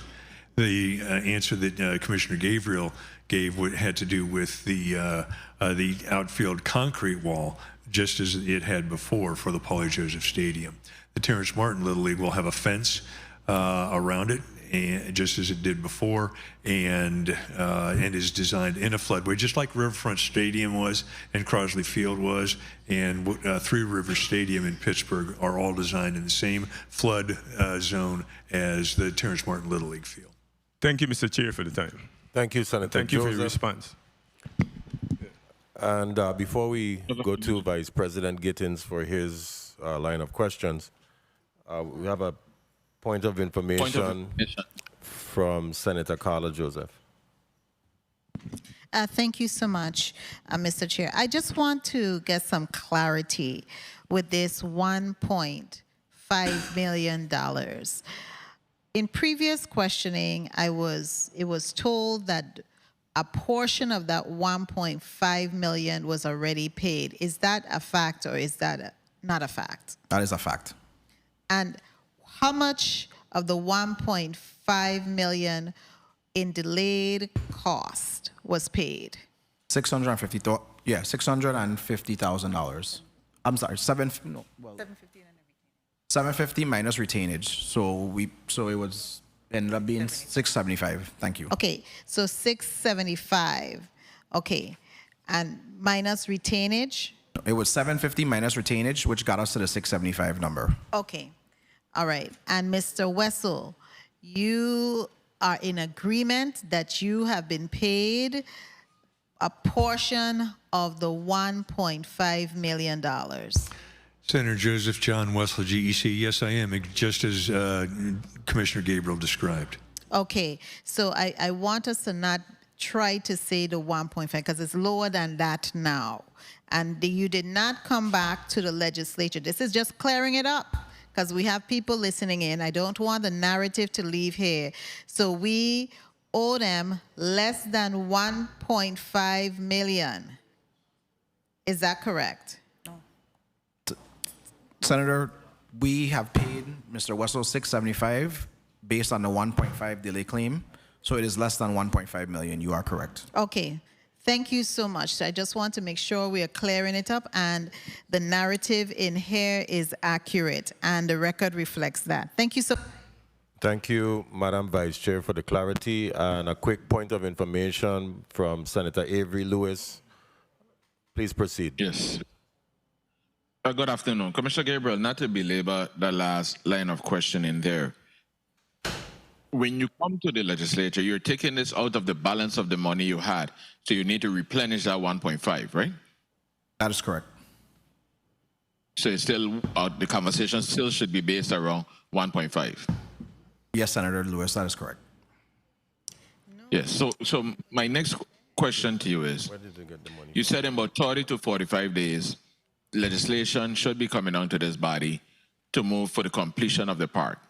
And is your best estimate again that after this 1.5 is paid, we should have a park to play in?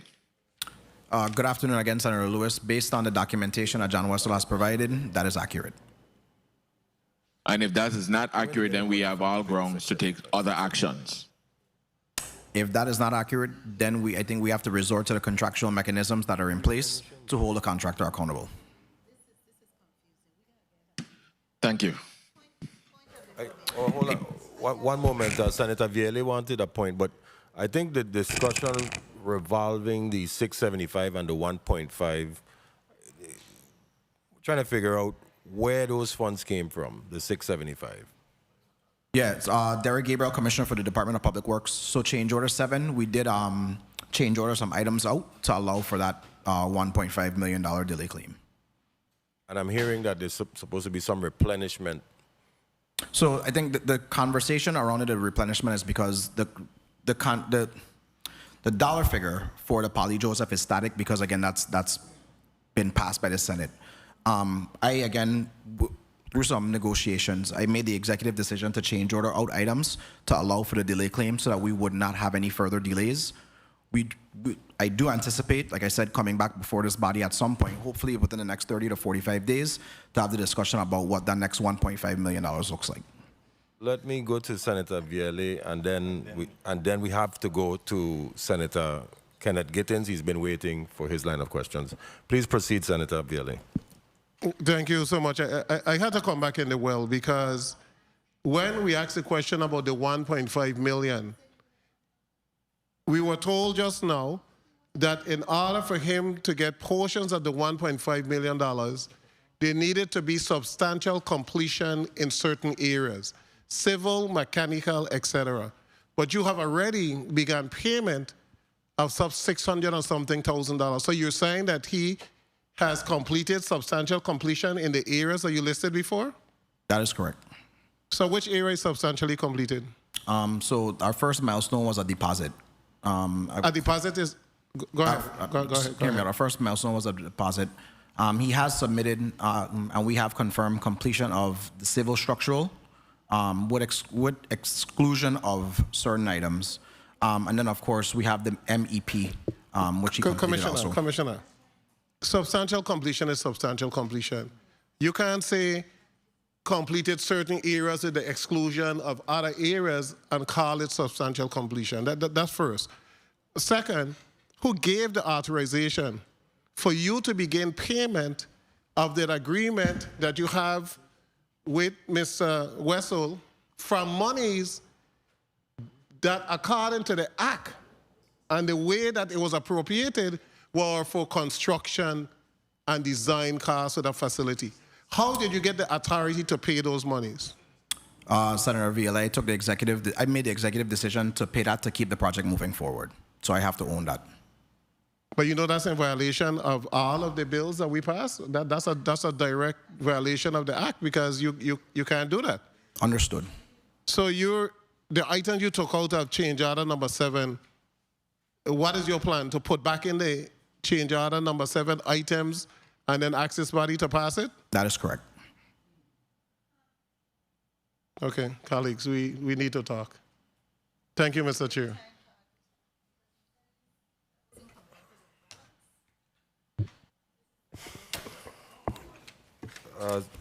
Senator Kenneth Gittins, you're recognized for your 7 minutes. Thank you, Mr. Chair, and good afternoon to all.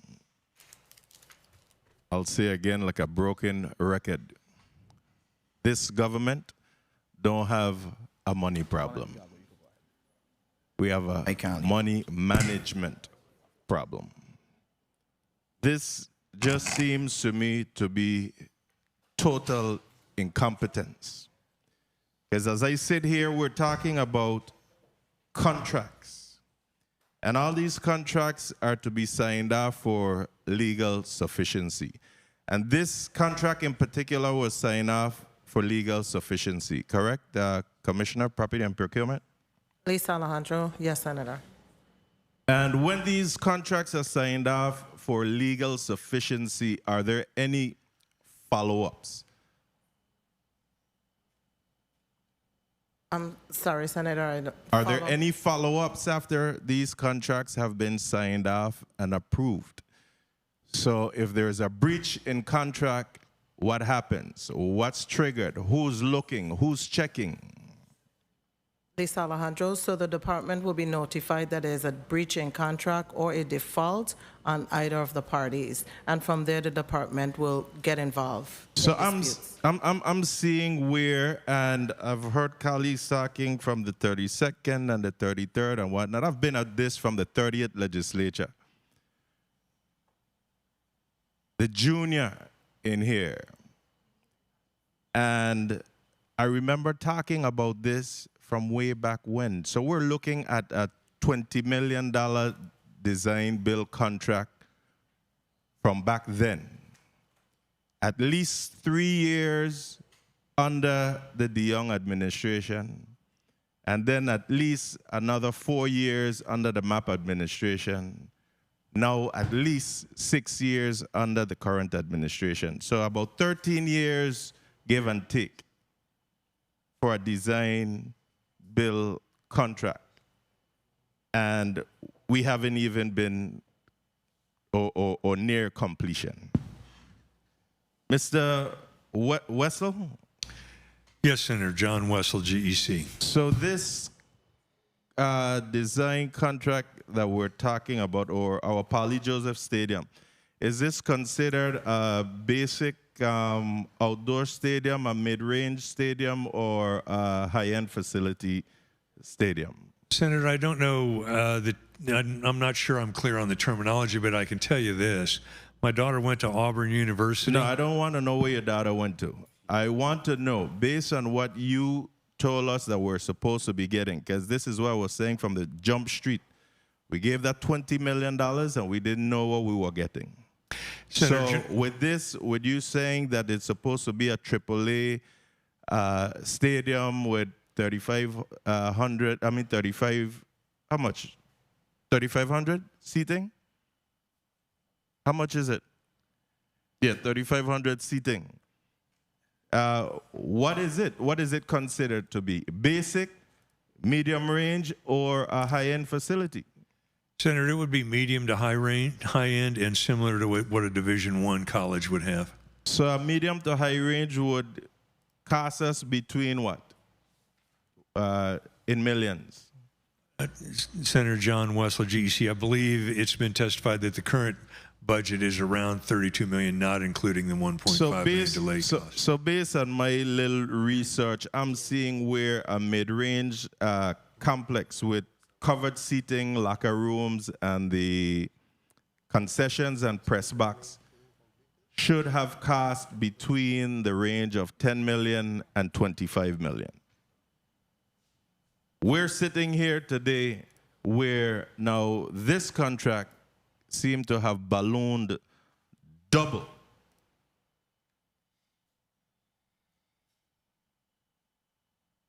Prior to you undertaking this contract, had your company ever completed the construction on a sports complex of this magnitude? Senator John Wessel from GEC. You don't have to state your name every time when you're talking to me. When you talk to somebody else, then you state your name. You're taking up too much of the time now. I believe this would be the largest one that we've done. We did the gym at Woodson High School. So a gym can't compare to a sports complex. So the answer is no. And did your team conduct or commission a comprehensive geological study before bidding on this contract? John Wesley, GEC, yes, Senator.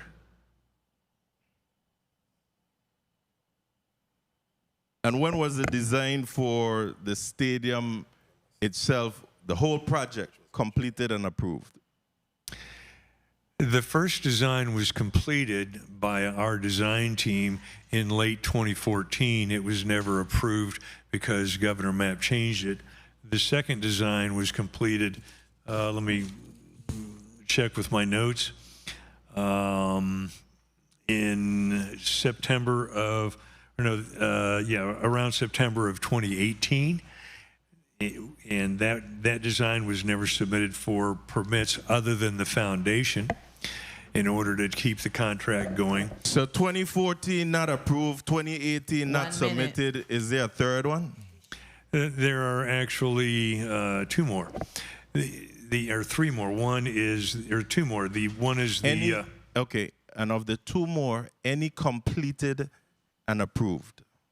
Yes, Senator. The $7 million for the reduction in scope from the Governor Mapp design, the increase in scope from the Governor DeYoung design, and then the 5.124 for the a la carte design.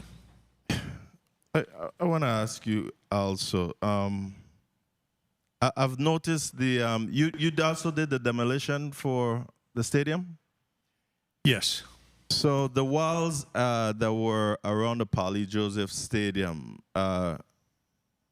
what happened to them? What did you do with them? We recycled them. You recycled them. You moved them to your property with whose authority?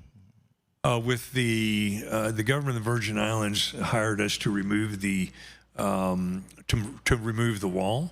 And we received a permit from the Department of Planning and Natural Resource. Rather than remove it and demolish and waste the resource, we decided to repurpose it, recycle it, and with permits from the Department of Planning and Natural Resources, we put it where you see it now. And you're saying that you have that in written authorization from the government of the Virgin Islands? Yes. In which contract? It would have been in change order 1 to the original contract. I'll ask you through the chair to submit that to us. I want to see specifically where you were authorized to remove those walls and use them at your private business property. Senator, we were authorized to demolish the wall under the contract. Like I said, submit it through the chair. I would like to see that in the contract. Senator, I'm trying to explain that to you. No, the contract I don't want it explained. I want to see it for myself. Please let the senator finish his remarks before replying. I want to go to property and procurement a quick sec. At what point in terms of cost or frequency does the number of change orders trigger a red flag to your agency and possibly warrant a contract termination? Lisa Alejandro, Property and Procurement Commissioner. So when we receive change orders at the department, basically the process is if the change order exceeds 25% of the original contract, it goes to a supplemental contract.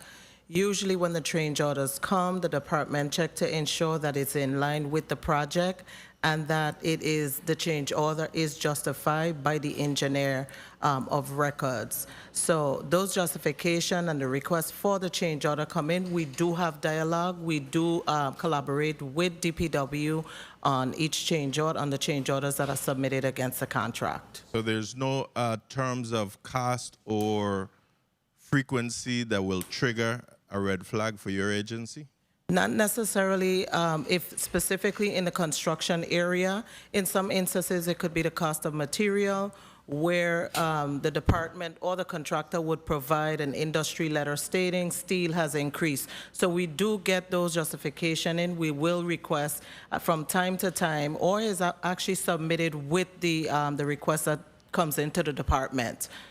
Commissioner Gabriel, and I'll conclude here. Is this the same contractor GC that was contracted for the Vitran building? Yes.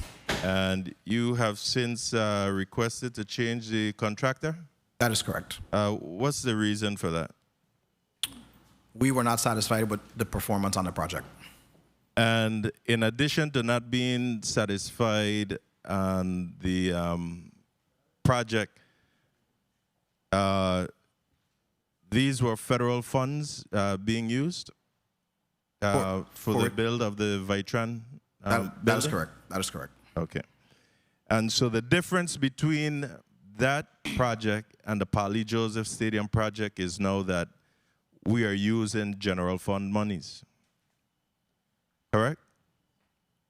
I mean, there's several differences between the projects, but the funding sources are different. So the funding sources, right, are local funding. And you're satisfied with the progress of the Polly Joseph Stadium project? Senator Gittens, based on the payment estimates and the project documentations that we have, the contractor has performed satisfactorily to this point. All right, I really don't agree. It's taken extremely too long, and it's extremely costly to the people of the Virgin Islands. And the difference that I'm seeing here is that we ain't gonna play with the federal dollars. So the contractor was quickly changed. But now we're talking about local funding, and we're accepting what's happening before us. Totally, totally unacceptable. Unlike what was stated here earlier, I represent the people of the Virgin Islands, so I'm paid to represent their best interest. And I don't see the best interest here right now. And I'm asking all of you across the board to take a close look at this, because this needs to go from out of this committee straight to the courts right now, so that the people of the Virgin Islands can have true due diligence. It is almost like we have up a big banner out there saying, come to the Virgin Islands and get rich. And it has to stop. Thank you, Mr. Chair. Thank you, Senator Gittens, for your line of questions. Point of information, Senator Carla Joseph. Thank you so much.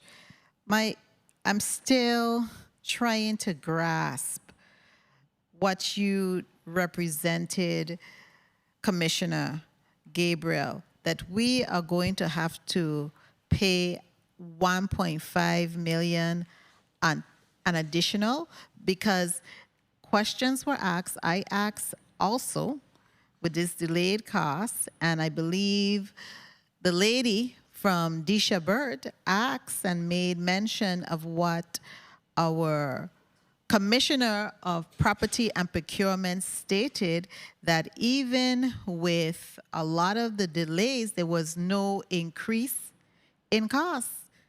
So something to that effect, that there was days and delays, but there wasn't any change in the cost. All change order would result Not in all change orders resulted in costs. But this, in fact, with the delay, happened under a change order? I don't understand your question, Okay, Senator. so my question is, did the delay, what with the delay resulted in any type of change in cost? It increased the cost of the project. So I'm a little confused, but I'm going to try to answer your question as best as I can. The contractor was delayed for quite some time. There was a stop work order that was issued in 2020. That delayed the project. The contractor still continued to incur costs because he remained mobilized on the site. But whose fault is that? There was a stop work order issued by the government of the Virgin Islands in 2020. But yes, but if he continued to work with that stop work order, how is it that he is still incurring? He's supposed to stop working. So I guess construction 101, there were items that were still mobilized on site and remained there. There was a crane, there were porta potties, there were sheds. He had equipment that remained on site.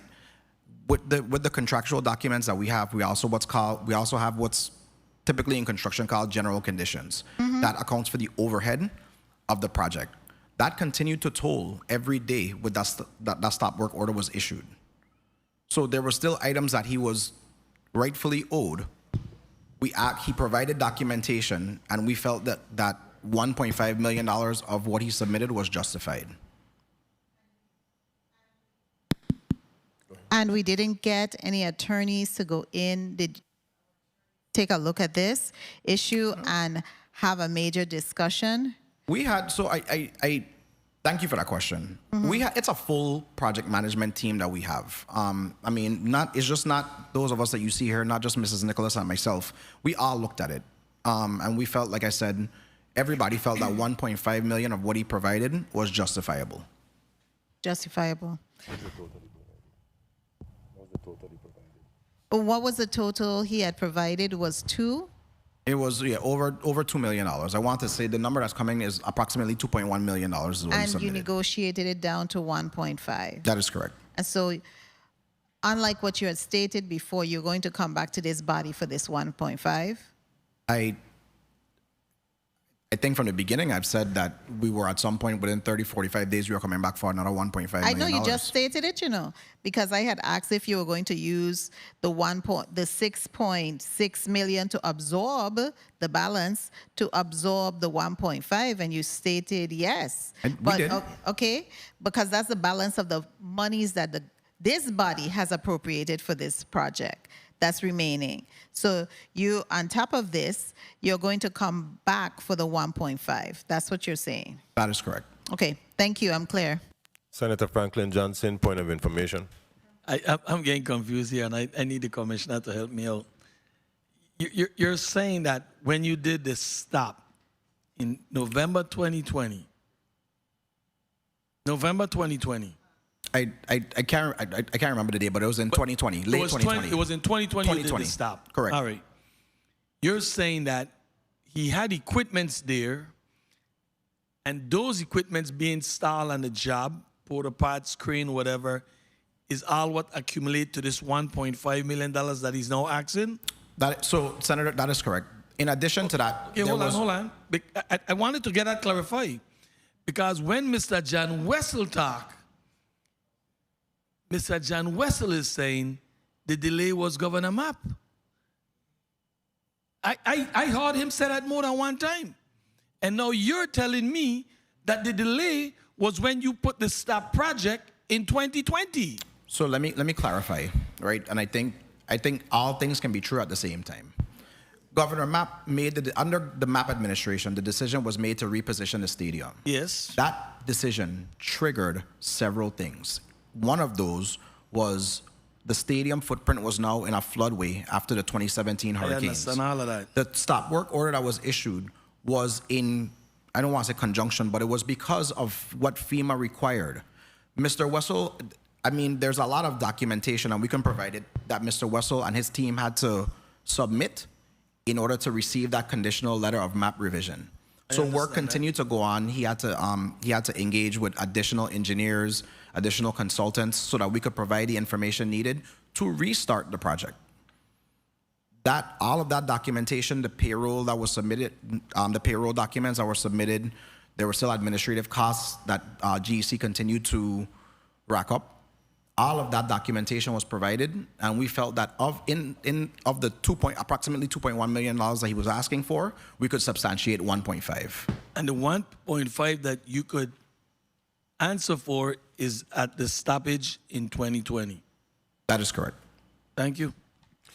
Thank you, Senator Franklin D. Johnson. Point of information, Senator Novell E. Francis Jr. Thank you. Thank you very much, Mr. Chair. I just wanted to confirm and go back to Act 8781, which speaks to the $5.1 million that was, again, given to GEC for, or earmark for completion of some of the project at Poly Joseph Stadium. In Section 1, a $3.3 million spoke to construction of a press box, announcer's booth for $385,000. Is that still a part of the project? That's for me, Senator? Yes. Derek Gabriel, Commissioner, Department of Public Works, yes. 2, construction for the backs of on the bleachers, $150,000. Is that still a part of the project? Yes. 3, construction of 4 additional camera locations for the media at $60,000. Is that still a part of the project? Yes. 4, installation of a 750,000 or 750 kW site generator for $905,000. Yes. Is that still a part of the project? Yes. 5, addition of a camera platform at the outfield for camera, installing roof railings and secured stairs at $64,000. Yes. 6, installation of the field and concession equipment allowance, $500,000. Yes. 7, change the outfield perimeter wall to concrete with padding for $1.2 million. Is that still a part of the project? Yes. And in Section 2, it speaks to change site lighting to solar, $256,000. Is that still a part of the project? Yes. 2, in addition to land equipment storage under the Terrence Martin field bleachers, $90,000. Still Yes. a part of the project. Yes. 3, addition of a perimeter fencing to include project site, $375,000. Yes. 4, conditional letter of the map revision, Clomar improvement, $260,000. Yes. 5, the design and addition of security cameras for $50,000. Yes. 6, the installation of sewer manholes at the Terrence Martin softball field, $90,000. Yes. 7, installation of new dock banks for future fiber relocation, $624,000. Yes. 8, design for camera connections at the stadium and a media connection panel at the parking lot for $50,000. Yes. These are all still part of the project. That is correct, Senator. $5.1 million, correct? Yes. Okay, very well. Thank you. Thank you, Senator Novelli Francis Jr., for your questions. Colleagues, we've just finalized the first round here. And before we entertain any burning question from anyone, I wanted to ask Mr. Wessel a very candid question. If the stadium is not completed by December 2025, are you prepared to absorb any cost overrun for this project and incur liquidated damages? Yes, in compliance with the contract documents. Mr. Wessel, what is your plan for scaling up your workforce in the coming few weeks? I wouldn't even say months, subject to this project, because as you've heard the sentiments of my colleagues, many of them visited the site, to include myself, and I found a handful of individuals working there, some that just started working there, perhaps weeks or even a month. What are your plans to upscale the workforce in the next few weeks concerning this project? Our plan to upscale the work is to add people to install the finishes on the inside, which will be arriving. We have already increased the force working on the roof, and we are also increasing these, we have already increased and will continue to increase the number of people included in the site work. That's off the top of my head. What is the total number of employees in your company, GEC LLC? About 40. 40, okay. So of these 40 employees, how many of these employees are considered to be skilled laborers? I'd have to look at the employee Well, you records. I should don't know, know what the Mr. classification Wessel, it's your company. You should know what you have. I want to know, do you have electricians? Do you have plumbers, HVAC technicians, masonry, skilled workers, welders? Are you subcontracting most of the workforce, or are they on your company books? Senator, we are self-performing all of the work at the Paulie Joseph Stadium with our welders, with our plasterers, with our laborers, with our skilled laborers, with our foremen, with our field supervisors, with our project managers, with our tile layers, with our electricians, and with our plumbers. So you don't have any subcontracted employees. Everyone is contracted or working as an employee of GEC LLC, correct? Yes, at Paulie Joseph Stadium, that's correct, yes. Now, are they all full-time or part-time? Full-time. All full-time. But do you have other projects outside of the Paulie Joseph I have Stadium? one, GEC has one other project. Okay. And from what I saw from the few days that I went out there to look around, and I can't speak for my colleagues what they saw when they did, but I only saw about 5 to maybe 7 people there. Senator, the next time you're there, call me, and I will have everyone gather in the room with you. We have this problem. No, the pop-up visits are the best visits, Mr. Wessel. I understand that, but if you pop up and see 5 when there are 22, I would like to be invited to show you all 22. I would. Pop in whenever you like. Very well. Point of information, Senator Johnson, and then Senator Francis. You know, no, the last Senator Johnson, I apologize. Proceed. The last line of question was about subcontractors. Are the welders that doing the welding down there right now your company? Yes, Senator. Those are GEC hourly employees.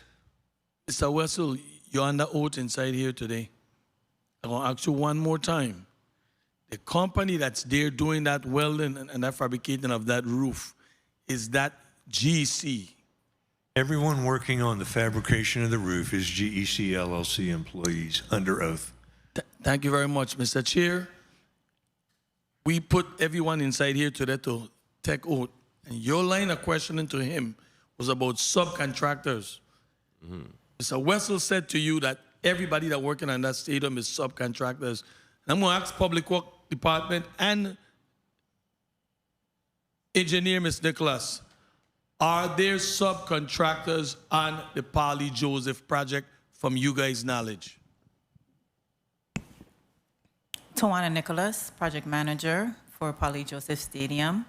I believe Mr. Wessel has subcontracted parts of this project scope of work, to my knowledge. Well, to clarify, because I just asked Mr. Wessel if he has subcontracted employees, he stated no. Senator, let me clarify. Currently working on the site, there are no subcontractors. Other portions of the work, such as the elevator, have been subcontracted. But other than that, I can't think of anything off the top of my head that's been subcontracted. The people that are working there now are hourly employees of GEC. Okay. Well, at this stage in the project, with millions of dollars already expended on numerous items, which are marked 100% or close to thereof, to include the elevator, on paper, it's one thing, but visibly when you go there, it looks way different. And it's unacceptable, in my opinion, to continue forward without any firm accountability and action. You know, and Mr. Wessel, I'm calling on GEC LLC as the contracted builder, on this project to provide a verifiable completion plan. At this stage in the game, we want a completion plan. We want timelines, we want installation schedules, we want deliverables. Equipment that is stated in the report are not even on the site. They're being held somewhere else where we don't know, in a void. They're not even covered by insurance based on the discussion that was had earlier. So I don't understand how we're protecting our assets as a government if we're not putting insurance on elevators or other equipment like HVAC equipment that we've purchased. So when they become damaged, what happens? You come back and say we need more money? Contractually, it is the obligation of GEC to protect those at GEC's risk until they are installed. So that's what happens. If they get damaged, it is our responsibility, and there is no contractual methodology for GEC to come to the government of Virgin Islands for additional funds. Is that accurate, Commissioner? Commissioner Alejandro, DPP. Yes, it is, Senator. It's at the builder's risk until the government takes possession. Okay, very well. Well, let's proceed with any burning questions, colleagues, starting with Senator Marvin A. Blyden. Thank you so much, Mr. Chair. I don't have a burning question, but I just have a. You know what? Yeah, I do have a question, but I just do not like what I'm seeing. I do not like what I'm hearing. I'm somewhat disappointed. Something is not right. That's all I have to say. Mr. Wessel, let me ask you, in respect to your employees, you say you have about 40 employees? Approximately, yes, Senator. And you have 2 jobs going on right now at this current point in time? Yes. They are both big projects? No. Yeah. The Pauly Joseph is a big project. The other one is a small project. Okay, very well. On an average day, moving forward for the Paul E. Joseph, since we are speaking about that, and the timeline of December, how much employees do you intend to have there at that facility? It's going to range from the 20 that we have now to maybe as high as 40 when we're doing the finish work. Okay, I'm not going to do like the chair did, but I'm the type of person I like to just show up, and I'll call you when I'm there. I'm going to be there. Thank you, Senator. Every time I'm in St. Croix, I'm going to go to the site myself and do my due diligence, do my walkthrough, and then I'm going to call you and say, this is what I see, and see what happens. Thank you, Senator. I'll take you at your word. Thank you so much, Mr. Chair, for the time. Thank you, Senator Blyden. Senator Franklin D. Johnson, you're recognized for your burning question. Thank you very much, Mr. Chair. Since Mr. John Wessel started this project, and I stated earlier, I've been going to this project probably every other month, every 2 months. I've met 5 project managers. And when we went there last week, that gentleman is the 5th one, and he just started. And each time that I would go there, I would meet these different project managers, and they would say, well, yeah, I just started, I'm taking this over, I'm going to complete this project. That's what they all tell me. I've met 5 of them. 5 different project managers. And me and John Wessel spoke about that on break. And he said 4, I said 5, and he named the 5th one, which was the first one. So there's no dispute that I'm making a story up here. On the break time, we discussed that. And he went back to the very first project manager. 5 project managers on 1 project. What is it saying to us? That he continued changing project manager, people, different people coming in here. We're not getting any place with this. But my colleague here listed out a number of items that are in Act 8781, which was passed by this body November 14th, 2023, which is that $5.1 million. What is stopping this company from utilizing that $5.1 million and fixing these parts of this project, the wall, the cameras? What is stopping them?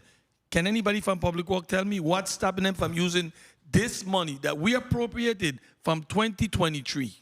We're in 2025 now. So, yeah, I'll take that. Derek Gabriel, Commissioner for the Department of Public Works. I mean, those items are specifically tied to contractual items. You know, they're specific to items, like we talked about the press box, Terrence Martin Field, the generator, outfield wall, camera stations, et cetera, et cetera. Yeah, that money is tied specifically to those items. It's tied based on his performance. If he was to start the wall, let's use the wall. If he was to start the Pauly Joseph wall now and complete it, you would pay him, right? Yes, Senator. What's stopping him from doing it? You have to ask Mr. Wessel. Mr. Wessel, what's stopping you from doing the wall? Senator, I believe what John Wessel, GEC, what I believe has not been communicated to you is in that $5,124,000, there is a large design component of work. When that money was funded, we had to design and permit all of the generators, the outfield wall, the outfield fence. I Slow down. Have you finished the design of the wall? I have finished but not submitted for permits. So why not? The money's there. The money's there, Mr. Wessel.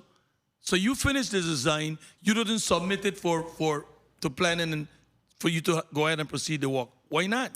Because the engineer that was doing the design took that long. I have to hire an independent engineer. I'm you not a said design that engineer. you completed, Mr. Wessel. It's completed now, but hasn't been Why submitted. is it not being submitted to DPNR so that you can start this work? I'm waiting for the engineer to put his stamp on it, as I requested last week. Which engineer? Paul Ferreras from St. Thomas. How long has it been completed? About 2 weeks, but we've been working on it constantly since last October. You know, Mr. John Wessel, you'll get a man high blood pressure. Because the stories that you continue going wrong and wrong, it's really tiring. I'm tired. I'm tired of hearing all of these stories. And I personally don't believe you can complete the project. I know it's not going to be completed by December. I know that. You have to change me and prove that. And I don't think you can. There's no way this project gonna be finished by December. Even if we give you that $1.5 million today, you will not complete that project by December 25th. I look at that project, I go out there regular, and you say you got 40 guys under your company, and you got 2 projects. The only day I saw 10 men on that project was when the floor was being poured. I go there regular. Man, I had a surgery to do last month. And before I go for my surgery, I went down to the battlefield. That's how I ran into the Army Corps engineer. I went down to the battlefield. I said, let me take a pass by the battlefield. I live in Frederick, said I have to go and look at this project because it's important to me and to the people in St. Croix, especially those in Frederickstead. So I go there regular. I could just wake up a morning, got on my suit and tie to come to work. I said, you know, Ollie, let me go down by the battlefield. And all of that piping that you see in the ground there on this drawing, I've been there and saw 2 men doing it. 2 men. All of that piping. 2. I saw them. Nobody didn't tell me. And not only did I see them, I know them. These are people that I know. But yet, Mr. West will tell you got all of these men to put there. Then put them there. Complete the project. You never had 20 men walking there. And you can't finish a project of this magnitude with 5 and 6 men. It could never finish. So let's stop playing games with the people of this territory, with the people money. I'm tired of it. Tired of your stories. And I'm very straightforward. I call a spade. I say what I have to say, and it isn't personal. It's strictly business here. Thank you very much, Mr. Chair. Thank you, Senator Johnson. Senator Novelli Francis Jr., you're recognized for your burning question. Thank you. Thank you very much, Mr. Chair. Mr. Wessel, you started off the conversation this morning with a delta of $2 million. Now it's down to 1.5. Are you secured in again submitting that your position is 1.5 that's owed on this delay cost? Senator John Wessel, GEC, my position is that the government and I have agreed on GEC being paid $1.5 million for the delays that were exclusively incurred due to the Clomar delays when we received the stop work order, and that I defer to the government of the Virgin Islands for any information on the additional $500,000 number that we've talked about today. Okay. And from information that has been put on record, you have received, or there have been a payment of $675,000 towards that 1.5 to date?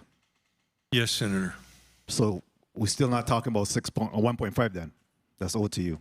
No, Senator, that's not correct. As Commissioner Gabriel explained, was that in order to use existing money for that, they put a certain portion on hold as a difference in design, which they're allowed to do under the contract from my perspective as a contractor, and they are allowed to fund delay claims according to the contract, and that's what they did.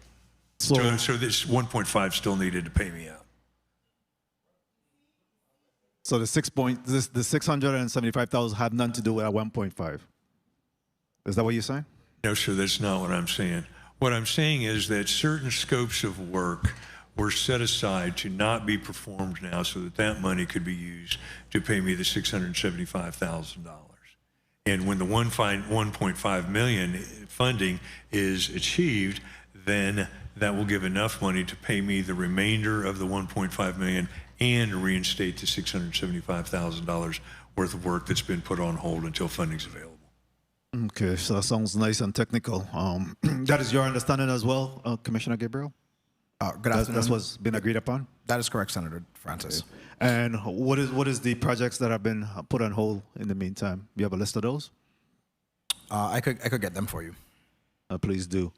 And what is the current mandate that you receive in order to complete this project by December 25th of 2025? What is your punch list and what are you scoping to do at this point?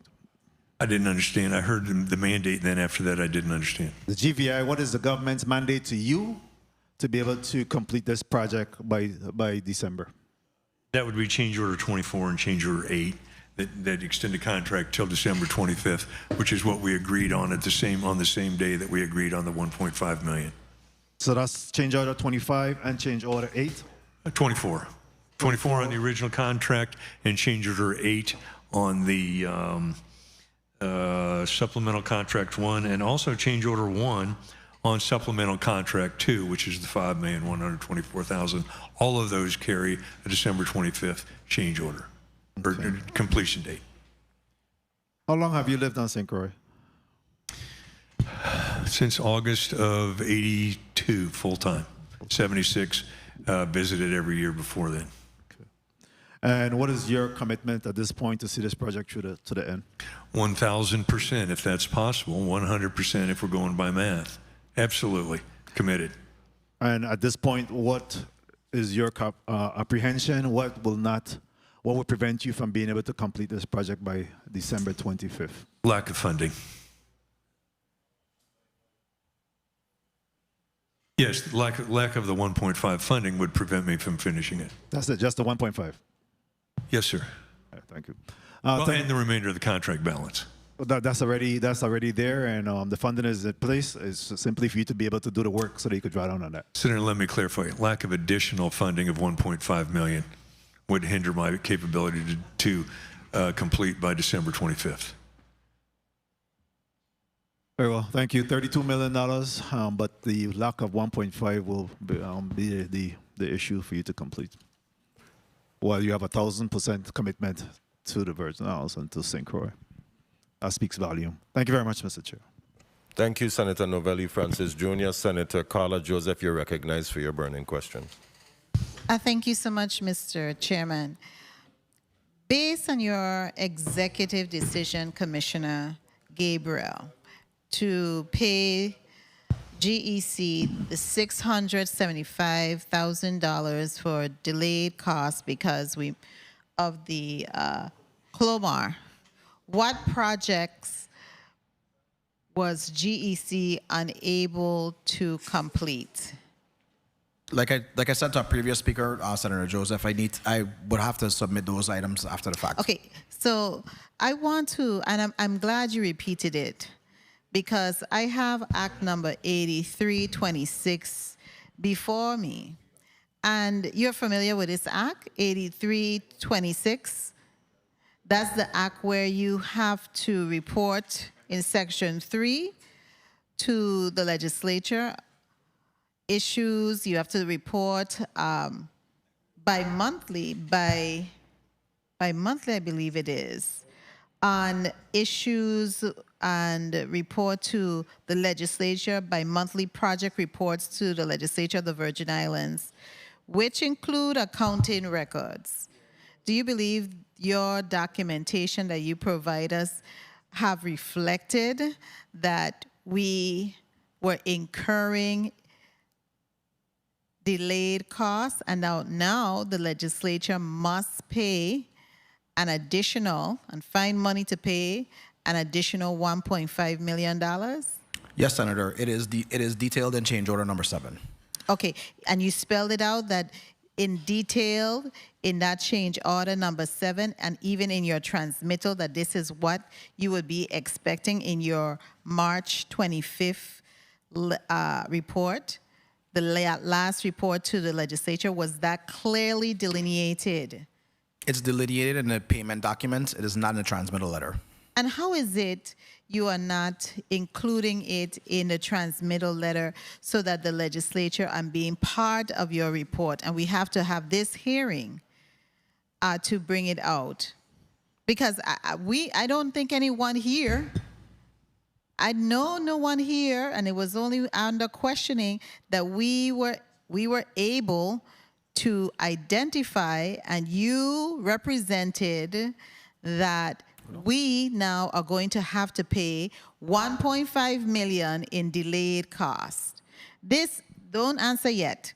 This report that you are required, it says here in section 3, thereafter the Department of Public Works shall submit bi-monthly project reports to the legislature of the Virgin Islands, which includes accounting records. It even said provide project timelines. And even in the subpoena that was sent, we asked for project schedules. None of that came before us today. And you're saying you're going to send them. You have them, right? Yes. So what prevented you from providing it? So let me clarify, because you said a lot. I have never received a subpoena from this body. I don't know if it's out there somewhere in the world floating around. I have never received a subpoena from this body. Did you receive a letter indicating that you were supposed to provide project timelines? I received a committee invitation. A project schedule?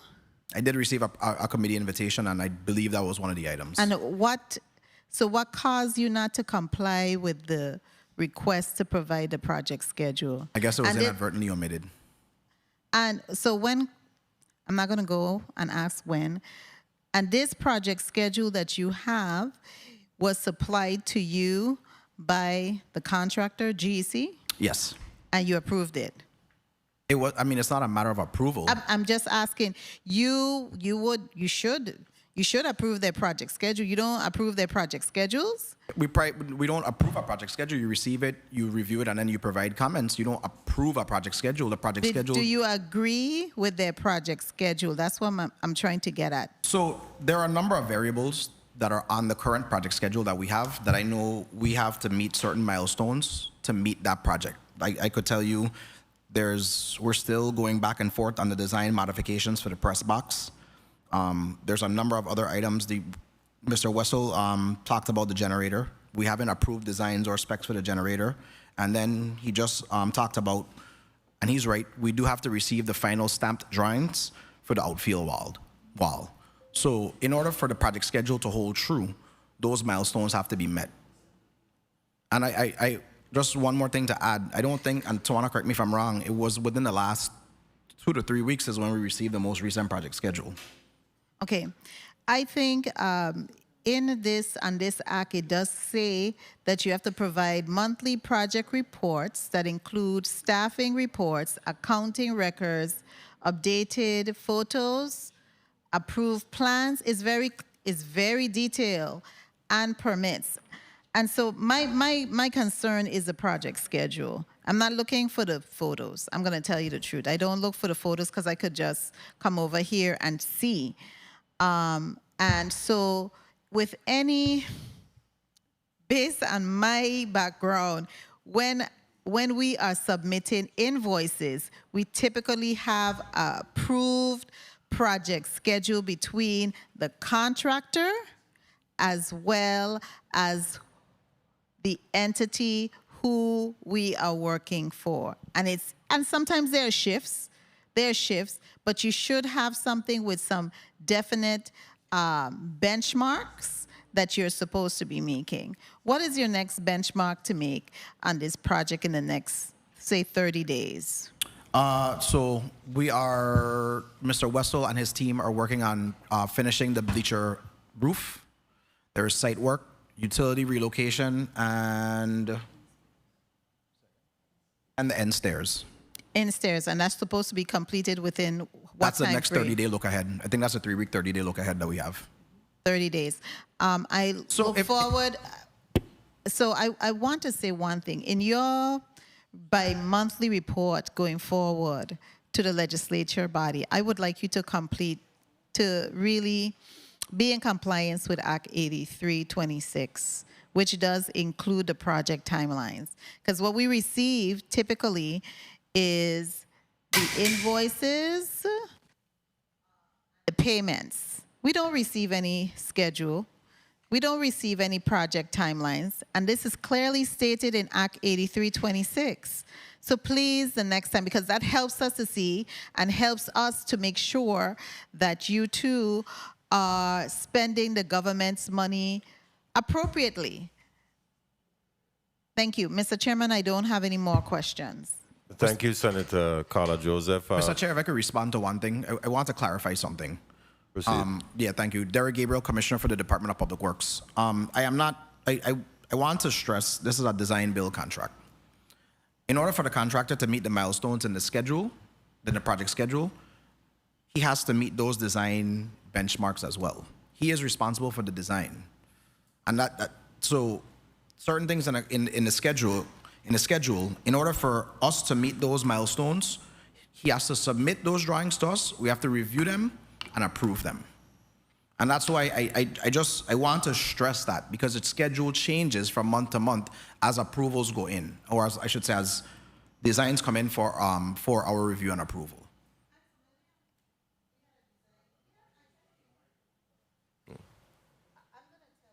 Please recognize Senator Carla Joseph's microphone, please. Media, please recognize Senator Carla Joseph's microphone. Thank you. Okay. It's on now. Thank you, media. I'm familiar with project schedules. Like I said, I have managed over $60 million in a design build for Louis E. Brown. I'm telling you, okay? And I was a project manager, and we had shifts, but every time I came to the table with my partners and there was a project schedule, and it was a design build. Huffman and Nullyburg, because of other issues, was not built, and that was a design build.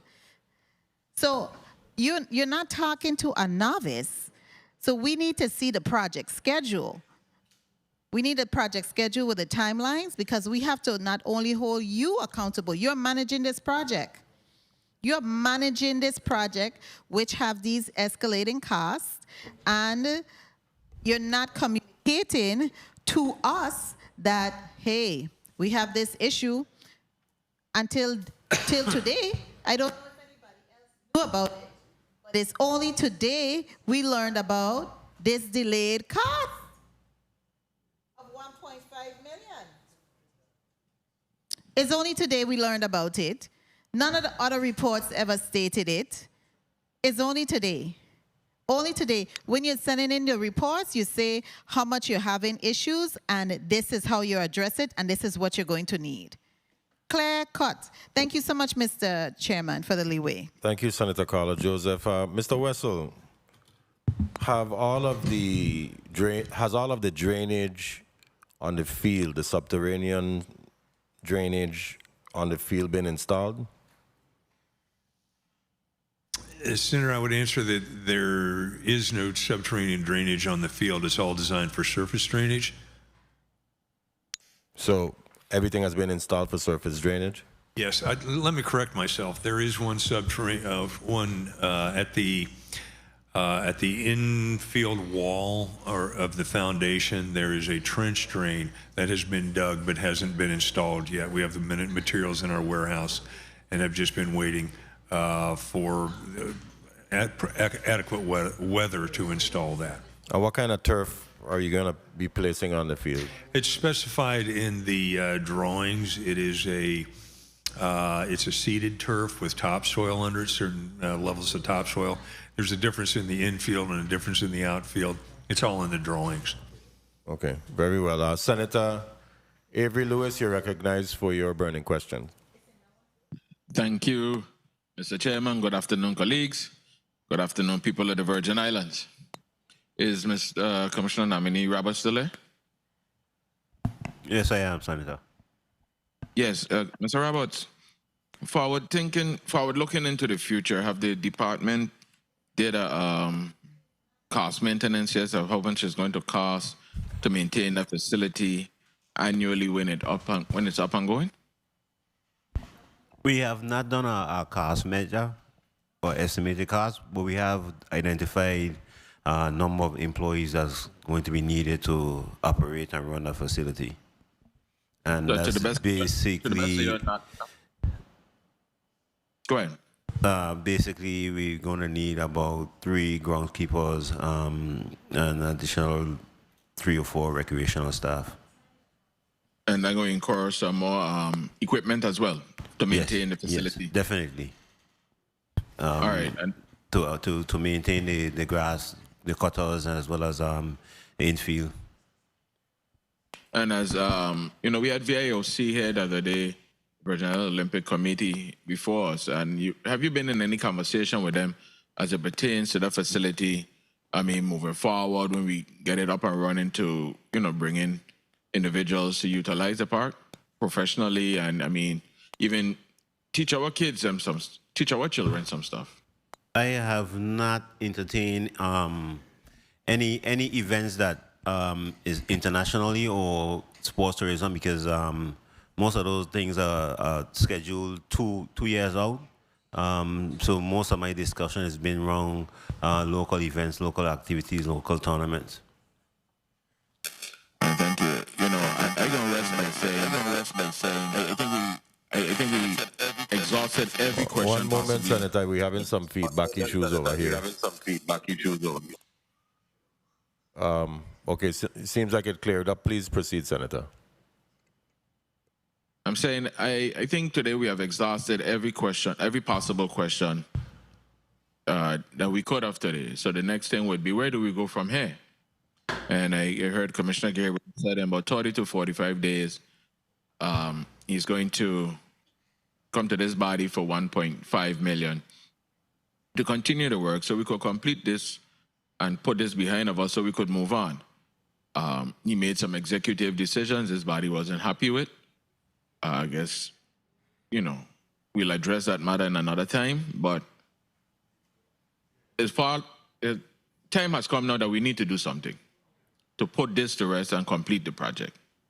I know some people may say it ain't so easy, but we have to do it. We're this close, we have to do it. If we love the children and we're going to move forward, yes, we took some blows, you know, you have enough blame to go around the bush. So I look forward to see what's next step and to see how we can move forward to make this a reality and bring this project to a closure. Thank you, Mr. Chairman. Thank you, colleagues. Everybody have a good afternoon. Thank you, Senator Avery Lewis. Senator Alma Francis Heilegger, you're recognized for your burning question. Thank you so much. You know, I have spent several hours here sitting down listening to the conversation. And at one point, I started to feel like I was in the middle of a soap opera. I mean, one administration kicked it off, another one stopped it and moved it. Another one said to say, hold up, we're going to do it. This is a lot of back and forth. And the ultimate goal here was to build a stadium for the people of St. Croix. And we're into 11 and 12 years. And I'm to the point where, you know, I'm mentally drained of this. I just want to get to the finish line. Because when you have constituents looking for a place to have their activities, have sports, I remember when this was originally touted, it was supposed to be this great place. We were talking about sports tourism, how we could go out to other countries in the U.S. and, you know, potentially market it so people could come here during the off season, during winter time, to utilize this space. This was a whole production. And it's like 12 years later, we're just here scratching our heads trying to figure out, like, when do we even get it finished? And I'm going to be honest with you. It's taking a lot out of me when I initially thought or heard about the 1.5, which was reduced from 2.1. And then we heard that the commissioner on his own made some adjustments so that the project could move forward. And because he made those adjustments, ultimately he has to spin back around and now ask us for the money to replace for those adjustments that he made. The only question I have left for this, what if we are in a financial crunch in this territory. We want the project done. We are in a major financial crunch. We don't know what's going to happen nationally. We are losing federal dollars. Thanks for our lobbying, we have been able to get some of it back. But what happens if the legislature or our general fund doesn't have this $1.5 million to give?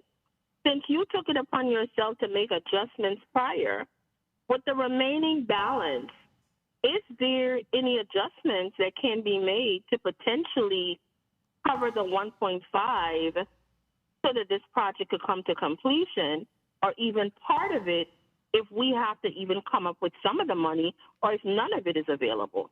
Because I have to make sure this project is done. That's what I care about at this phase. And we have to start thinking like coulda, woulda, shoulda, because I don't know if the money's there. We could find it. We could say we have to find it. But what if it's not there? What then? That's what I want to know. And I'm going to direct that to the Public Works Commissioner. Derek Gabriel, Commissioner for the Department of Public Works. I am envisioning a collaborative discussion where we're able to scrutinize and find the $1.5 million. Quite frankly, if we don't, then I guess we'll be looking at omitting possibly through this body some of the items from the project schedule. But I think we're far enough down the road where we want to be able to find that money to complete the stadium, just as everybody here said, so we could have a world-class stadium and return baseball to Frederickstead.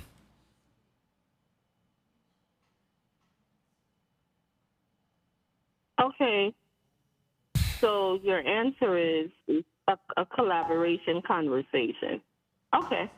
Mr. Chair, thank you for the time. I'll just follow this soap opera along, whether it's days of delays or all my contractors or general frustrations, whatever you want to call it at this point, I will just follow it along. Thank you very much, Mr. Chair.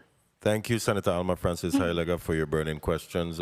Senator Kurt A. Viele, you're recognized for your burning question. Thank you, Mr. Chair. I guess we're at the junction now where we need to see exactly how we're going to be able to close out and finish Parley Joseph and be able to move forward. One of the things that surprised me, though, Mr. Wessel and Commissioner Gabriel, is that we still have the outstanding designs for approval. With 5 months left in the contract, I would have thought that all of the design aspect would be completed and you would just be working towards completion. But if we're still going through the process of design, then to me that is, way behind, Mr. Wessel. What else do you have to design that need to be approved? John Wessel, GEC. I can't think of anything. Tawana, can you think of anything else we'll design on? Okay, so I'll take it. Go ahead, Commissioner. So we have the press box that we're still owed the final design on. The generator, we're still owed the design and specifications. The outfield wall, the outfield camera stations, and the camera feed. Do those sound familiar? John Wessel, GEC, yes, Senator. With the exception of the press box, it has been approved. All we have left to do is verify that everything has a line of sight, which we've done and have not. We haven't submitted that because we just did it, I don't know, Monday. So the press box is designed, yeah. Okay, but it hasn't been approved yet, Ms. Nicholas. The line of sight verification would be the final approval. Tawana Nicholas, project manager, Okay. Polly Joseph. And now the outfield wall hasn't been designed, Mr. Wessel? Senator John Wessel, GEC, the outfield wall has been designed. I am waiting for the engineer's final stamp on the design. We've been fine-tuning it for several months, and I expect to have that next week sometime.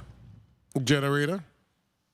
Everything is designed on the generator except for the generator building itself and any mechanical accessories that go in it. All of the electrical, one line, all of the equipment has been specified, and we're just waiting for that final portion of the design. Okay, let me ask you the question a bit different, or a different way. When will you submit all of the items that are left to be designed to Public Works? What date are you giving yourself for final submission of all the design aspects? I think by the end of August at the latest, because the work that's related to those is not very time consuming. So end of August? Yes, Senator. And it usually take how long to approve, Ms. Nicholas? Good afternoon to Juan and Nicholas, Polly Joseph, Project Manager. We typically turn around between 14 to 21 days. Okay, so right there, if it's end of August, 14 to 21 days, that's like September 21st. So if you get approval, September 21st, October, November, December, 3 months and maybe 9 days, you could complete all of those items? Provided that the funding is there, I believe that I can, Senator. Okay, so the only funding that is missing is $1.5 million. That's my understanding, yes. Okay. That's the only funding left for my contract. There's a next contract? Let me rephrase it. The only funding that's needed to fund GEC's contract is $1.5 million. So the remaining 8 or 9 million to be paid exists, correct? And has already been appropriated, and you have availability to those funds once the work is completed, correct? That is correct. Okay. So you can literally work up until December? Because the 1.5 is, what, less than 10% of what you owe? Senator, as Commissioner Gabriel has pointed out, and Ms. Nicholas has pointed out, we have milestones. I'm trying to get a milestone on it because you had a lot of exemptions. So I'm trying to establish the milestones on the record so that we can know exactly how we are going to proceed. And all the design haven't been completed. And a lot of the design were specified in the change orders, correct? Yes.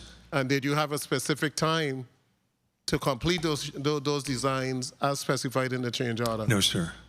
So that's a problem. I'm just pointing out problems as we move on.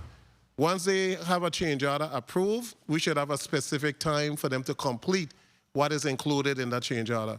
You can't go drag the feet just like how they drag it now.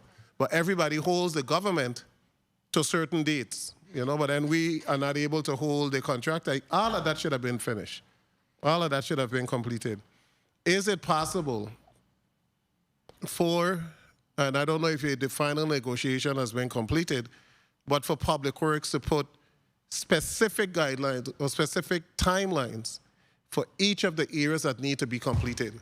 Outfield wall, X date, whether it's October 30th. Generator, November. Can we specify exactly when each component that is left in congruence with the contractor, that this is how we're going to get to 100% completion? We're going to look at all the outstanding areas, and we're going to put a timeline for each.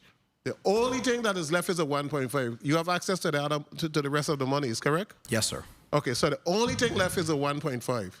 So can we scope that out until December, everything? And then the 1.5 would be the last component. Can we set up timelines? So would you be amenable to timelines for all of the outstanding areas that you have left, Mr. Wessel? Senator, the agreement already has milestones in it. Not milestone, specific timeline. Oh, yes, we have specific timelines in the schedule. So what is the timeline for the outfield wall? I'd have to look at the schedule. I don't recall. What is the timeline for the generator? I don't know. I'd have to look at the schedule. What's the timeline for the press box? I'd have to look at the schedule. But you have 5 months. So you have these, if you're going to be completing, if you're going to complete these areas, these timelines will be in your head. Because it's not like it's multiple timelines. This is your main project left since your company has now dissolved. This is your main project left. And we have a schedule for it. I just don't remember the dates off the top. Do you have the schedule as to when he's going to complete the outfield wall, or the I'm finished now, Mr. Chair, or the generator or the press box? Do you have a specific date, a timeline that the contractor has submitted to Public Works for completion, or milestone? So yes, we do. Date or milestone? We have dates. What is the date? You have them there for the jet?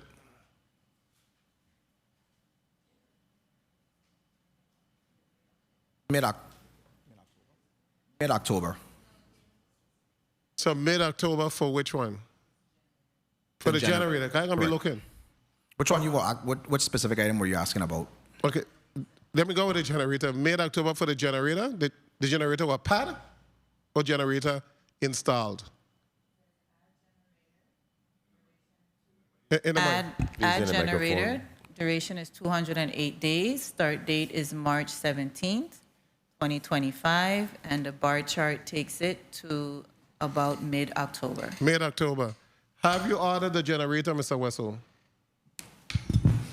We have not. We are waiting on final approval on that. So October, can you get a generator? If you get approval in 2 weeks, can you get a but have you submitted the design for the generator? I have not submitted the design for the generator. I have received. Okay. Let me rephrase that. Yes, I have. I have submitted the design for the generator. Please let the senator finish. Okay, so you have submitted the design for the generator? Yes.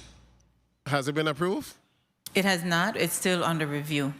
And when did you get the design?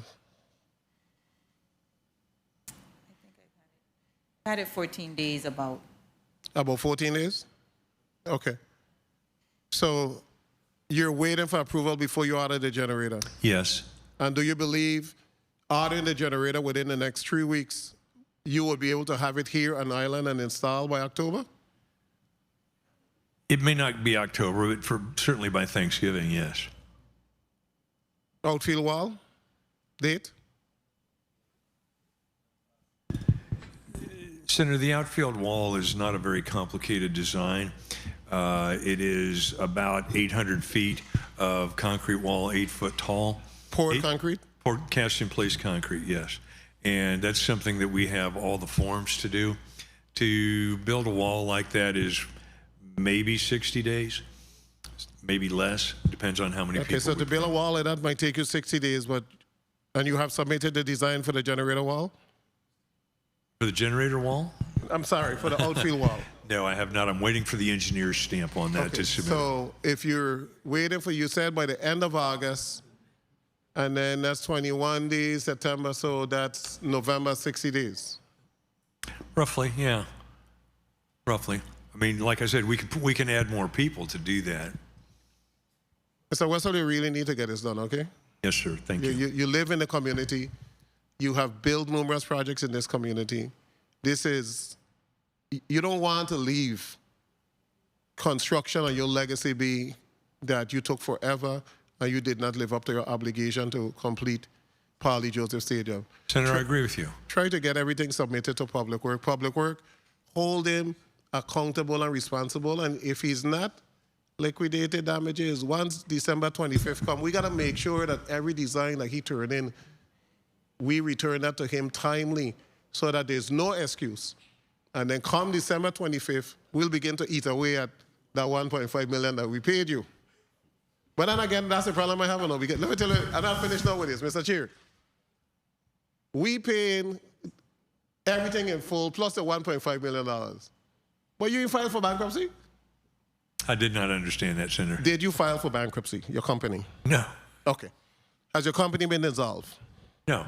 Okay, so you're good to go. I am. So if you're not finished on December 25th and we have liquidated damages, we'll be able to collect from you? Yes. Okay. Are you selling the company? No. Let me clarify, Senator. I'm 70 years old. You're a young guy. Thank you. And I have agreed with Jerome Bisholta of Custom Builders to sell the assets of the company to him over time, but not the company itself. And Jerome would tell you the same thing. And you're now a member of Custom Builders, right? You're a member of Custom Builders? You. No, I'm not. No. What is the St. Croix component name? Do what? The St. Croix component. No, they have a different name now. The St. Croix component for Custom Builders. Is there a different name? There was for a while, but that's being dissolved because the partner that Jerome brought in with that decided to move to Las Vegas and chase a girl. Okay. All right, thank you so much, Mr. Chair. Thank you, Senator Vielle. A quick question, because Senator Vielle mentioned timelines, and the original timeline for this project was, in the original contract, was 30 months. And now we're up to about 132 months, which is the equivalent of 11 years. So That's correct. We have far extended this for various reasons. But again, the sentiments of my colleagues is that we want to expedite, but we don't want a 6 for a 9. We want to know that when we do expedite, that we're getting exactly or at least close to what we need to have. We have to take a break? Okay, I'm just getting a signal from media that we need to take a quick break. So we'll do that really quickly, and then we'll be back on the record. The Committee on Culture, Youth, Aging, Sports, and Parks will take a brief recess.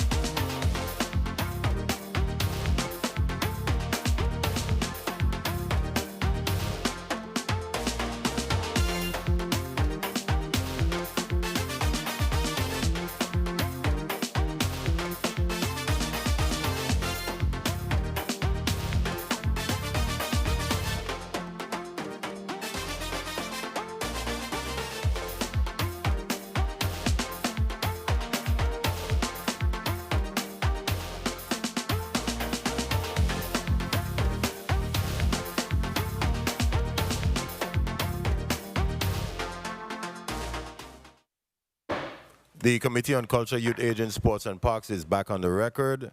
Senator Clifford Joseph, you're recognized for your burning questions. Thank you, Mr. Chair.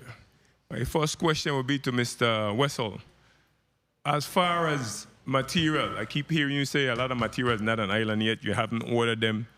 So any provision for any tariff cost and material coming in versus from the time that you had this job and present?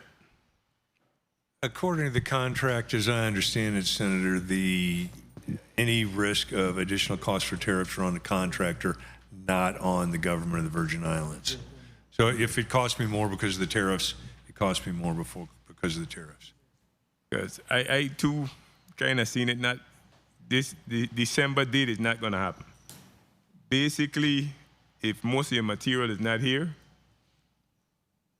we can't meet that date. That's me. I mean, I don't know.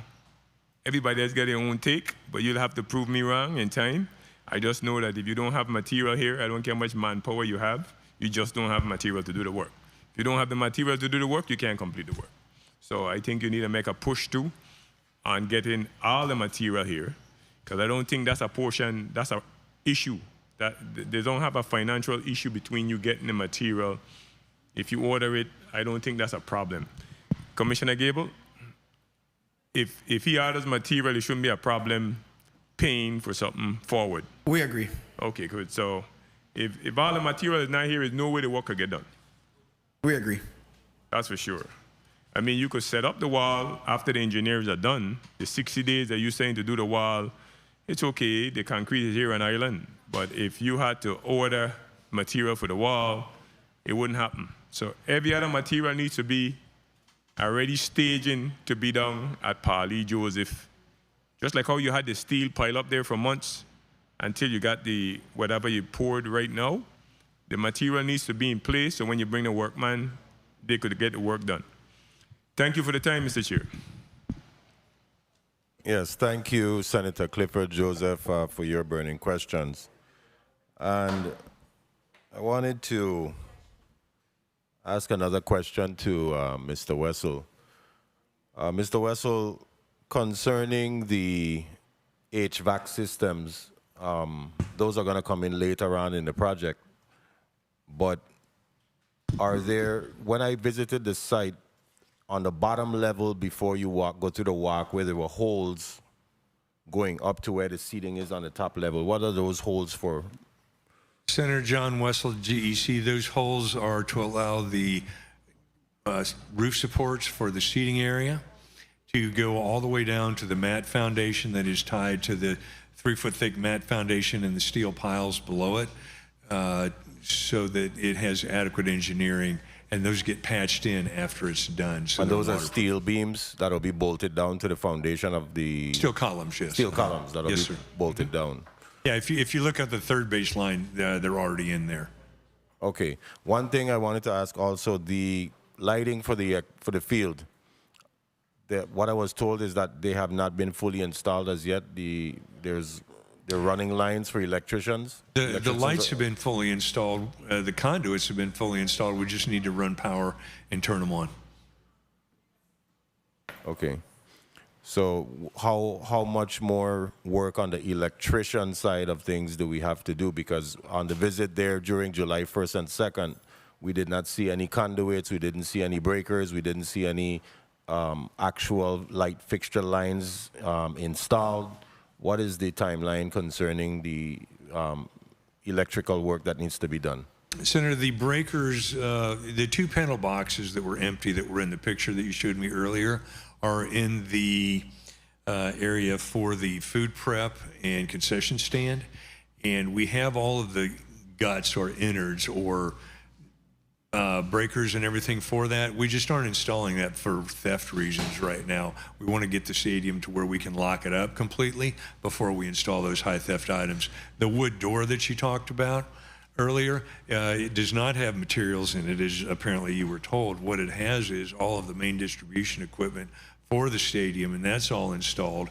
And we had people go in and pull wire out of conduits that had been run and so forth. So we closed it up tight until we have more overall security on obtaining access to the interior of the stadium. Okay, very well. Senator Kenneth Gittins, you're recognized for your burning questions. Thank you, Mr. Chair. Probably be more statements than a question, but what's a little baffling is this, what is it for the liquidated damages? $450 a day? And that's a little troubling to me. Is this anywhere near industry standards? For a $44 million contract to have a $450 a day liquidated damage? It is.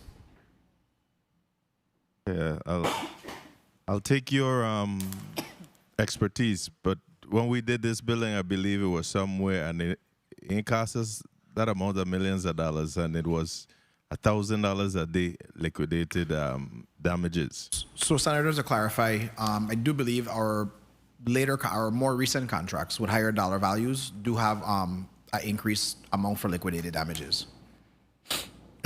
All right, and the contractor seemed to not recall anything. So, based on your satisfaction with the progress of this project, it appears that you and the contractor have agreed on schedules and timelines, correct? So the way the schedule works is a contractor submits it to us, we review it based on the project. I understand that, but I'm just saying, you all agreed on a timeline on the remainder of this project, correct? Yes, contingent on the design submittals. And so this means that you as a customer, on behalf of the people of this territory, and specifically St. Croix, cannot sit back and allow him to delay anymore or kick the can down the road.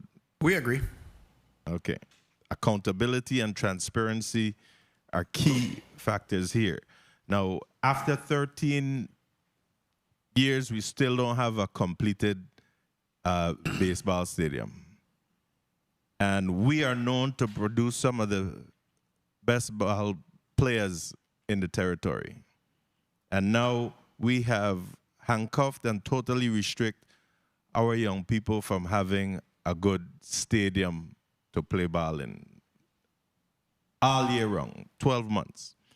What's even more troubling today, as I sat here, was to hear the conversations of what are promises and additional payments of the $1.5 million to complete this project, when we already stated before, or it was stated, I should say, that you wouldn't need to come back to this body for any more monies. These off-the-record deals are, in my opinion, considered totally irresponsible. Totally irresponsible and potentially illegal, to which we have what I'm seeing as ultra-vires action. Authority not vested in you to have these conversations and decide, and then hold the legislature, the people of this territory, responsible to now have to come and pay an additional $1.5 million. This is a problem that I have with this government as we perform the people's business. We can't continue to do things like that. So, again, as from 2013 to now, I'm demanding accountability, transparency, and the respect for law as it pertains to public funds which we are expending. These are not our personal funds, and therefore we have to do things according to the books. I'm asking you all, please, going forward, due diligence. I'm hearing that this project will conclude by December. It is yet to be seen. 13 years later. I'm asking each and every one of you, please, do your due diligence. And just like how We changed the contractor for the Vitran building. For whatever reasons there were, and according to the commissioner, they were not satisfied with the work being done. It is clear here today that we're not satisfied on the work being done, nor the progress either. And again, these are local funds. So let's treat it just like how we treat it when we're using the federal funds, because we know that we have that extra eye looking at us. Thank you, Mr. Chair. Thank you, Senator Gittens, for your remarks and statements. Point of information, Senator Novelli Francis Jr. Thank you very much. Just real quickly, Commissioner, in regards to the quality of work and guarantees, when I visited on Friday, one of the concerns I had was when I tapped on the wall on the top, it seems to be a little bit hollow and formed, and I would imagine that obviously, that might be good for now, but what happens in the future in terms of spalling and those type of things? What kind of guarantee is in place, for the work moving forward? Yeah, thank you for that. So most of our contracts do come with a warranty provision. I think it's 1 year, if I'm not mistaken, 1 year warranty, as well as any machinery or equipment that is purchased. Those warranties also transfer to the government of the Virgin Islands upon taking possession of the property. When it comes to and I believe I'll ask Mr. Wessel to also respond, but I believe the portion that you are speaking to, it's almost like a styrofoam, ephes. Yeah, it really is for aesthetics. I know we use it at my house. It really is it is a common product that is used in construction. And like, Ms. Nicholas reminded me the ephes is used for aesthetics. I know John can expound or Ms. Nicholas can expound, but that's what that was. Well, of course, my concern is the wear and tear. Obviously, right. that's a little bit more, interaction from the public more so than a residential. So I'm just concerned about, what happened moving forward with those type of material being used. Thank you, Senator Nobel E. Francis Jr. Point of information, Senator Franklin D. Johnson. And I do support what my colleagues just spoke about here. We're talking about a facility that's going to have hundreds of people. This is, I could do that aesthetic around my house because I only got 3 people probably living in the house. We're talking about hundreds of people, and if you look at that aesthetic, it's already have crack in it already. It's a foam with a casting of a cement on it, and I don't think they did any kind of wire mesh in that foam. And when you use that foam, most of the times there's a wire mesh inside of it to make it even more sturdier. And there isn't. It's already have crack on it. When we're up there, you can see that. Anybody lean up on that a little too much, it's gonna break up. Plain and simple. Not for $32 million, please. Let's relook at that and check it out carefully to make sure, because we're talking about, this is industrial type of work we should be having there. The aesthetic in the Europa, everyone gonna be accessible, leaning on, it's gonna break up. Please, look into this for us. Thank you, Senator Franklin D. Johnson. And what I want to echo is, what we are finding troubling is not just the delays and the visible gaps, but also the glaring lack of enforcement in this case. The government of the Virgin Islands has a lot of powerful tools at its disposal, whether it's the binding contractual provisions or the statutory authority of the departments that are involved in this project, or even procurement laws and the ability to apply liquidated damages for non-performance. Yet we're still here with the discussion millions of dollars later, and the stadium is still incomplete with no meaningful penalties imposed. And I believe that this sends a very wrong message that a contractor can overpromise or underdeliver and walk away without any consequences. Where is the enforcement, one would ask, and where is the application of the liquidated damages clause, and where are we going to recoup for these delays and visible defects? Our people deserve more, and they deserve a government that stands up for them and flexes its contractual power and defends every tax dollar with urgency. So accountability cannot be optional it must be enforced. So this is not to point fingers. This is just an echo of the sentiments that my colleagues are relaying, independently. And I believe that I'm trying to portray that, on the record so that we all understand that we're all trying to get to a resolve here. What has taken place for far too long. And we are going to collectively work together to try to move the needle forward on this project. This is a project that cannot withstand the test of time in the sense of being delayed yet again for many more years. So before we fully conclude and before I ask the testifiers for a wrap-up, I want to ask Madam Clerk to please reiterate through the chair requests for the record. And for the testifiers, you will receive an email from my office with these specific requests so that we can make sure that at some given point in time, perhaps within a week's time, if possible, if you can respond, we would appreciate it. But these are through the chair requests. Madam Clerk, please state them on the record. Through the chair, from Senator Johnson to GEC, stadium design plans and renderings that were submitted or reviewed in connection with the project. From Senator Blyden to GEC, cost breakdown for the foundation and underground infrastructure, material costs for the building structure, total labor costs, number of workers employed to date. From Senator Carla Joseph to DPW, project schedule, including current progress and projected completion dates. From Senator Kurt Aviele to GEC, design plans for the Festival Village, which incurred a cost of $169,000. And from Senator Kenneth Gittins to GEC, authorization, documentation for the removal of the stadium wall and its reuse for personal use by GEC. That concludes the reading of the through the chair request. Thank you, Madam Clerk, and of course, independently, each of you will receive each of those requests from my office.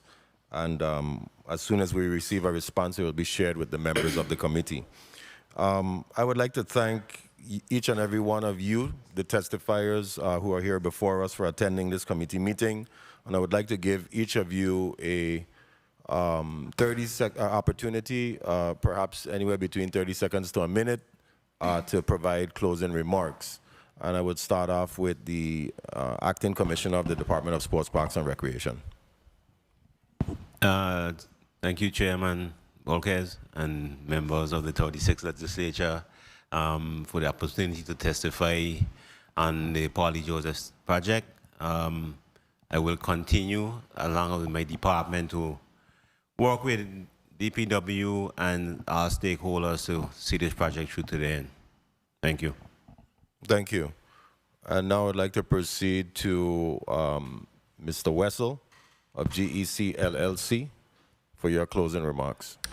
John Wessel from GEC. I'd like to thank the committee and all of its members for its comments and requests for information, which we will comply with. And I do remain 100% committed to completing this project by December 25th. Okay, thank you, Mr. Wessel. And Commissioner Lisa M. Alejandro for your closing remarks. Good afternoon again, and thank you very much, Senator, for the invitation today and for the questions on this topic.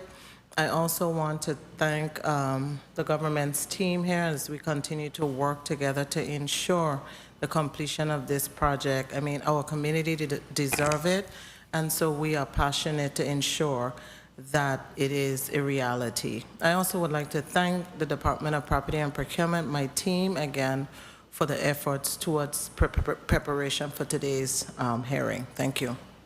Thank you.